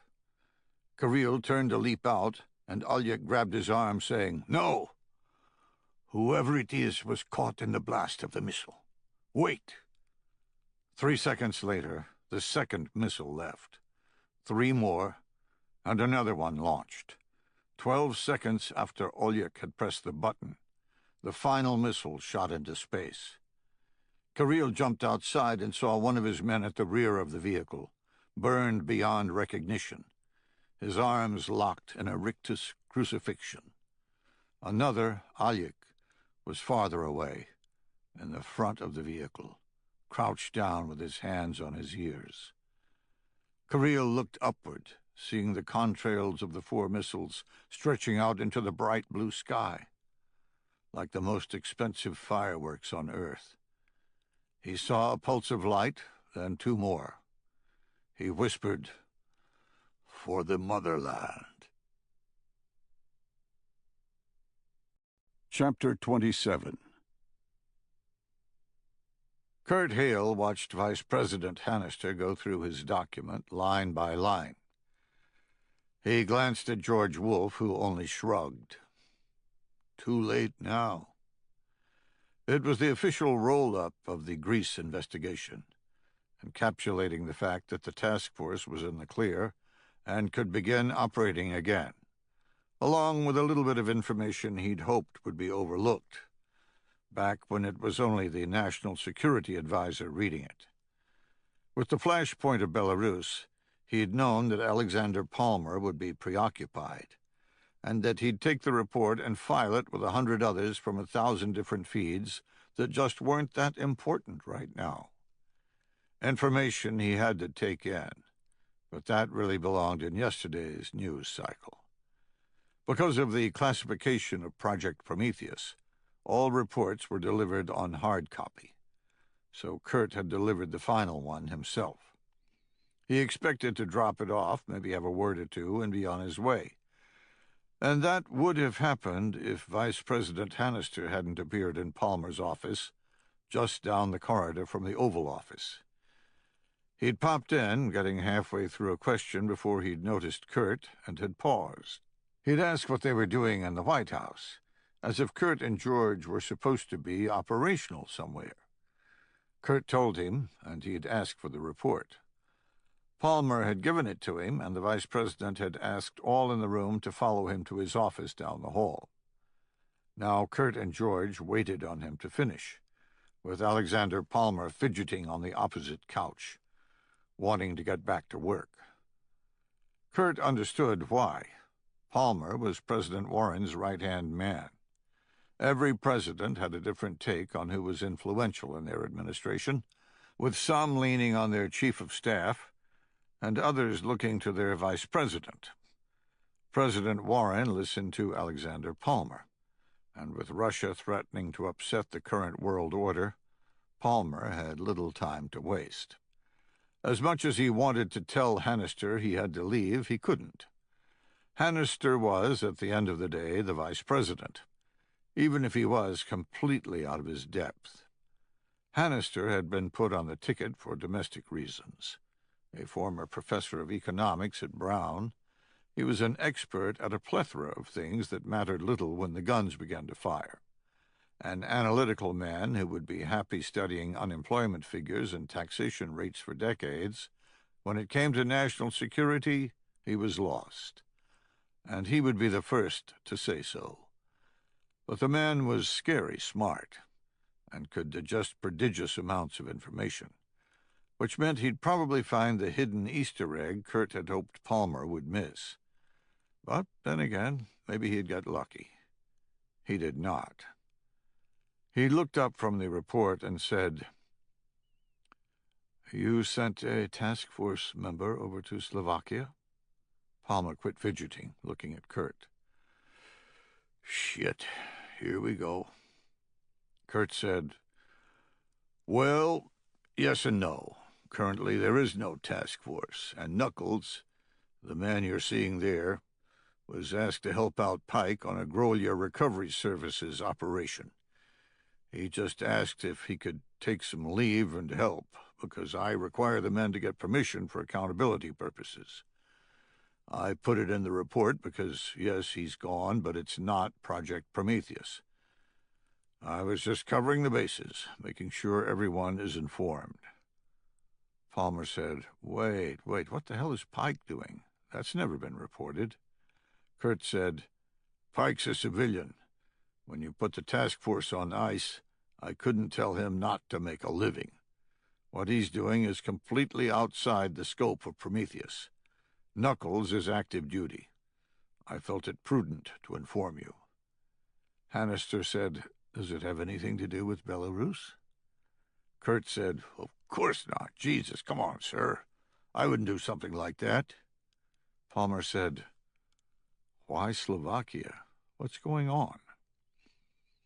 "We were hired to recover an ancient Torah taken by the Nazis in World War II. It's right up the GRS playbook. They've got a handle on it, but needed some extra eyes. That's all. Knuckles was sitting around here waiting on you guys to make a decision. He asked if he could go help, and I said yes." Hannister said, "Because you feel so strongly about recovering this Torah?" Kurt said nothing, looking at George, trying to find an answer that made sense in the room. George provided it. "No, sir, because Kurt feels strongly about the problems occurring overseas." George turned from the vice president to Palmer and said, "You've frozen the task force out of everything, and yet the world continues turning. Kurt just wanted to place some eyes in the region, in case." "In case of what?" "In case they can be useful. You can't do that without Oversight Council approval. Jesus, you're freelancing task force assets?" Kurt said, "Freelancing assets? Listen to what you're saying. Knuckles is a man. Pike is a man. They aren't assets, and they aren't doing anything on behalf of the task force. They're doing their own thing, but they may be useful over there." Palmer started to say something else, but was cut off by Hannister raising a hand. He said, "You sent them, and I trust that. That's not why I asked you to come in here. Can I ask you a question away from my position as vice president, man to man?" Nobody said a word. Kurt wondered where the line of questioning was going. He nodded. Hannister said, "President Warren bounces things off you from time to time, doesn't he? Outside the Oversight Council? I've seen you and him alone." The statement was true, but it had never been formally articulated by anyone. Kurt had a unique relationship with President Warren, having come up with the idea of the task force to begin with, and convincing the then presidential candidate that it was a necessary thing. Outside the political system, even outside the politics of the military, President Warren had taken to asking Kurt for his unvarnished views. In truth, Kurt had never been comfortable with the relationship. Not sure what to say, Kurt simply responded, "He's asked my opinion once or twice, yes, just as I'm sure you ask others who aren't officially part of your staff. President Warren is flying to Moscow as we speak. Is something going on that I need to be aware of?" "No, absolutely not. Please. We live in a world of secrets, but let's not make this into something it's not. I'm not running any operations off the books away from the Oversight Council." Hannister took that in and said, "Okay, can I ask your opinion, get your unbiased view away from the politics?" Kurt looked at George, now in unfamiliar territory and not liking the terrain. He said, "Sure. Of course, sir." Before the question could be asked, the vice president's phone rang. He looked at the digital display, and Kurt saw his eyes widen slightly. He picked it up. After saying hello, Kurt heard two sentences. "What? Are you sure?" The vice president listened for close to a minute, then said, "Who did it?" He hung up the phone, staring at the wall in disbelief. After a few minutes of uncomfortable silence, Alexander Palmer said, "Sir?" The words snapped Hannister out of his daze. He looked at the men on the couch and said, "Air Force One was just blown out of the sky." He took a breath and said, "President Warren is dead." Chapter 28. I heard Knuckles' brake squelch and stopped talking, hoping we were now in play. We were not. "No change. I say again, no change." I clicked the little micro receiver of my radio, courtesy of the Mossad, and said, "Roger all." It was a dinky thing that looked to me like it had been made by a division of Kenner Toys using easy-bake oven parts, but it seemed to work. I would have preferred Task Force kit, but beggars can't be choosers, and I certainly wasn't going to complain with Shoshana in my car. When she'd given the equipment to my team, she seemed to think it was the equivalent of a Maxwell smart shoe phone. Knuckles said, "Are we sure this information is accurate? I mean, I've been out here all morning. Maybe I should be getting back home." Shoshana scowled at the words, a little bit of the Dark Angel coming out. She didn't take criticism very well. She started to click onto the net, and I held up a finger saying, "Mossad says it's accurate, and you heard Kurt, we stay." Between the time Knuckles had taken off from the United States and the time he landed in Europe, the world had become a different place. While he was in the air, the leader of the most powerful country on Earth had been killed, and the fragile status quo between East and West was on the verge of crumbling completely, leaving crushed bones and scorched earth in its wake. As Archduke Ferdinand could tell you, war has a logic all its own, and it was rarely sane. Jennifer and I naturally had been rocked by the news story, spending 3 hours in front of the television, but very little was publicly known other than the fact that Air Force One had crashed while flying to Moscow. Conspiracy theories abounded, with leaked stories supposedly from F-16 pilots saying missiles had been fired. Ukrainian nationalists blamed Russia, and Russia itself spewed forth a spasm of propaganda denouncing such statements. The crash site was near Luhansk, Ukraine, close to the Russian border and firmly in rebel-held territory. For its part, the rebel command had immediately cordoned off the area, but were refusing admittance to anyone, Russia, Ukraine, United States, or NATO. The decision seemed to stem out of confusion more than anything else, and it wasn't being perceived that way by the media.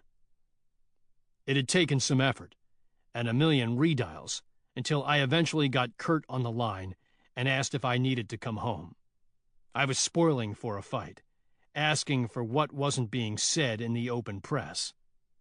What was the task force seeing? He had very little time to give me any inside skinny. All he did was tell me to stay. I argued with him, but the task force was still on stand-down. He had no way to get any forces into the European continent, and I was conveniently located right near the epicenter. It would do him no good to fly me home only to fly me back. He wanted me as a hedge, so much so that he'd ordered Knuckles to remain with me as well.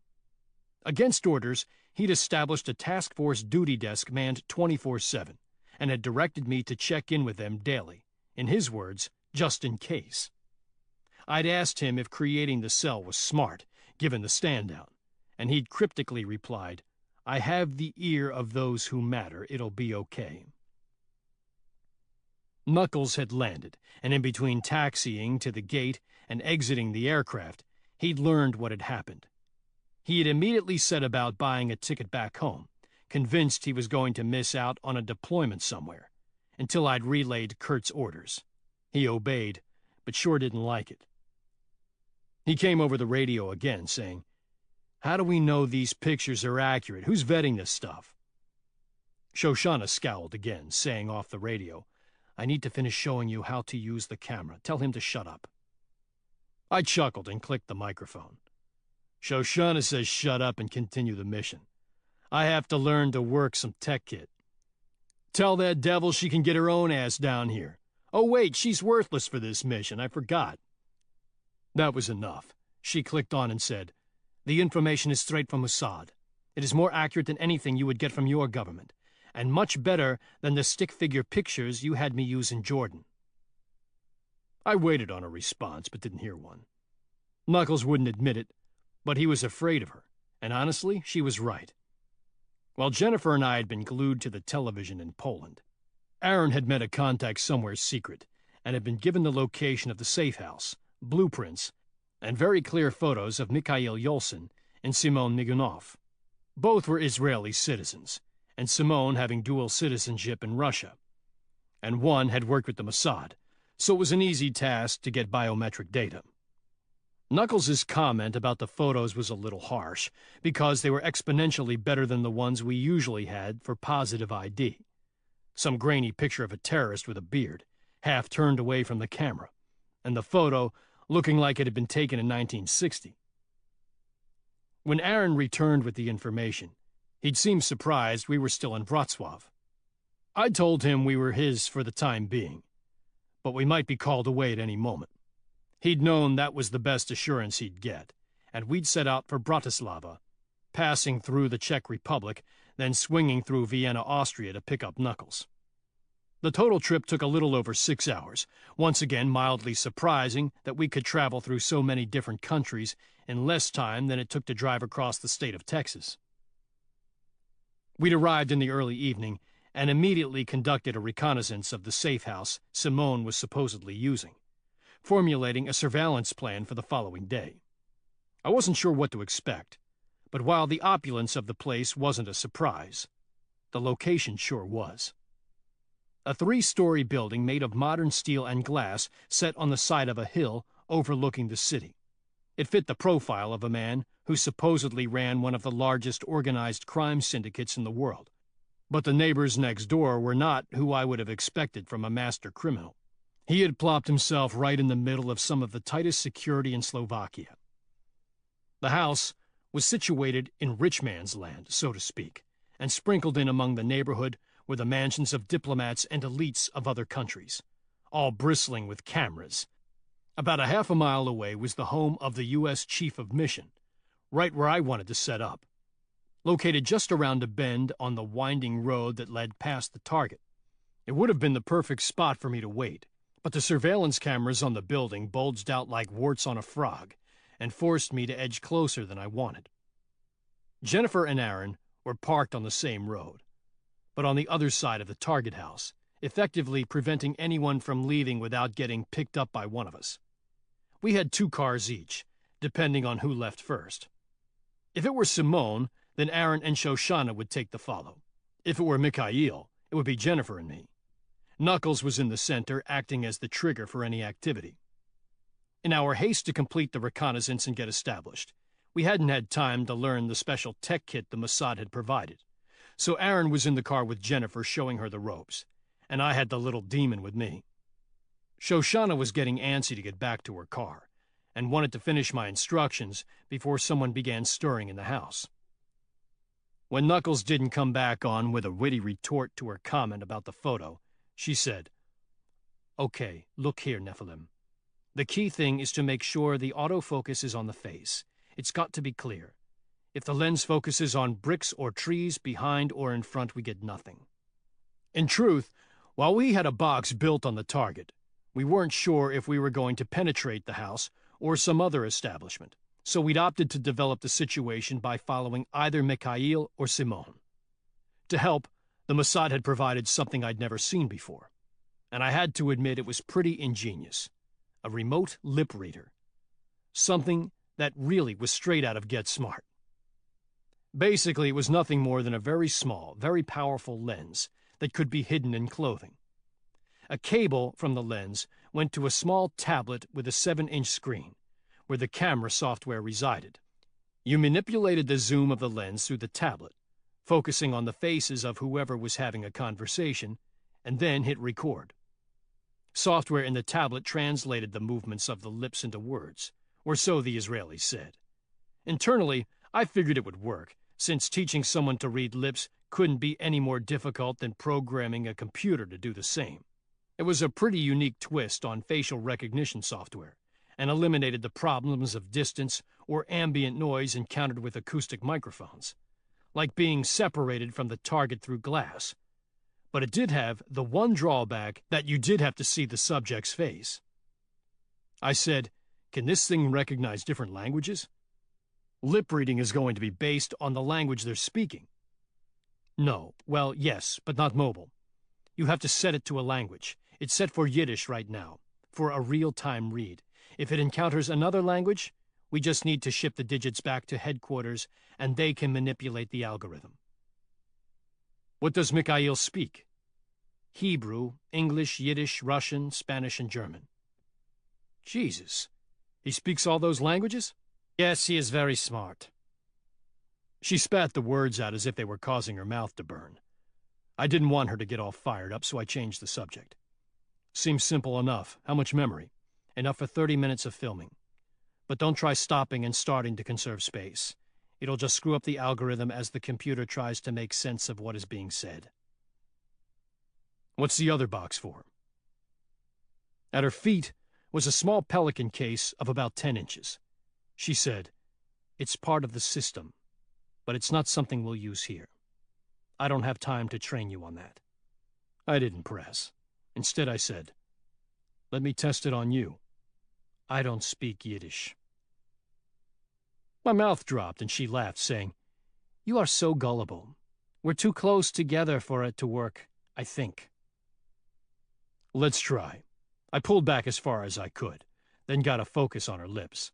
I said, "Okay," and hit record. She spoke a couple of sentences, then quit.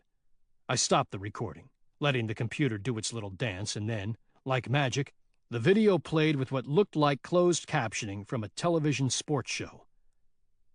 "I'm sorry about what happened to your president. I hope you and Jexixer can stay and help, but I suppose that is selfish. You'll be called to fight, but I wish you wouldn't. Too much death. I don't want to fight anymore." I noticed that it hadn't recognized Jennifer's name as a word, then saw what she'd said. I glanced up a little embarrassed, as if I'd heard a secret I wasn't supposed to. She said, "Did it work?" Yes. She had a bemused smile on her face and said, "It's true. We aren't going anywhere anytime soon. If I had to bet, my government's probably too busy fighting themselves right now." Chapter 29. It was closing in on 3 in the morning, and Philip Hannister still had not taken a seat behind the resolute desk inside the Oval Office, preferring to pace or use the couches as he had as vice president. In a hurried ceremony reminiscent of President Johnson's in 1963, Hannister had been sworn in to the highest office in the land with zero pomp and circumstance. Unlike President Johnson, he was immediately confronted with debilitating decisions that could lead to total war. An analogy with Johnson would only be accurate if JFK had been assassinated during the middle of the Cuban Missile Crisis. Kurt Hale had been with him since that first awful phone call, and Hannister seemed to want it that way, using him as a touchstone to President Warren, as if Kurt was the only man he trusted in the room. At first, Kurt had tried to break contact and return to his comfortable world of covert action, but Hannister had insisted that he remain, and so he'd sat in the back while the initial investigation occurred, barely uttering a word. Now, after hearing some of the crazy ideas being spouted by the supposed experts in world affairs, he was more than willing to provide advice and assistance. Hannister was preparing to address his national security team for the first time, and he seemed lost. Kurt wanted to provide what strength he could, feeling an oppressing, unwarranted responsibility for the future of the country. He couldn't imagine what was going through President Hannister's mind. Looking out the window at the darkness, Hannister said, "They're going to tell me to go to war. Sir, if Putin did this even by omission, it's unavoidable. War was his choice, and he needs to be crushed for that." Kurt let his voice trail off, not finishing the other side of the coin, not wanting to be the advisor Hannister believed he was, craving the safe lane he'd been in for his entire military career, where he simply executed policy, not determined it. Hannister turned and said, "But?" Kurt took a breath and let it out, taking the first step into terrain he despised, a world of spin and half-statements designed to make the masses happy, but having little to do with true security. He was now in the game, whether he wished it or not. He said, "But we don't know Putin did it. You don't want to start World War III based on faulty assumptions. You don't want President Warren to be the catalyst for a war that could have been avoided. I also don't want to be the president who did nothing while Putin rolls into Belarus, Poland, and the Baltic states. And the drumbeat for war in Congress is going to be almost unstoppable. Fuck the politics." Hannister's head whipped around at the curse word. "Sorry, sir, but having the legacy of possibly destroying the Earth as we know it is what you're looking at. Ignore what the damn politicians say. You're the president now, not a member of a political party." Hannister took in the words and nodded. He put on his coat, saying, "Let's go see the National Security Team." Surprised, Kurt said, "You want me in there?" "Yes, if you don't mind." No, that's fine. Nobody's going to listen to me. So before we go in, remember that every action has consequences, and what we do could be a self-fulfilling prophecy." "What do you mean?" "You worry about Russia and the Baltic states, and rightly so, but play it from both sides. If Putin didn't have anything to do with this assassination, but he assumes that we believe he did, He'll be watching our response. Right now, he's not in Belarus. But if we react like we're going to war, he'll do what he thinks he must to protect himself. In other words, we might drive him into Belarus and then into the Baltic states. This game isn't one-sided. Hannister sighed, the weight of his decisions hitting home. He said, "Let's go see what they have to say." The White House Situation Room was in chaos. Empty coffee mugs, trays of half-eaten finger sandwiches, and reams of reports that nobody was reading were scattered around. Instead, Kurt could hear the President's national security team shouting at each other from the open door. Spittle flying from his face, the chairman of the Joint Chiefs said, "Christ almighty! I cannot believe you people at State are still holding out for more evidence. We have the reports from the escort pilots. They were attacked by a Russian missile system. You think we're really going to find a broken ball bearing at the crash site that led to the downing?" Beth, the beleaguered placeholder for the deceased Secretary of State, held her ground. "I don't know what we're going to find, and neither do you. Putin wanted into Belarus, and President Warren was going to tell him to back off. He was the only thing stopping that maniac. Now he's dealing with President Hannister. Which one works out best for him?" President Hannister entered the room at those words, staring full on at General Durham. The CJCS, caught short, stammered, "Sir, that's not how I meant it." Hannister waited a beat, not uttering a word. When he was sure that the rest of the room was focused on him, he said, "Well, how did you mean it?" "Putin's trying to retake what the Soviets lost back when he was a nobody KGB agent. And killing President Warren helps him in that goal precisely because of the chaos left behind." Hannister turned to the Director of National Intelligence. "What are we seeing in Belarus?"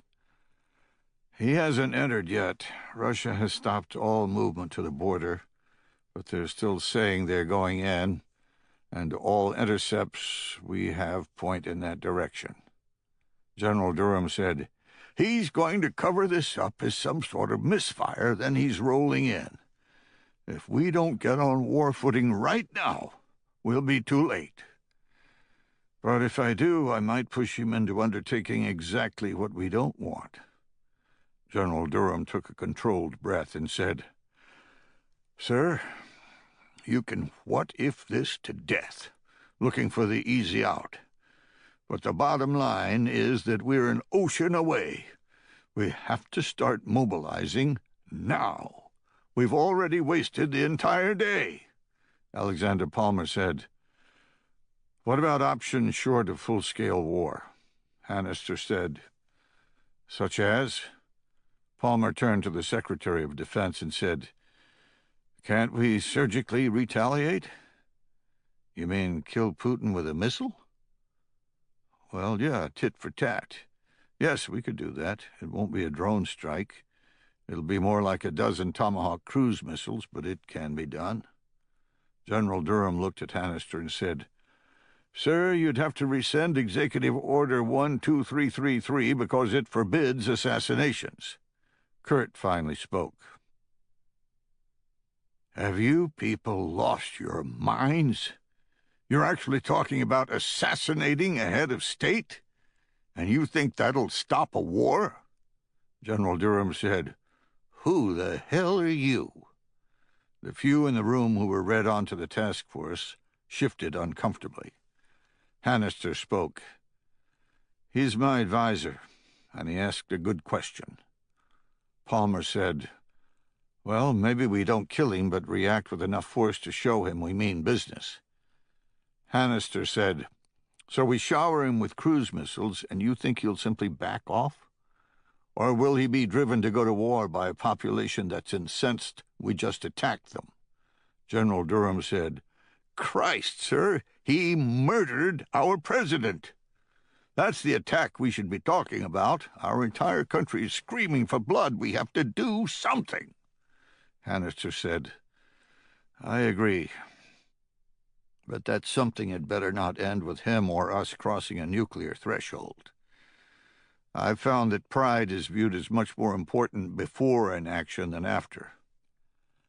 After, it's usually seen as a mistake. He tapped his fingers on the table, then said, Go ahead and mobilize. Do whatever you need to prepare to defend NATO. Durham said, Yes, sir. But only mobilize. Nobody crosses the Rubicon until I give the word. Is that understood? The Secretary of Defense nodded, saying, Yes, sir, of course. What about the crash site? Right now, they're still saying we can't get in.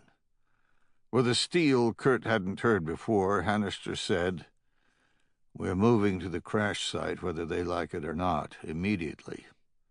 Who can do that? And don't tell me it'll take 48 hours to figure it out.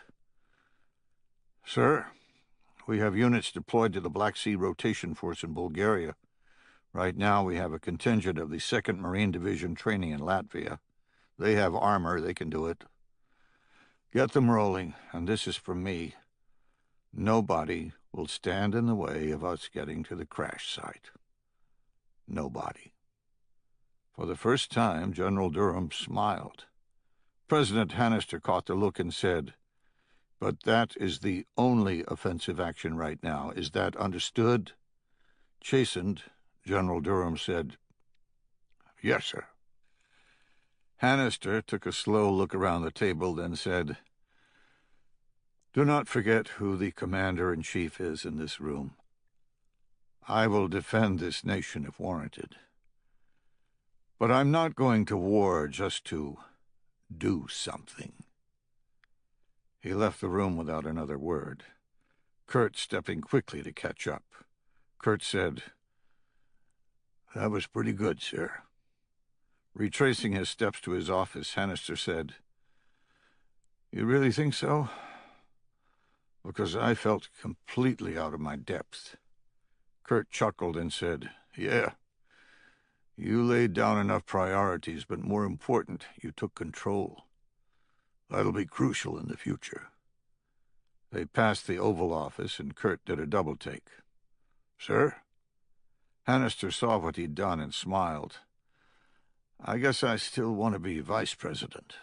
He stopped and said, You should go home and get some sleep. I might need you tomorrow. I appreciate you stepping in back there. It seems we're not as smart at the executive level as we appear. Kurt smiled and said, It's not that hard, sir. When I was a brand new second lieutenant, my commander told me something that served me well in many ambiguous situations. He said, I know you don't have a clue what you're doing, and you'll have to listen to others for advice, but remember, at the end of the day, if you don't think it's right, it's probably not. Sure as shit, he was correct. Many a time I've been in a room where the smartest guy was advocating something stupid. They mean well, but that's why you have the hat that says Commander-in-Chief, and they don't. Hannister nodded and said, Unfortunately, being right might not matter here. Forget proving Russia was behind it. I fear we must prove they positively weren't involved. Anything less than that, any ambivalence or loose threads, and we're going to war. Chapter 30. With one phone call from the Situation Room, an invisible tidal wave was set in motion.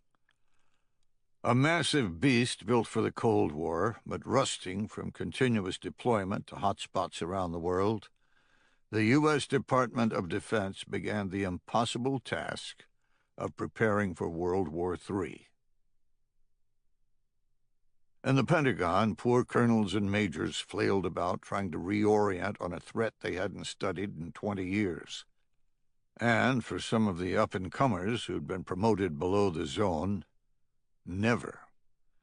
Raised on combat in Afghanistan and Iraq, they began studying op plans that hadn't been dusted off since 1989. The Fulda Gap of Old West Germany was switched for the Suwałki Gap of Poland, a small sliver of terrain that connected Belarus to the Russian enclave of Kaliningrad. Orders were sent, some that made no sense, and the beast began to awaken. Nobody inside the puzzle palace knew where it would lead, but all knew it was serious business. At Fort Bragg, home of the acclaimed 82nd Airborne, the duty officer of the 18th Airborne Corps received a flash message, the first real-world one he'd ever seen. He had the duty NCO read it to make sure he wasn't about to make a mistake in waking up the entire chain of command. He was not.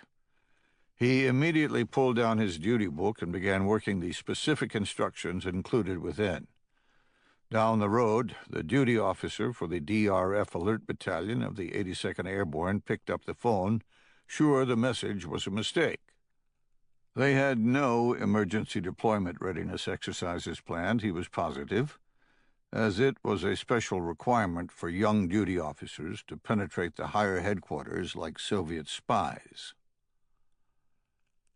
Any lieutenant taking on the mantle of duty officer immediately leveraged what was known as the E4 Mafia, enlisted drivers, cooks, aides, and anyone else to determine what was in store on his watch.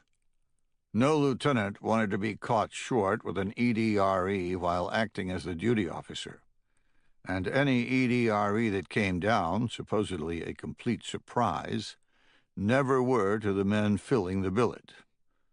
This one was.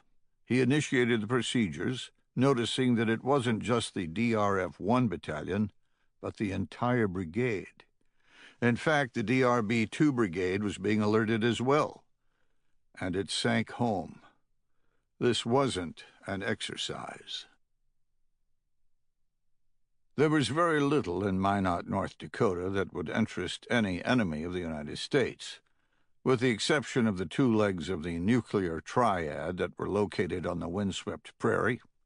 One, the 5th Bomb Wing, was comprised of the anachronistic B-52 Stratofortress, anachronistic in name only.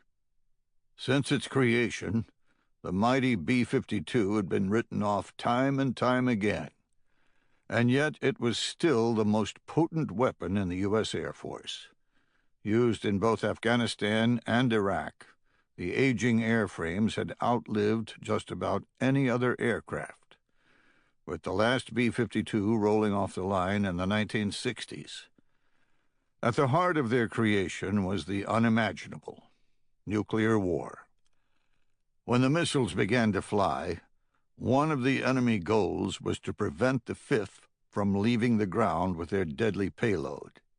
And because of it, the Air Force had developed minimum interval takeoff procedures, or MITO, where the entire trundling beast would elephant walk to the flight line and take off at intervals that were so close they were nearly suicidal, all in an effort to get the fleet into the air before Armageddon struck.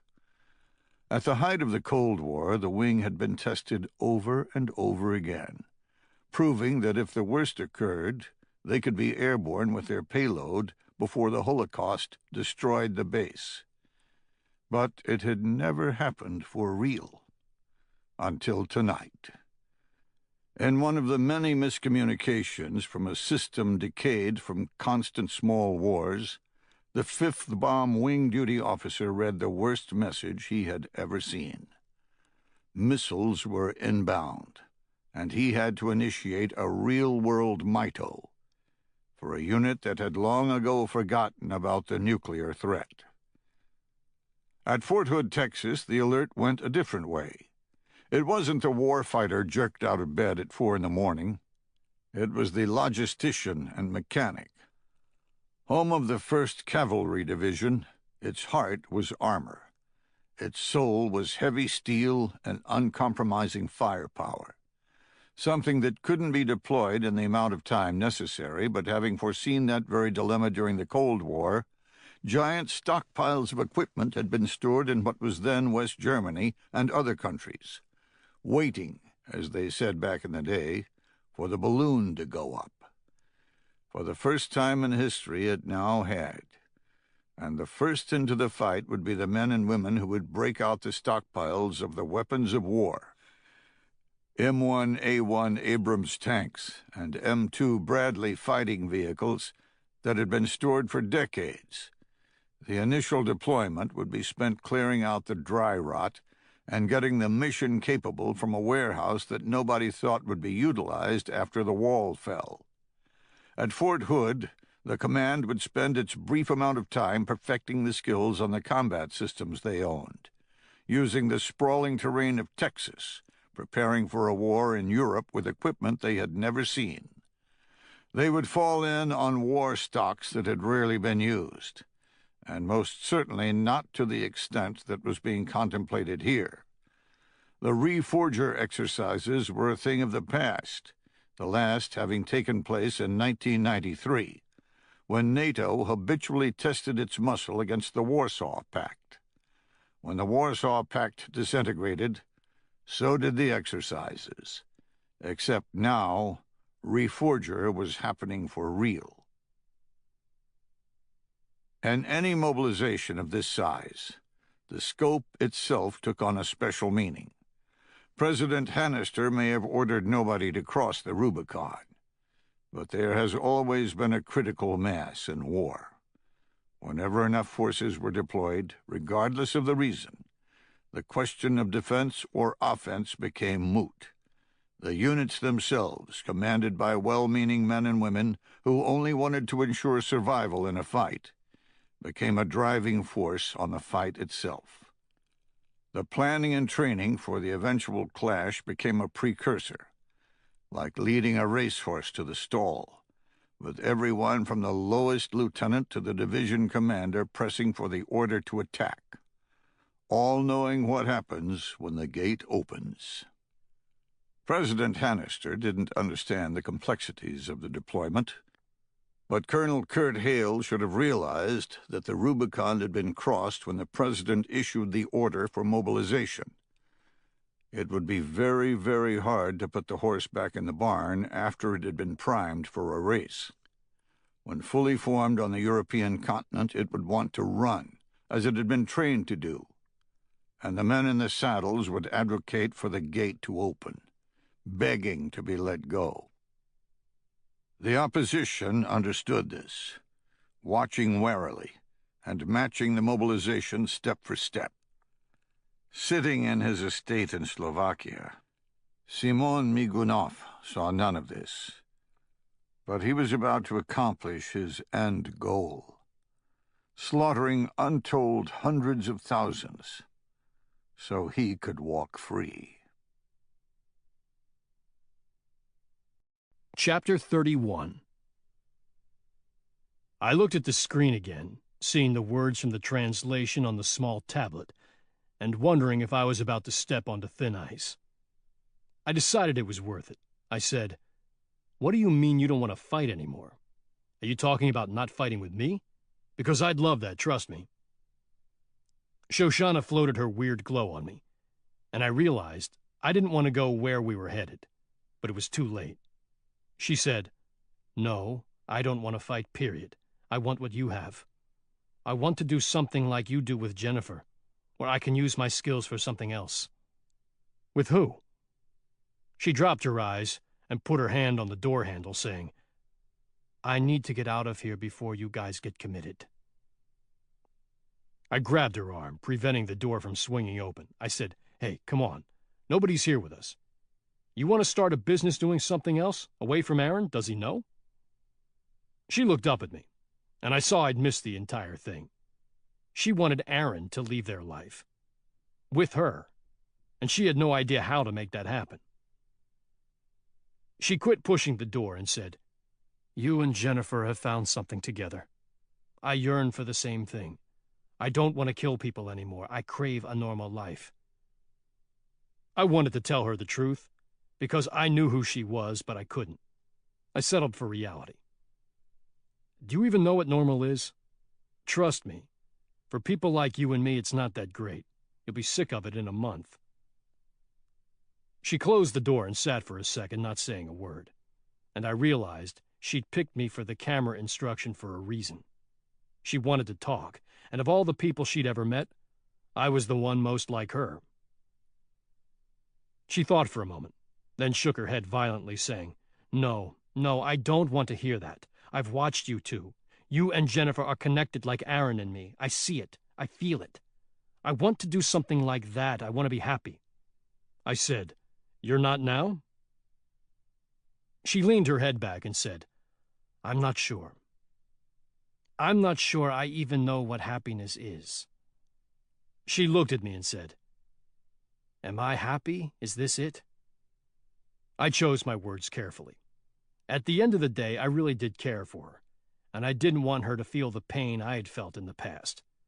Look, you have a particular set of skills, and they're useful. But you don't need to toss them away because of what happened to you. You can still use them for good with Aaron. She said, This mission is good, but good missions are few and far between. That asshole we're chasing, Mikhail, is an example of that. He and all the others wanted my skill at killing, but not my skill at preventing death. Aaron is the only one who saw beyond what I had become. I know what I am, and it's evil. Shoshana was about the most lethal killing machine I'd ever met.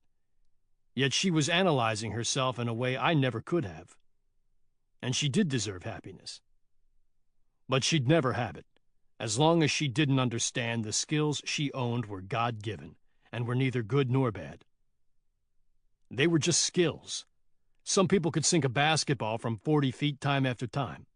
Some could survive in chaos, completing the mission no matter the obstacles. Different abilities, but still just skills. The conversation triggered a realization for me. Something from a ridiculous movie I'd watched as a young man.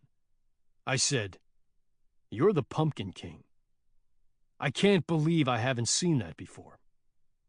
She looked at me with suspicion and said, What is that, some American insult? No. It's from an American animated film called The Nightmare Before Christmas. The Pumpkin King is in charge of Halloween, but wants to be Santa Claus.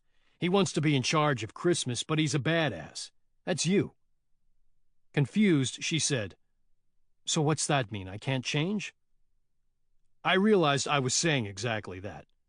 No, wait. In the movie, the Pumpkin King is a good person. He's just trapped in his world. He realizes he can change his world without taking someone else's. That's all I meant. She looked at me with slitted eyes, and I said, Shit, I don't know what I meant. I do know that you have skills that are good, that you use for good. You shouldn't toss them aside. Using them doesn't make you evil. Only the outcome is potentially bad, and you determine that. Like what we're doing here. I don't want to kill anymore, and I'm not. No matter what this mission brings, I'm done killing. I said, You can't call that. We might get into a situation where it's inevitable. You know that. She looked at me with conviction and said, No, I'm not the Pumpkin King. I want to be something else. I won't use my skills for death anymore.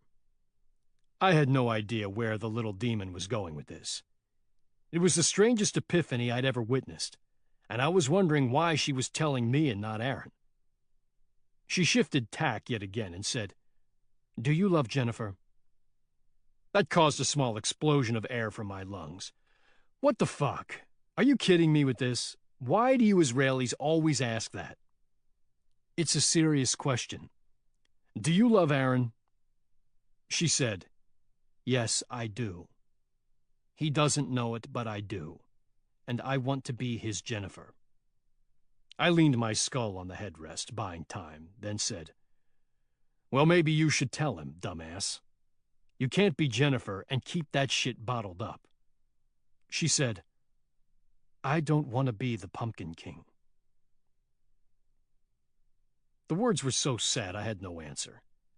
Like a handicapped child dreaming of playing in the NFL. She would never be Jennifer. Ever. Our earpieces squelched, and I heard Knuckles say, "Got movement in the foyer, it's Mikhail." Shoshana opened the door to leave and said, "Maybe you should tell Jennifer how you feel. She would appreciate it as well." She exited the car slowly, then turned and looked at me in her weird way. I felt the spear of her gaze and wondered how much of the exchange had been me helping her. The conversation left two competing thought streams going through my mind, but only one required my immediate attention. "What do you have?" "Mikhail's talking to Simone. Got 'em both, and Mikhail's about to leave. Looks like they're shouting at each other." The call made me wish we'd equipped Knuckles with a lip-reading camera. But he was hidden on a bench in some sort of memorial park and couldn't get close enough for it to matter. Hearing the call, half out of the vehicle, Shoshana turned around, now all business. She said, "You good?" "Yeah, get staged in your car. Bet you dinner it'll be me leaving." She said, "Nope, I got a feeling I'll be doing the surveillance on this one." She exited the vehicle, and I tossed the Pelican case housing the extra equipment in the rear, under a blanket. Knuckles came back. "We got a problem. Mikhail just left the house, but he didn't go to a car. He's crossing the street and headed right at me, on foot. Shit. Intentions. He's walking into the memorial, Pike. It's wide open in here. If he gets up top and conducts a meeting, you aren't getting close." I knew what he meant from my recce the day before. Just across the street from the target house was a memorial park for the fallen Russian soldiers who had liberated Bratislava during World War II. Built on a hill, it was crisscrossed with paths and benches, with a monument at the crest, a 40-foot obelisk on top of a pillared square of granite. All told, the park was probably 10 acres of wide-open terrain, a perfect spot to conduct a meeting, because it would require absolutely no counter-surveillance. Anybody trying to penetrate would be spotted. Jennifer and I could wander through once or twice, since there were others in the park. But no way would we be able to focus on a meeting for any length of time. I said, "What's your recommendation?" "Forget it. I'll remain in place and pick him up again when he leaves. You won't get any useful intel if you attempt a penetration, and if you get burned here, you're no good for anything else." I started to respond when my door swung open, and Shoshana climbed in like she was being chased. She frantically looked around and said, "Where is the Pelican case?" I pointed to the back seat. She grabbed the case and ripped it open. She pulled out a tan box connected to a thick computer tablet by a wire. She opened the box. Inside were what looked like a toy helicopter, maybe 6 or 7 inches long, and a folding joystick. "What the hell is that?" "Something from Get Smart." She grinned at me, and I thought, how in the hell did she know? Chapter 32.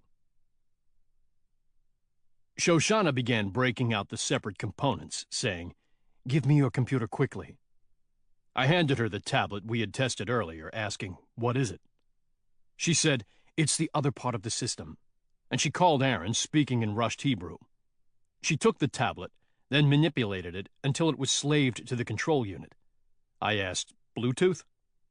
She handed me the toy copter and said, "Yes, hold this out of the window in the palm of your hand." I did so, and its rotors began turning, startling me with a little hurricane force of wind. It took off, a giant bumblebee flying into the air. In seconds, it was out of sight. I turned to her, watching her manipulate the joystick, and saw what the bird saw, the land being eaten up as it flew toward the memorial park. The detail was impressive for such a small drone. Embarrassingly enough, I'd seen nothing like it in all my time working with James Bond stuff. Task Force R&D guys are getting an ass chewing over this. "Did your command invent that?" "No, it's called a Black Hornet, and it's made in Norway. We just modified it to work with the lip reader software. The original has both a thermal camera and a normal one. We ditched those because we needed a better lens and had no need for thermal." Knuckles came on. What's the call? Stand by. Shoshana is working some magic. What's that mean? I glanced at the screen and saw a bird's-eye view of Knuckles sitting on a bench. I said, "Looking at you now. Which way did he go?" He glanced around, seeing nothing, then said, "Straight up the stairs. He didn't deviate. I think he's headed to the monument on the top." To Shoshana, I said, "Will you break link? How much distance can you get?" "Over a kilometer. We're good on that. Time is the killer. I have only 25 minutes of flight time." Knuckles fell from view as the drone went higher into the air, focusing on the monument. Shoshana did a slow circle around it, then said, "There he is, and he's with someone." She zoomed the lens, and I recognized Mikhail, standing just inside the overhang of the monument. A pillar stood between the drone and whomever he was talking with. Shoshana slid the drone sideways, and the second man came into view. A burly guy with a two-toned face, the upper tanned, the lower white. It took a second to realize why. He just shaved off a beard. Shoshana said, "Are you getting feed?" I looked at my tablet and said, "Yes." "Hit record." I did so, and the computer began working its algorithms as it took in what the two men were saying. I could see the gestures the men made, but wouldn't get a readout until we were through. The burly guy looked agitated, and Mikhail was matching his temper. Whatever was going on, with Knuckles' report about an argument with Simone, and now this, something clearly wasn't going right for them. The meeting lasted a little less than 10 minutes, and ended with Mikhail handing the other man a slip of paper, then clapping him on the back. When they separated, Mikhail retraced his steps, and the other man went in the opposite direction, leaving the park from another exit. We stayed on Mikhail. I stopped the recording and keyed the radio. "Knuckles, Coco, meeting's over. Mikhail's headed back your way." "How are you seeing that?" "I told you, Shoshana magic." Jennifer came on, apparently not appreciating my jokes. "Knuckles, this is Coco. The Israelis have a drone." Knuckles said, "So I'm free to go? I prefer he didn't see me twice." "No, we'll track him. But we only have about 10 minutes of flying time left. I don't want to lose eyes on because our technology failed." Jennifer said, "Aaron has one over here as well. We can launch it when you run low." I thought about that for a second, and then decided against it. Good idea, but Knuckles stays. We have no way to recharge these things in the car, and we might need yours later. I got a Roger from the team, and said to Shoshana, "Where is he?" "Coming down the steps now. He'll be in view of Knuckles in seconds." And sure enough, Knuckles said, "I have eyes on. He's walking back to the house." Then, "Break, break! Simone just exited the building, moving to the beamer parked out front." Shoshana worked the drone and, off the net, said, "Get ready to record. They're going to talk." Sure enough, Mikhail shouted from across the street, then jogged toward Simone. Shoshana waited until Mikhail linked up before zooming in on their faces. She said, "Hit it," and I did. The conversation was brief, but the image was crystal clear. If we didn't get a recording out of this, it was the software's fault, not the camera angle. The two men shook hands. Then Simone opened his car door.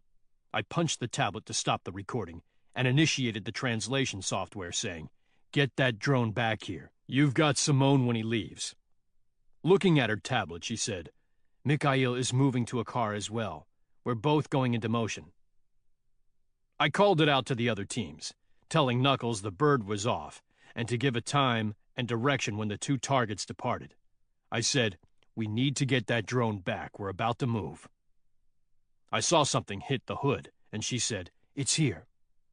My tablet vibrated, telling me the computer had done its work, and the meeting on the hill began to play on the screen. Unfortunately, it was absolute gobbledygook, like the tablet was giving us what Charlie Brown's cartoon teacher said. "What the hell is this thing doing?" She took it and said, "Wrong language. They weren't speaking Yiddish." "That's just great. What good was any of that then?" She began to fast forward the video, saying, "We send it back if we need to. We have a whole day of surveillance in front of us. Might not have anything to do with the Torah anyway." She reached the meeting with Simone and hit play. Miraculously, the short conversation appeared correctly. Shoshana said, "Speaking Yiddish now." Mikhail. He wasn't too happy with the additional mission. He seems to think the last one is clearly enough. He's shook up about what he did. Simone. He fucking should be. I couldn't have asked for a better target, but he's a dead man walking now. He just doesn't realize it. Will he continue? What do you think? Mikhail. I gave him instructions for a meeting in Poland. I think he'll be there. I gave him a lot of cheering about how proud the motherland was of him. I'll do your meet first. Get the stuff, then go meet him. After that, we're done, no offense. Simone. I understand. But we still have the business here, yes? Mikhail. Headed to meet my diamond guy now. I'll set up the transfer of the gold for tomorrow. You should have it by tomorrow afternoon, minus my payment, of course. Simone. Of course. And now I'll get to spend my earnings. Mikhail. I don't know about that. The firestorm you're stirring up may protect you from Putin, but it won't from the devastation of another world war. You should take a look at the pictures of Warsaw from the 40s, then try to figure out where you'd spend your gold in that destruction. Simone. Let me worry about that. The Americans will quit if there is a coup. I know them. They aren't the Nazis. Mikhail. You sure? You see the news? They aren't fucking around, and both of those guys have nukes. Simone turned to his car and the conversation on the video ended. I said, "What the hell was that about? What's the U.S. doing?" Shoshana opened the door to go to her car and said, "I don't know, but that first meeting is irrelevant. Mikhail just said he's going to discuss the transfer of the gold. The next one is key, and that's you. Don't worry about the United States right now. They aren't going to start World War III in the next few hours." I tapped the screen and said, "I don't know about that. People seem to forget that kindly Uncle Sam also has brass knuckles." Knuckles came on saying, "Simone to the north. Aaron, that's you. Mikhail to the south. Pike, you'll have him in 2 minutes." Shoshana said, "We'll talk about it at the hotel tonight." Then closed the door, starting her coordination with Aaron for their follow, and leaving me wondering what was occurring one country away. Chapter 33. The rolling metal coffin hit a particularly nasty pothole, and Felix Bird slammed his head against the steel. Ordinarily, this would have caused serious pain, but this time his skull was protected by an old-school Kevlar helmet. He glanced around to see if anyone else in the LAV had noticed, but if they had, they gave no indication that it was something to laugh at. Bouncing around inside the armored LAV, Felix desperately tried to make his body movements match the rhythms of the vehicle, feeling nothing like the calm of the young men to his left and right. Some were actually sleeping, a feat he would later describe as surreal. A senior member of the United States National Transportation Safety Board, he and 2 others had been flown over to Europe to inspect the crash of Air Force One. At first, Felix had been incensed that there would only be 3 inspectors, knowing that many, many more would be required. He had demanded a full team, complete with forensic capability, and had been rebuffed. He had assumed it was because of some idiot budget thing right up until he had met his ride to the site. A platoon of armored vehicles from the Marine Corps 2nd Light Armored Reconnaissance Battalion, detailed to the Black Sea Rotational Force. They'd been training security forces in Latvia when they'd gotten the call, and Felix began to understand the reason for the size of his team. Security of the force had taken a back seat to the inspection itself.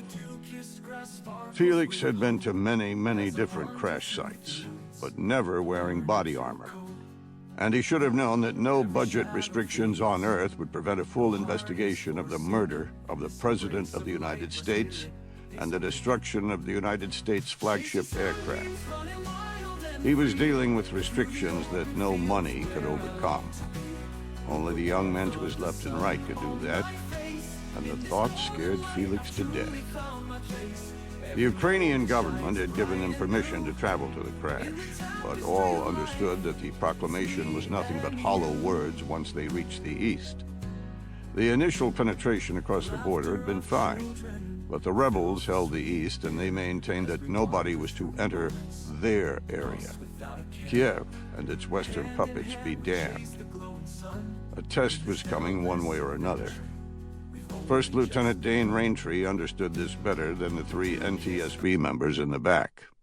Unlike most of the junior officers in his battalion, he had experience in combat, and knew that this had a chance of becoming a shooting war, something different from Afghanistan and Iraq. A real holy shit slugfest. He was the executive officer for his company and had heard the deliberations during the wargaming sessions. When the mission had come down, the brass had worried extensively about a show of force that would cause the very thing they didn't want, a fight to the death. They'd settled on a single platoon for the mission, but in so doing they were placing the future of national security in the hands of a second lieutenant who had no experience at all. Luckily, the commander of 1st Platoon had just rotated home for a death in the family, leaving a slot open. A command billet that needed to be filled, and Raintree was chosen, both because of his proven intellect and because he'd been the last platoon leader of that unit and had served with them in combat. He knew the men, and he had the experience to, in the words of his battalion commander, not do something stupid. He'd been told that he was to reach the crash site and secure it, period. The unspoken command was that he would fight his way through if necessary, which caused him no small amount of angst. He had over 30 men's lives in his hands, and only the assurances from his commander that whatever he did would be justified. He'd seen how that played out in Afghanistan, but his commander had provided ample firepower for a fight nonetheless. In addition to the 4 LAVs with their Bushmaster 25mm chain guns, weapons that could shred anything short of a tank, he was being tracked by not 1 but 2 armed Predators and a flight of A-10 Thunderbolt II aircraft. He knew he could handle anything the rebels had. He just wasn't sure he could handle the fallout if push came to shove. He wondered if his commander had the clout to protect him. They bounced down the highway, running straight east, now deep into the Luhansk Oblast, rebel-controlled territory, when he received a call from his platoon sergeant, the same one he'd served with before he'd become the executive officer, a man he trusted explicitly. Riding in the lead LAV, running point into Ukraine against established doctrine, his gunny knew how dangerous the mission was. Not in individual gunfights per se, but in how those gunfights could escalate into a lot of dead Marines who had yet to deploy to Europe. Wolfpack 1-6, this is Wolfpack 1-7. I got a checkpoint ahead. The entire convoy slowed at the call. Raintree started working the video feeds from the Predators overhead and saw a makeshift barricade with men left and right, all holding small arms. No anti-armor capability. The convoy jagged to a stop, a bull looking at the cape, wondering. Raintree said, "I see no anti-armor. What do you have?" "Same, but they don't need it. We pull up, Lord knows what'll happen. We can't talk to them without exposing ourselves." Meaning some backwoods asshole from Ukraine could take it upon himself to shoot. They were secure inside the steel of the LAV, but they couldn't get past the checkpoint without talking. They had the permission of the Ukrainian government to be here, but that mattered little in Luhansk. Raintree felt the pressure, felt the same debilitating choices of many Marines before him, about to make a decision that could alter the course of his nation. But he had his orders, and he had a dead president beyond. Truthfully, he was sick of being pushed around, tired of cowering to a bunch of inbred rebels just because they believed America wouldn't unleash its power. Fuck that. Wolfpack 1-7, ignore them. Continue forward. "Sir, I can't ignore them. They've blocked the road." "Are you saying you can't get through the roadblock with a LAV?" "Well, no. Just that it's going to make a statement." Raintree smiled and said, Then let's make a statement. And so 30 tons of steel blew through the first checkpoint as if it didn't exist, ripping across the raggedy-ass barricade like a chainsaw. All inside hearing the desultory fire of the small arms pinging off the vehicle's armor, as if that had a hope of stopping the juggernaut that was America. They rolled forward for another 30 kilometers before they reached the next checkpoint, this one apparently positioned specifically to prevent their advance. The Predator feed showed an anti-armor ambush, with defense in depth using weapons designed to puncture the steel of the LAV. Someone had been calling ahead. Raintree slowed the convoy to a stop. It was decision time for a person higher than him. He called on the satellite radio, explaining what he had to his front to a man monitoring the command net, honestly believing he would be told to turn around. He waited and waited, then heard the voice of his commander saying the last thing he expected. "This is Wolfpack 6 Actual. Eliminate the threat. Continue the mission." His mouth dropped open. He looked back at the men in the LAV, and they saw on his face that something different was happening here. No questions from higher about collateral damage. No discussions regarding civilians or other blowback. No back and forth like they'd experienced in Afghanistan, even as the rounds were firing. He said, "Sir, say again." "Wolfpack 1-6, this is straight from the Commander-in-Chief. Eliminate the threat." A savage smile spread across his face at the words. The most powerful man in the United States had his back, allowing him to be a Marine. "Roger all." High above them, floating like bloated cast-offs from an experiment, were two A-10 close air support aircraft. Built during the Cold War, they were created for one purpose: killing Soviet tanks. Neither sleek fighter nor long-range nuclear bomber, they were bastard children for a fight that had never happened. The Air Force had tried repeatedly to kill them, preferring to spend the money on more expensive next-generation fighters and bombers. But outcry from the men on the ground had stymied them at every turn. A titanium bathtub built around a 30-millimeter rotary cannon that fired depleted uranium shells, it could shred any armor in existence.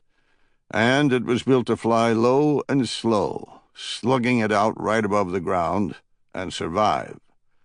Affectionately called the Warthog, it lived up to its nickname, both in appearance and in capability. It was ugly and ferocious. Designed for tank battles on the plains of Europe, it had proven just as adept at close air support in Afghanistan and Iraq. Every other airframe in the U.S. Air Force was dedicated to a mission that defined that service's reason for existence, be it air superiority or counterforce nuclear targeting. No other platform was dedicated to the man on the ground, and no other was as loved by the grunt. The two aircraft circled lazily in a cloudless sky, as if they were executing a waiting maneuver for an air show. Tracking back and forth, they showed no indication of the death they held. For the first time since their initial radio check, Raintree called them.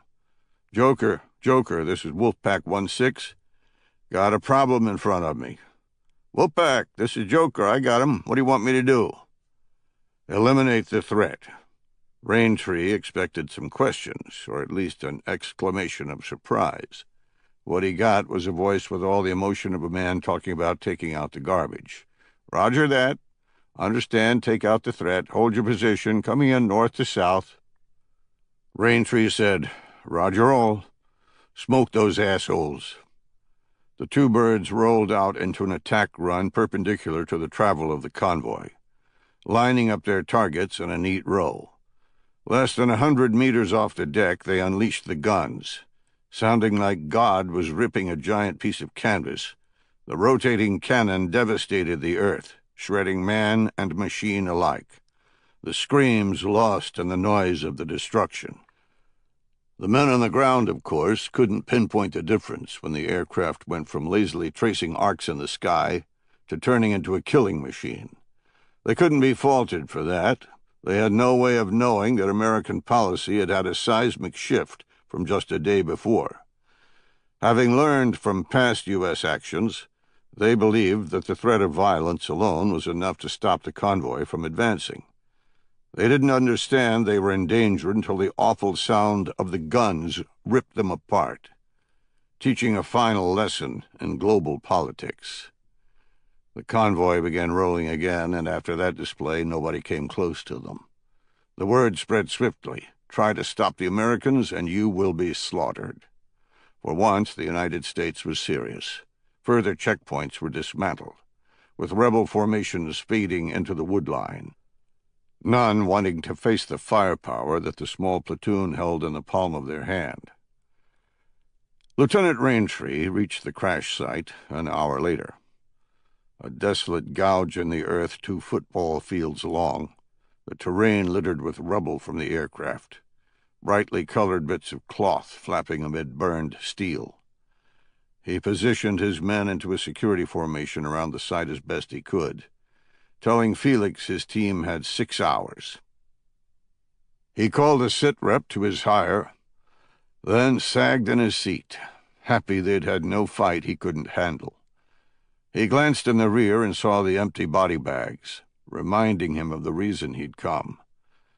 The crash investigation was important, but it wasn't the primary mission. He keyed the radio and deployed the body recovery team. Their task was to retrieve the mortal remains of the President of the United States. He remained in constant contact with the other LAVs and the air power overhead, thinking of nothing but the security of his men, spending a nerve-wracking 6 hours on the ground deep in hostile territory. He was but a small fish in a big pond, and he didn't realize that Russia had taken notice of his actions, had seen the willingness to use force. Chapter 34. I watched Jennifer crunch through the peanuts on the table, patiently waiting for the Israelis to show up. She caught me looking and said, "What? They're part of the room package. You can get a sandwich if you want." I smiled and said, "You getting points off this room too?" We were currently in the business lounge of our hotel, chowing down on free peanuts and beer. After our horrendous flight over, with both of us stuck in the middle of the airplane for what seemed like an eternity, Jennifer had become obsessed with frequent flyer miles, continually locating any hotel that would give her points toward her elusive goal of having enough to get upgraded on our next flight, which was why we were staying at the Grand River Hotel on River Park, right next to the Danube.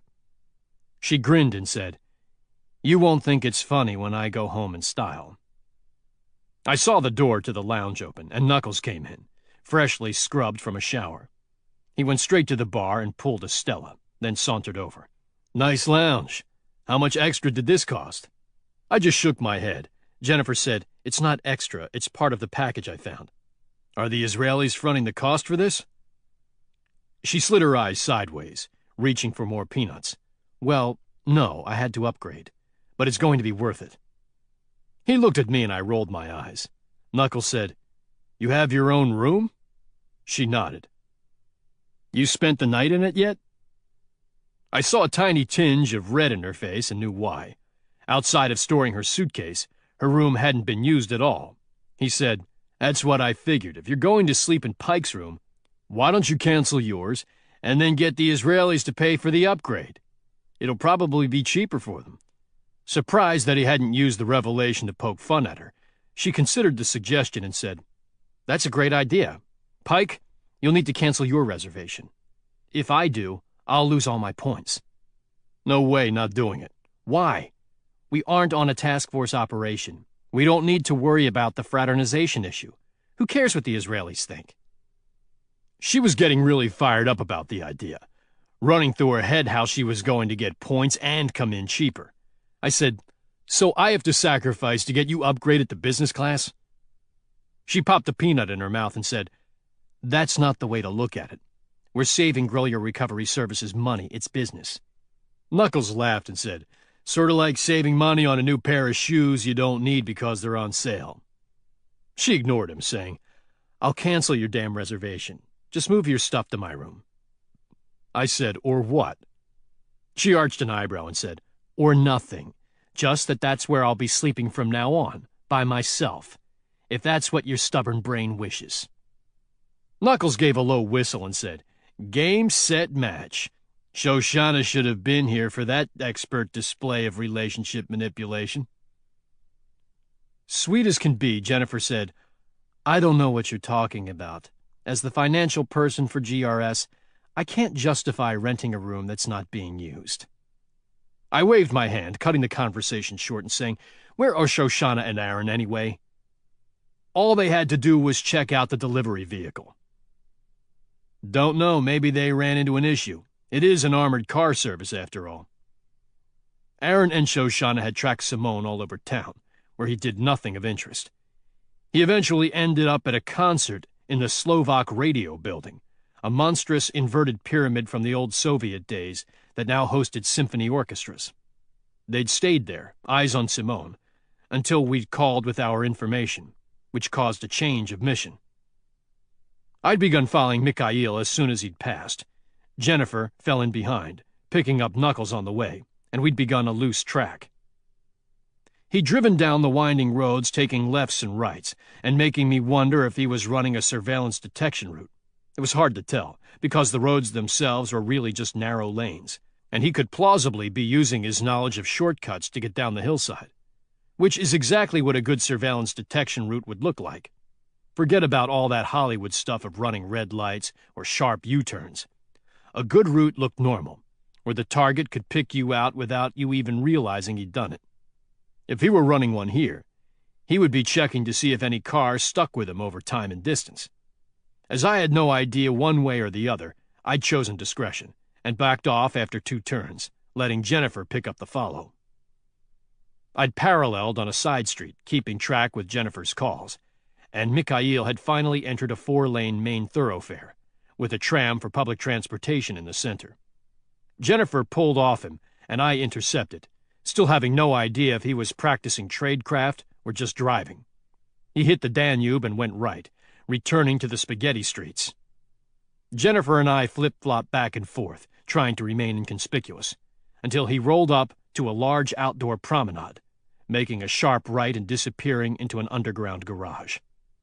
Trouble. If he were smart, he'd just sit and watch for a few minutes, tagging everyone who entered. On the other hand, if we waited until we were sure he wasn't watching anymore, we'd lose him as he exited on foot. I quickly glanced around, seeing no parking whatsoever on the surface, which stood to reason, since they'd built the damn underground garage. Jennifer came on. "Pike, Knuckles is working his tablet. That garage is 100 meters from the U.S. Embassy."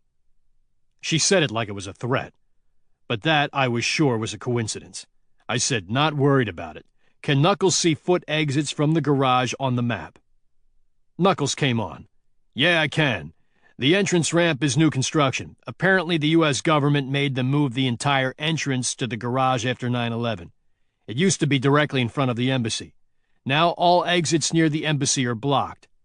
There's only the main auto entrance where you are, and a foot exit on the other side of the promenade." I glanced across, seeing restaurants and outdoor cafes with people out enjoying the sunshine. "Coco, stage up behind me, but don't enter the garage. Knuckles, go foxtrot and get eyes on that exit. If you see our target, give me a call. We'll park and meet you. Keep him in sight, but don't get too close. He might recognize you from the memorial." I heard, "Roger all," then saw Jennifer come up behind me in the small circle. I watched Knuckles exit and walk across the promenade, sticking close to a woman pushing a pram. I figured we had about 15 minutes before someone hassled us to park. He got in position, and Jennifer came through my radio. "You know why this park is famous?" Knuckles said, "I know someone is going to tell us." "Yes, you could use the history. This is where the Velvet Revolution began in the Slovakian part of Czechoslovakia. Prague got all the news. But the same thing happened here. In fact, the first demonstration was right here, led by students in 1989. In just 15 days, the communist government of Czechoslovakia ceased to exist. I looked in my rearview mirror and saw Jennifer staring at me through the windshield, an impish grin on her face, always proud to teach us knuckle-draggers a thing or two about how small events can have big impacts. I winked at her in the mirror, and the grin turned into a smile. I was blessed with her as a partner, both professionally and personally, and it was a miracle she put up with my BS. Then again, Jennifer recognized that all my bluster was just that, BS. She knew where I stood with her. At least I thought she did. I remembered what Shoshana had said to me, and wondered if I should work harder to show Jennifer how much she meant to me. I mean, surely she could figure that out on her own. I didn't have to put it on a whiteboard or anything, did I? Knuckles interrupted my juvenile 8th grade thoughts, saying, "Got him. He's moving west, just strolling. You're free to park." I put the car in drive and rolled down into the garage, finding the first place I could. I watched Jennifer park behind me and waited on her. She reached me, and we began speed walking up the staircase that led to the exit Knuckles was watching. I said, "You think you're good for this?" "Yeah, I think we're both good. Knuckles is the risk. He was in the memorial, so there's a chance he'll be burned." We reached the top, and I said, "Let's get him out of play. Ready to go on a date?" She said, "Yeah, like that'll happen anytime soon." What's that mean? I thought. Chapter 35. She slid her hand into mine before I could respond, completely focused on the mission. Her comment just slipping out like a person bitching about their dog tearing up the lawn. Aggravating, but something that must be endured. She said, "Your camera ready to go?" I checked a pouch inside my knapsack, glad to be back on the mission, and said, "Yep, tablet's ready to record." We broke the plane at the door, and I called Knuckles. "Give us a lock on." "Headed into the pedestrian area. Go right from the exit, cross the promenade, and take your first left. He's walking straight up the street, like he's got a destination. Street name, Rybaska Brana, or something like that." "Got it. Headed that way." We walked down a narrow brick road with shops left and right, the buildings fronting the lane 3 stories tall. A really quaint area of town full of local craftsmen and cafes. Every so often it had metal sculptures of men going about their day, the most famous being a worker made of brass climbing out of a manhole cover. The lane was spotlessly clean, and possibly older than anything in our own country. It could have been a Disneyland set, if the actors at Disneyland were actually making a living instead of pretending. We walked up the street hand in hand, just a couple out enjoying the weather. Within 2 minutes, Knuckles came on. He just went into a pub called the Dubliner, straight up the street on the left side. If you're on the road, you got about 100 meters, maybe less. You'll pass a square on the right, and then it's just ahead. I'm off. I said, "Roger all, keep eyes on the front, we got it." We walked past the square, a church on the other side, then a couple of different pubs before seeing a green awning proclaiming an authentic Irish bar. Had to be it. I saw Knuckles on a bench down the way and said, "This it?" He said, "Yep." "He's been in for about a minute." "Got it. Keep your position. He leaves, and we're staying. Don't follow unless I call. Just track a direction." "Roger all. You look cute holding hands, by the way. Takes the edge off your Cro-Magnon ass." Jennifer opened the door, and I said, "Thanks, hippie. Sometimes I can pull off the date mission." Jennifer smirked and said, "No, you can't. But I'd rather pretend with you than him." She set it off the radio, but my microphone picked it up. Knuckles said, "What was that? What did she say? She's got to be kidding after the Caymans." I didn't respond, searching inside for our target. The pub was crowded even this early in the day, but I found him with his back against the wall by himself, staring at us. No doubt we were burned for any other surveillance today, but we were good to go here. For this one shot. Jennifer caught his glare and kissed me on the cheek, diffusing the situation. The bar was stacked with a rack of local men, no Euro trash among them. They saw us approach, but recognized immediately that we weren't from there. Something I'd seen the world over. Locals could smell strangers like they were farting propane. Even so, They were friendly. There was only one stool available, which I gave to Jennifer. She sat and ordered a couple of rum and cokes, getting a look of confusion at first, and I waited for the bartender to leave. Wasn't my fault he rarely served pirates. When it was clear, I leaned into Jennifer's ear as if I were whispering, which I suppose I was. How in the hell are we going to get a facial of that guy from here?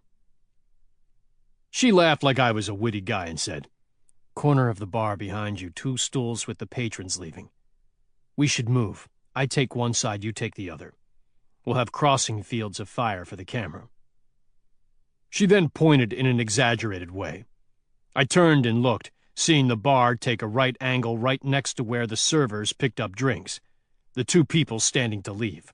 She was right. I nodded and we moved, studiously ignoring Mikhail. We sat down almost across from each other, and I said, "You got Mikhail. I'll get whoever shows." She said, "Yep," and surreptitiously manipulated the camera in her blouse, focusing on him.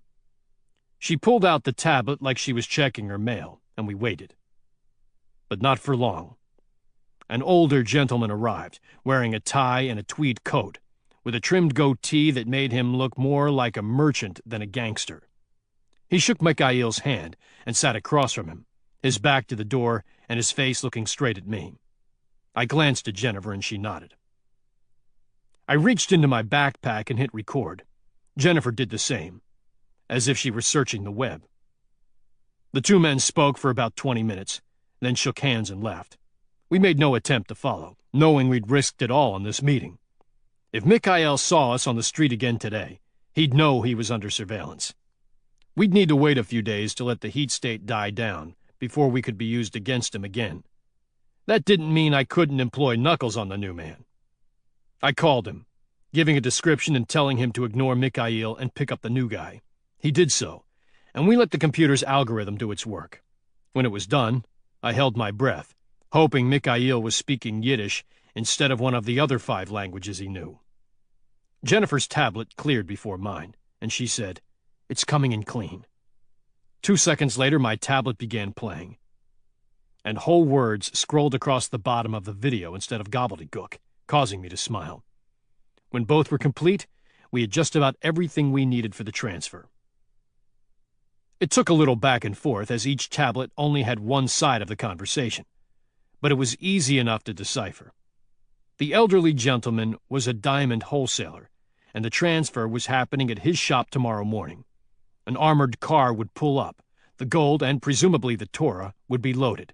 Then the armored transport would deliver the goods to a waiting 18-wheeler out of town, on the highway to Austria, which meant we had to hit the diamond place tonight. I called Knuckles and found out the man had walked straight back to his office. It was literally around the block, on a street called Venturska. We linked up with Knuckles and determined in 60 seconds that a hit here was out of the question. The diamond wholesaler was off the street, through a tunnel in a building that led into a courtyard, like a mini Paris-type thing. And it was definitely wired for defense, with cameras and alarms all over the place. To make matters worse, the entire area we were in was restricted to pedestrians. The only vehicles allowed in had special permits. We could probably get away with bringing a car, but the risks of getting pulled over far outweighed the usefulness. To make matters worse, some of the narrow roads had ornate wrought iron poles set into the cobblestones blocking entrances. We'd be trying to escape from a veritable bear trap, with very few ways in and out, and even if we did, the vehicle would be on 1,000 different surveillance cameras, which meant compromise after the fact. That left the armored car itself. The very thing that hampered us from using a vehicle actually enhanced our ability to interdict one. It would have the special permits, but would also have to follow the rules of the city, using only those narrow lanes that weren't blocked. In effect, it would be canalized, and we could be waiting, which is what caused Aaron and Shoshana's change of mission off Simone. I called them and redirected their effort to the armored car business, getting all the information we could on the vehicle to plan an assault.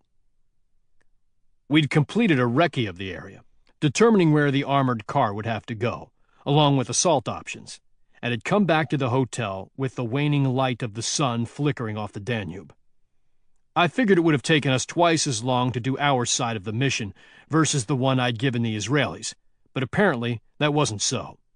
Jennifer and I had been waiting for damn near 30 minutes, long enough for Knuckles to return to his room for a shower, and for Jennifer to order some finger foods. Chapter 36.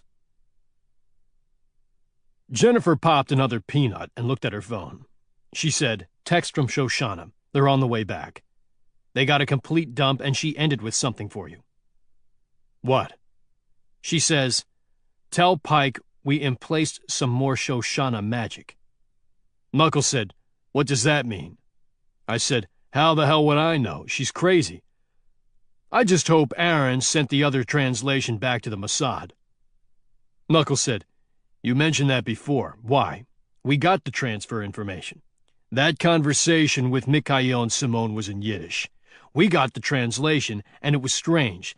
They weren't talking about gold, they were talking about geopolitical stuff. I pointed at the TV, tuned to BBC, and discussing the ongoing tensions growing between East and West. The screen showing stock footage of U.S. Marines disembarking from a light armored vehicle.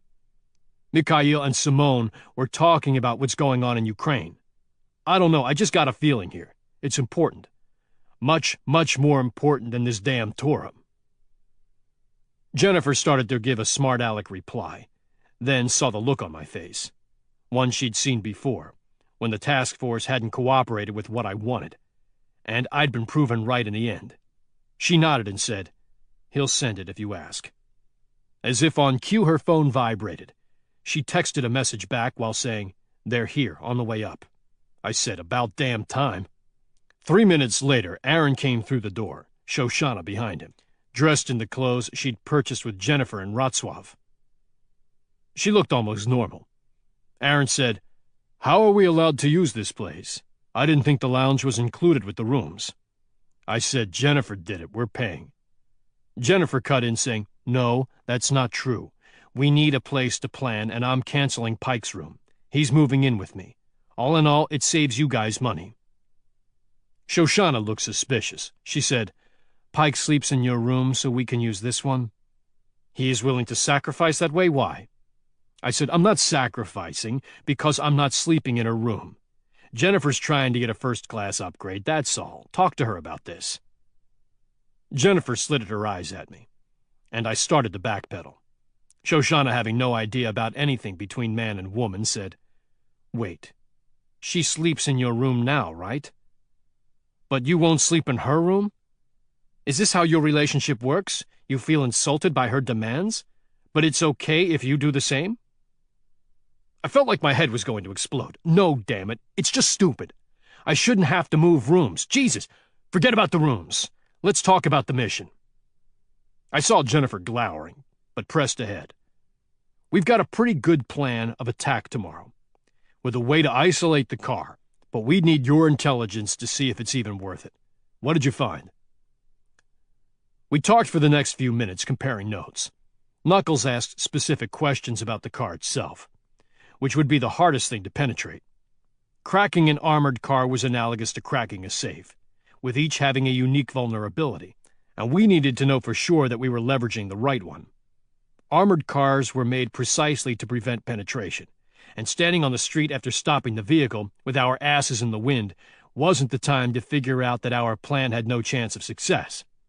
In the end, Knuckles was satisfied we could crack it, and he was the expert on that sort of thing, having done an actual armored car heist in Bulgaria for a task force operation that was dicey to say the least. He'd assaulted in the street much like we were going to do here, and this car had the same vulnerability that he'd leveraged before. His assault was a violent encounter that had looked random, with heads getting smacked and people screaming, but that was all just show for the cover. It had been executed with a precision few men could achieve, least of all a random criminal element, and all that had been predicated on Knuckles' research into the target. We kicked around a few isolation contingencies and different ways to stop the vehicle, eventually ending up with a plan, although I thought it was a little Machiavellian. It would get the job done, provided the men inside decided to quit. If they didn't, we'd be left outside turning red in the face, because there was no way I was going through with the bluff. Our getaway after became the focus, and I detailed Jennifer to rent some mopeds first thing in the morning. Cars couldn't traverse willy-nilly, but mopeds sure as hell could, and we'd only be carrying the Torah. We looked one more time at the map, pulling up Street View, and I said, "This might actually work." Shoshana said, "Of course it will, with your help." I nodded and said, "I want something in return." "What?" "I want that recording we made this morning." I turned to Aaron. "Did you send it?" Aaron said, "No, I didn't. And now I don't have to. We have the mission. Whatever those guys were talking about, it's irrelevant." I said, "It's not irrelevant. It's important. What those two were discussing is much more important than some Torah, I'm sure of it. Pike, I don't own Mossad assets. We have what we need. The rest is just extraneous intel. Smoke and mirrors that has nothing to do with the mission. I can't ask them to use their cell to translate. They're busy with other, more pressing taskings." "You mean you won't because you don't want to lose the next contract by being a pest?" He leaned back, looked at Shoshana, then said, "Yes, that's true. I'm not a member anymore. I have to make a living now. I can't order people, I can only beg, and that has to be tied to the mission. When the translation comes out, it won't be anything we don't already know, and it will hurt my company." I kicked the table and said, "I don't give a shit, I'm asking. Not as a friend in a company, but as a compatriot, regardless of where we're from. This is important." "Why?" I leaned back and said, "I don't know why, it just is." Shoshana was giving me her weird glow, only this time it was with a twist of understanding. She got it, and I was glad to have her on my side. She said, "He feels something. He sees what's going on." That wasn't what I expected. I didn't need all her goofy mind-reading shit. I said, "Hey, don't go all psychic on me. I just think it's critical because of what they said. They were talking about Putin, and they mentioned a target." She said nothing for a moment, and I looked at Aaron. He was waiting on her, waiting on a decision, which is something I'd never seen before. Shoshana said, "You ever wonder why you're so lucky? Why you're my lucky talisman?" Exasperated, I said, "It's not luck, it's planning. Jesus, all I'm asking is that you send the recording back to see what they said." Shoshana glanced at Jennifer, then gave me a little secret smile. "Yes, you are right. It's not luck. You are like me. You see things that others don't. You don't understand it, but it's true." Enough, I thought. No way I was going to pretend to be some psycho like her. I said, "What the hell are you talking about?" She turned to Aaron. "Do it. Send it to Mossad." Aaron looked conflicted, caught between us in the lounge and his masters at home. He said, "Shoshana, I would love to, but if I do, we'll be billed. They'll charge some stupid amount just to punish me when it proves unnecessary. They might even charge enough to cover the profit of this trip, absolving them from paying us." Knuckles said, "So I guess the Jewish stereotype is a little true." Aaron glared at him, and Shoshana said, "Aaron, if you want to sleep with me, you'll do it." The room went completely silent, each of us trying to ascertain if we'd heard her correctly. She felt the stillness, growing agitated. She finally said, "What? Isn't that what you do in a relationship?" She looked at Jennifer, her face blossoming red for the first time I'd ever seen. She was embarrassed and realized she'd made an enormous mistake. "Isn't that what you do with Pike?" Jennifer said, No. You and I need to talk, for real." She said, "But you wanted him to move rooms." Completely flustered, Aaron said, I'll send it. But it had better be worth the cost." Wanting to get out of the lounge, afraid of what the little demon would do if she thought we were making fun of her, I said, "It's worth it, trust me." Knuckles stood up and said, "Well, this has got to be the strangest mission planning I've ever done. See you in the morning." He stood to exit, and Jennifer said, "Hang on, I'll go with you." The door swung closed, leaving me with the Israelis. I said, "Look, if they go all stupid on you, I'll pay for the translation." Aaron said, Not necessary. If you feel it's that important, I'll send it. I'll worry about the fallout later. I said it is, but if I were you, I'd worry about what happens when I leave this room. He glanced at Shoshana. She'd recovered from her previous comment, but still looked chagrined. Like she'd farted on a first date. Which I suppose is pretty much what she'd done. I tossed her a bone. We need to get some sleep, long day tomorrow. I looked her in the eye and said, and I've still got to move my luggage. She grinned at the words, understanding that in the end Jennifer had won, and therefore so could she. Not wanting to be left alone with her, Aaron said, "What makes you think that recording is anything other than another criminal act?" I said, "What Mikhail said about a target. I think he was talking about the president, and I have a feeling that my government is about to go to war for the wrong reasons." Shoshana nodded solemnly, as if she understood. Aaron simply stared at me, wishing me to remain. I pitied him. Chapter 37. Looking in the distance, President Hannister could just make out the C-17 Globemaster, a small pinprick in the blue sky. He glanced at the honor guard to his right and saw them imperceptibly straighten. This was the one. The aircraft rapidly grew in size until Hannister could make out the windows of the cockpit and the landing gear underneath. It seemed to slow in the air, gracefully approaching the runway of Dover Air Force Base, then touched down with a puff of smoke off the tires. The plane rapidly taxied to their location. All other operations halted for this one flight, and wheeled around until its tail was facing the procession. The ramp began to lower, moving at a pace that lent dignity to the affair. Before it touched the ground, Hannister could see 5 flag-draped containers. He heard someone sniffle and saw Chelsea Warren, Peyton Warren's daughter, pushing a handkerchief to her face. Peyton's son, Chad, was stoic. There had been some consternation on how the return would be handled, with the staff discussing how best to depict the event for the press. But Libby Warren, President Warren's widow, had cut it short, saying the return would be handled exactly like every soldier who had come before. In her words, "He died in war, and he'll be treated with the same respect. No giant processional, no horses or bugles or 21-gun salutes, no parades or speeches. Whatever the soldier gets is what he gets."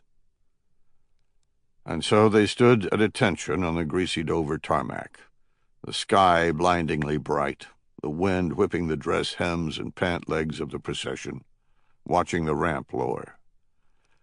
When it was finished, Hannister could see 5 men in uniform, one behind each casket. The honor guard began to march, brightly colored in the uniforms of each service, trooping up the ramp in a platoon-sized formation. They broke ranks and positioned themselves in a practiced motion, 3 men to a side, one at the head of each casket.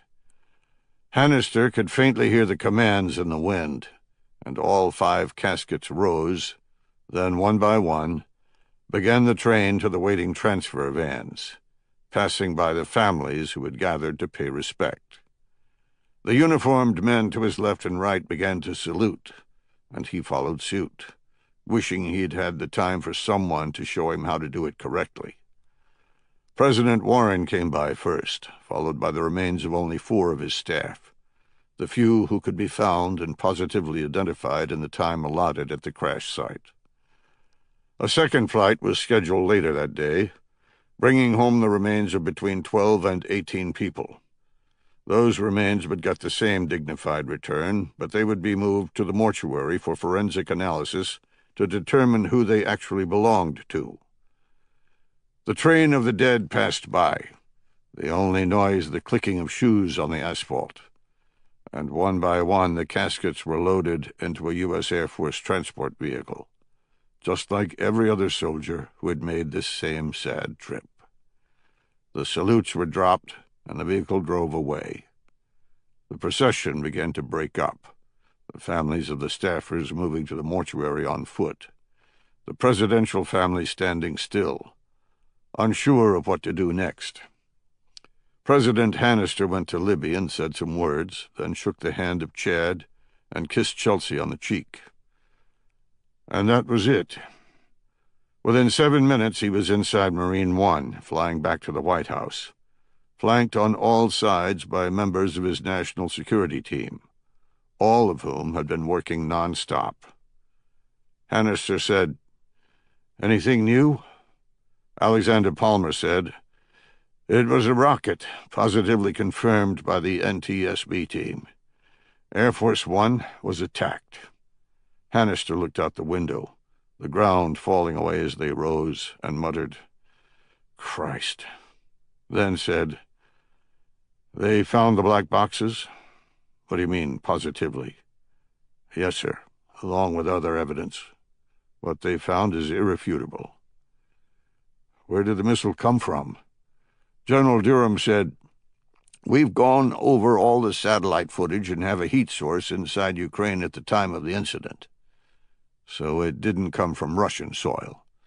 "No, but it was most definitely a Russian-made missile system. We believe it was a Buk, the same system that brought down the Malaysian airliner."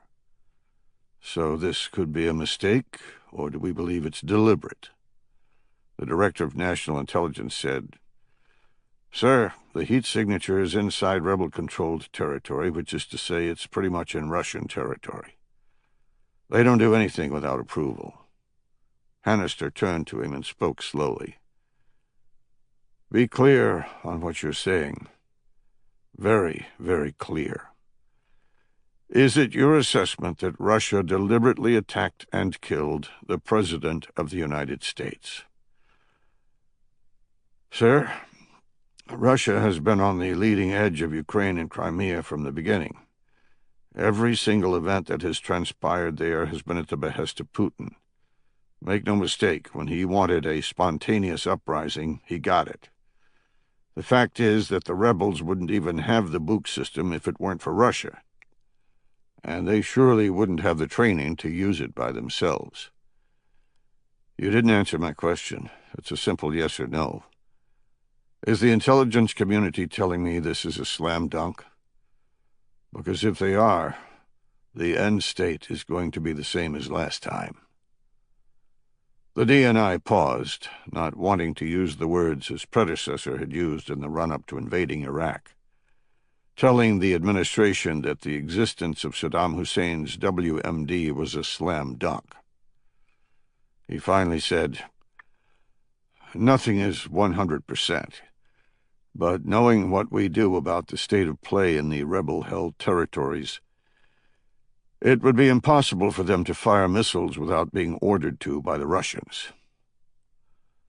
"Then how did the Malaysian airliner get shot down? Are you saying Russia ordered that as well?" "No, not at all. But that is the exception that proves the rule. The Malaysian airline was a mistake that cost Russia and the rebels greatly on the world stage. And because of it, Russia gained complete control of all the systems they had given to the rebels, precisely to prevent another accidental shooting. If a shooting occurs now, it's deliberate." Hannister turned to the State Department's Undersecretary for Political Affairs, now a de facto Secretary of State, and said, "What's Putin saying? Have you talked to their foreign minister?" "Yes, sir. They are not disputing the missile launch, but are claiming a terrorist attack. They are blaming Ukrainian nationalists, a group called the Crimean Tartars. They were pushed out of the peninsula after the annexation and are the ones we believe exploded the power grid going into the Crimean Peninsula a year ago. Russia is actually using the attack as a way to leverage support against them." "So you're with the DNI. You think Russia's behind the death of President Warren?" "No, not completely." She pulled out a tablet and said, "The foreign minister sent these photos. Of course, there's no way to tell if they're staged or when or where they were taken, But he is adamant that this is the Buk that launched the missiles. She flicked through a few applications, then brought up a stark picture. A Buk missile launcher with no missiles mounted. In the foreground were 3 dead men splayed on the ground as if they'd been executed, blood running over rebel uniforms. Beth said, "The foreign minister says these were the rebels manning the launcher, and that someone killed them and took it over." Hannister used his finger to tap the screen on a black blob, saying, "What's that?"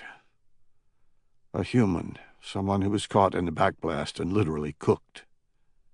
Hannister said nothing, letting the picture sink in, truthfully wanting a solution to appear. Anything to tell him what to do next. General Durham said, "Sir, I told you this is exactly what Putin would do. Claim a misfire, then storm into Belarus. From there, he's one more false crisis away from the Baltic states. Make no mistake, he's going to play you. He doesn't want a war, and is convinced he doesn't need one. All he needs is plausible deniability in one crisis after another. He's going to walk all over us." "Where do we stand with deployments?" "Not nearly as good as we should be. I've got 1 brigade of the 82nd in Poland and another on the way. I have about 50% mission capable on war stocks for the 1st Cavalry Division to fall in on. They need a hell of a lot more work than we expected, so I can't do anything with that for at least another week. The problem is our ongoing commitments. Iraq and Afghanistan have sucked us dry.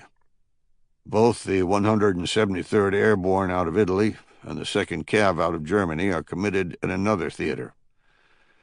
At this moment, I've got a battalion of Rangers, the Marine Corps Black Sea Rotational Force, and a Stryker Brigade out of Fort Carson. I can cobble together a fighting force, but it's nowhere near what the Russians can bring to bear. The one bright side is air power. We can absolutely annihilate anything that flies over Europe, which will give us an edge on the ground. Bottom line, I can fight right now, but if you want to seize terrain, I need another month." Hannister nodded at Alexander Palmer, wishing mightily he'd brought Kurt Hale with him. "What do you think?" "Well, I'm not as bullish as the chairman on culpability, but it does look pretty incriminating. Who's analyzed these pictures? I'm sure someone has." The DNI said, "We did, in fact, analyze them. The Buk in the picture has been seen before in Ukraine. It's included in some other images we have and has enough identifying characteristics that we can confirm the specific launcher. So we know it's an actual rebel Buk and not staged.